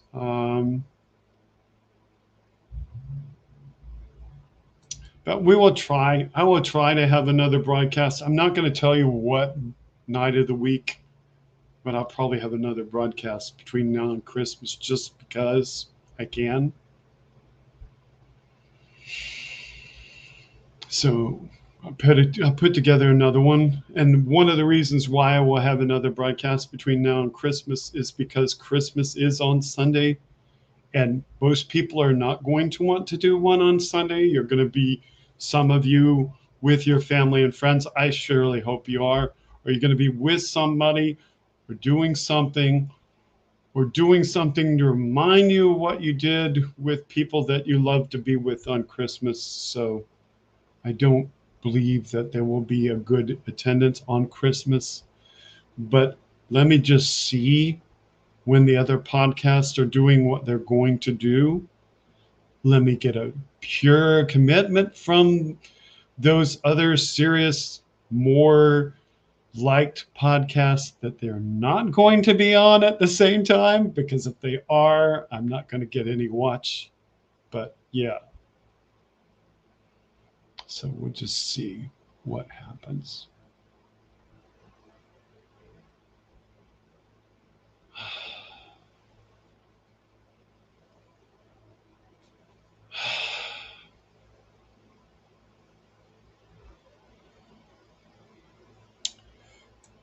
There is a reason specifically for not doing this. Where did that come up? There is a reason specifically for not doing this. And the reason is I don't understand Discord. I don't understand how to have anything other than chat in Discord. And I'm not certain that I know how to set it up, or that I trust every potential individual that might visit this to come in and share content on it, because we did have a Discord and we had people participating in Discord that were putting inappropriate content, so we discontinued it. And if you're talking about an audio version on Discord, I don't understand it. I haven't figured it out. So that's why.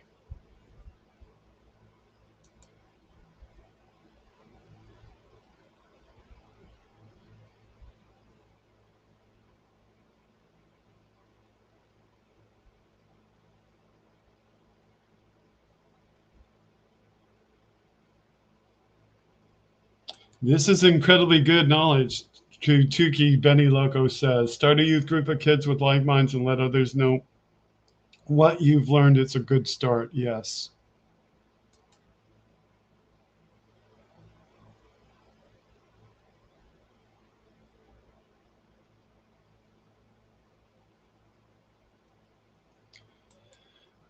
You're new to the show, so you don't know this, but Andrea was my co-host. Andrea has spasmodic dysphonia, and that is preventing her from using her voice a lot of the time. And so that's why she's not on. The other thing is we do have guests occasionally, but our guests have to be feeling well enough to come on. So a couple of our guests are not feeling well enough to come on, so they've not been on. But yes. And getting other people as guests sort of means that you need to have enough viewers to make it worth their while. Because when people come on as guests, then they want usually to have a good audience of people.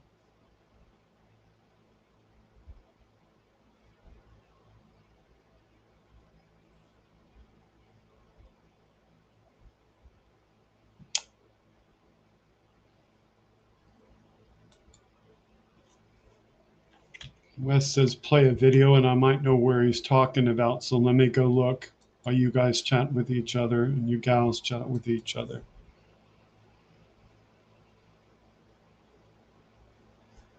So I'm looking, Wes, to see if you sent it where I think you did.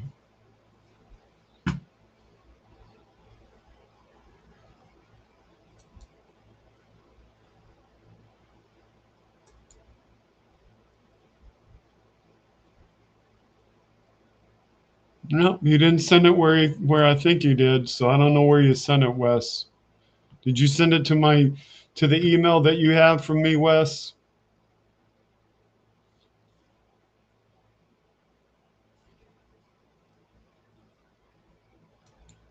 Because if you send it to that email, I'll go looking there.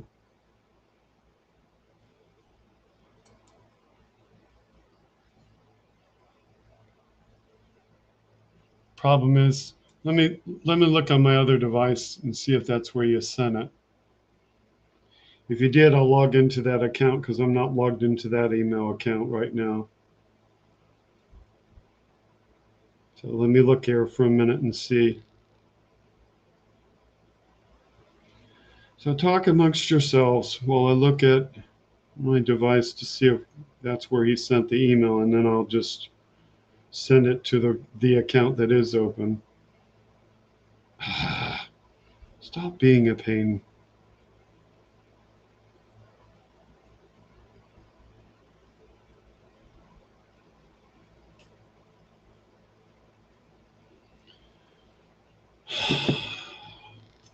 Send it over to there. No, we didn't send it there.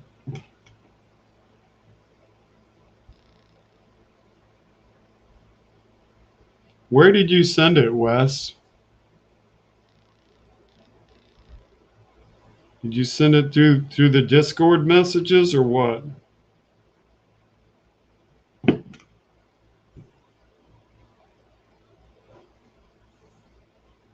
You can't post hyperlinks anyway.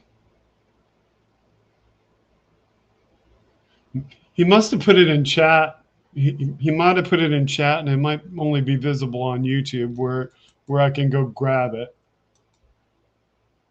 But it won't show it in my chat because it won't show it in live chat. It blocks.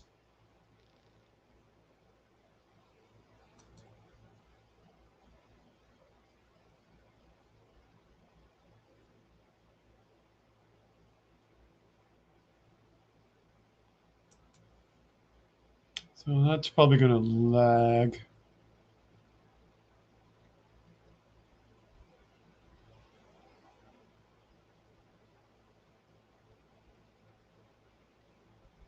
Sorry about the potential lag. I think if you tried to post it in chat, if that screwed up the video, send it to Andrea or send it to my email, because you cannot post a link in chat. That's deliberate. That keeps people from sharing content that is inappropriate.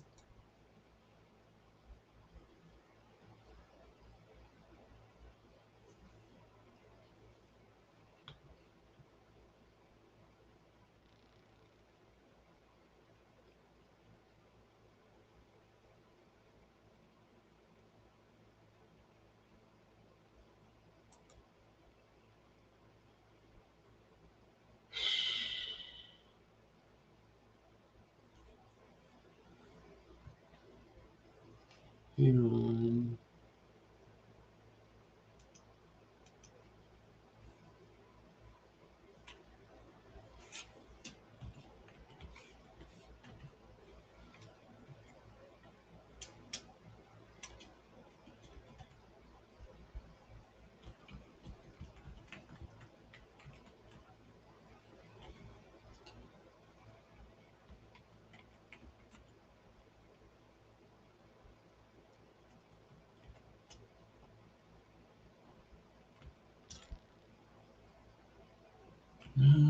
J 9I dash QS. I guess that's a 0. Can't tell if that's a 0 or an L. Could be a 0, could be an O. Yep. Okay, I got it right.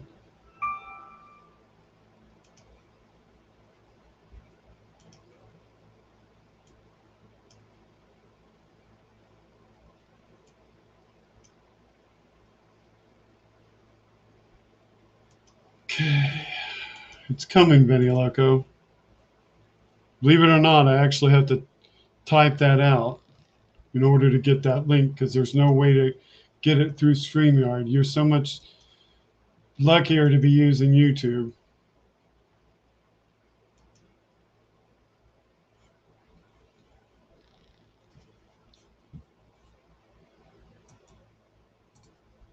Oh, sorry. Hang on.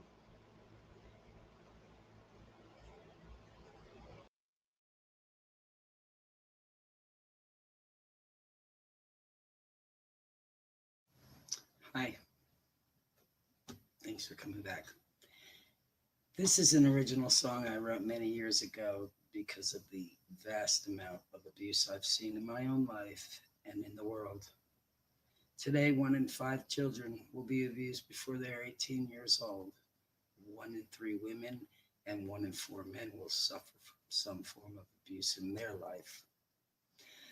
I've been trying to get this song heard by as many people as possible so that we can end the violence. Today, right now, this song is Whose Heart? Enjoy.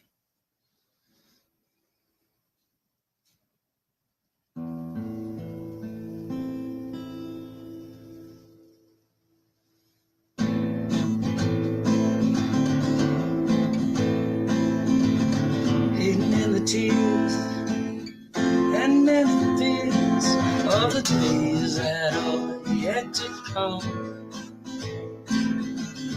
So often the cry, no one knows why. We were the chosen ones to go day to day, not knowing what to say or when the next time is with her. The happy mind ripped apart your flesh on the colors your heart will have to smash in the dirt. Hey, yeah, whose heart is this anyway? Whose heart is this anyway?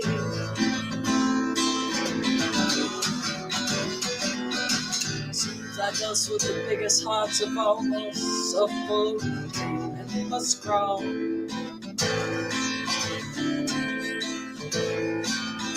Be on the stage of walking, can anyone hear us talking? All our words whispered to the wall.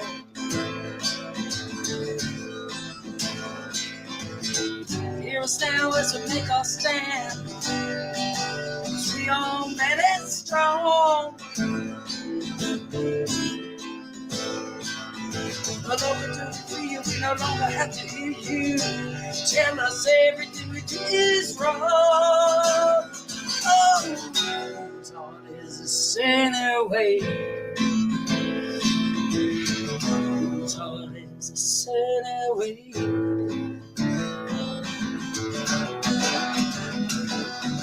We shine in the sun, knowing we've won a battle we could not even feel.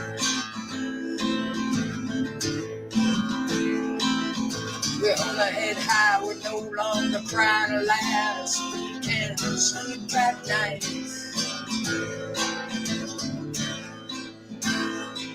'Cause we were hidden in the tears and the many fears of the day that was yet to come. So often we cried, no one knew why. We're the chosen one. Whose heart is this anyway? Whose heart is this anyway? Whose heart is this anyway? Thank you. It's the most wonderful time of the Okay. I don't know if the video froze for all of you, but it froze for me. So I hope it didn't freeze for you. Because I had the image freeze. So if it froze for all of you and you could just hear Benny Loco and that's what happened, then I'm sorry. That's just the way it played out. And if it didn't freeze for you and it only froze for me, then you were lucky. But I could hear Benny the whole time, so that's good. Next, we have, well, I tried to send it to myself. I know I got it. Where did it go? Okay, there it comes.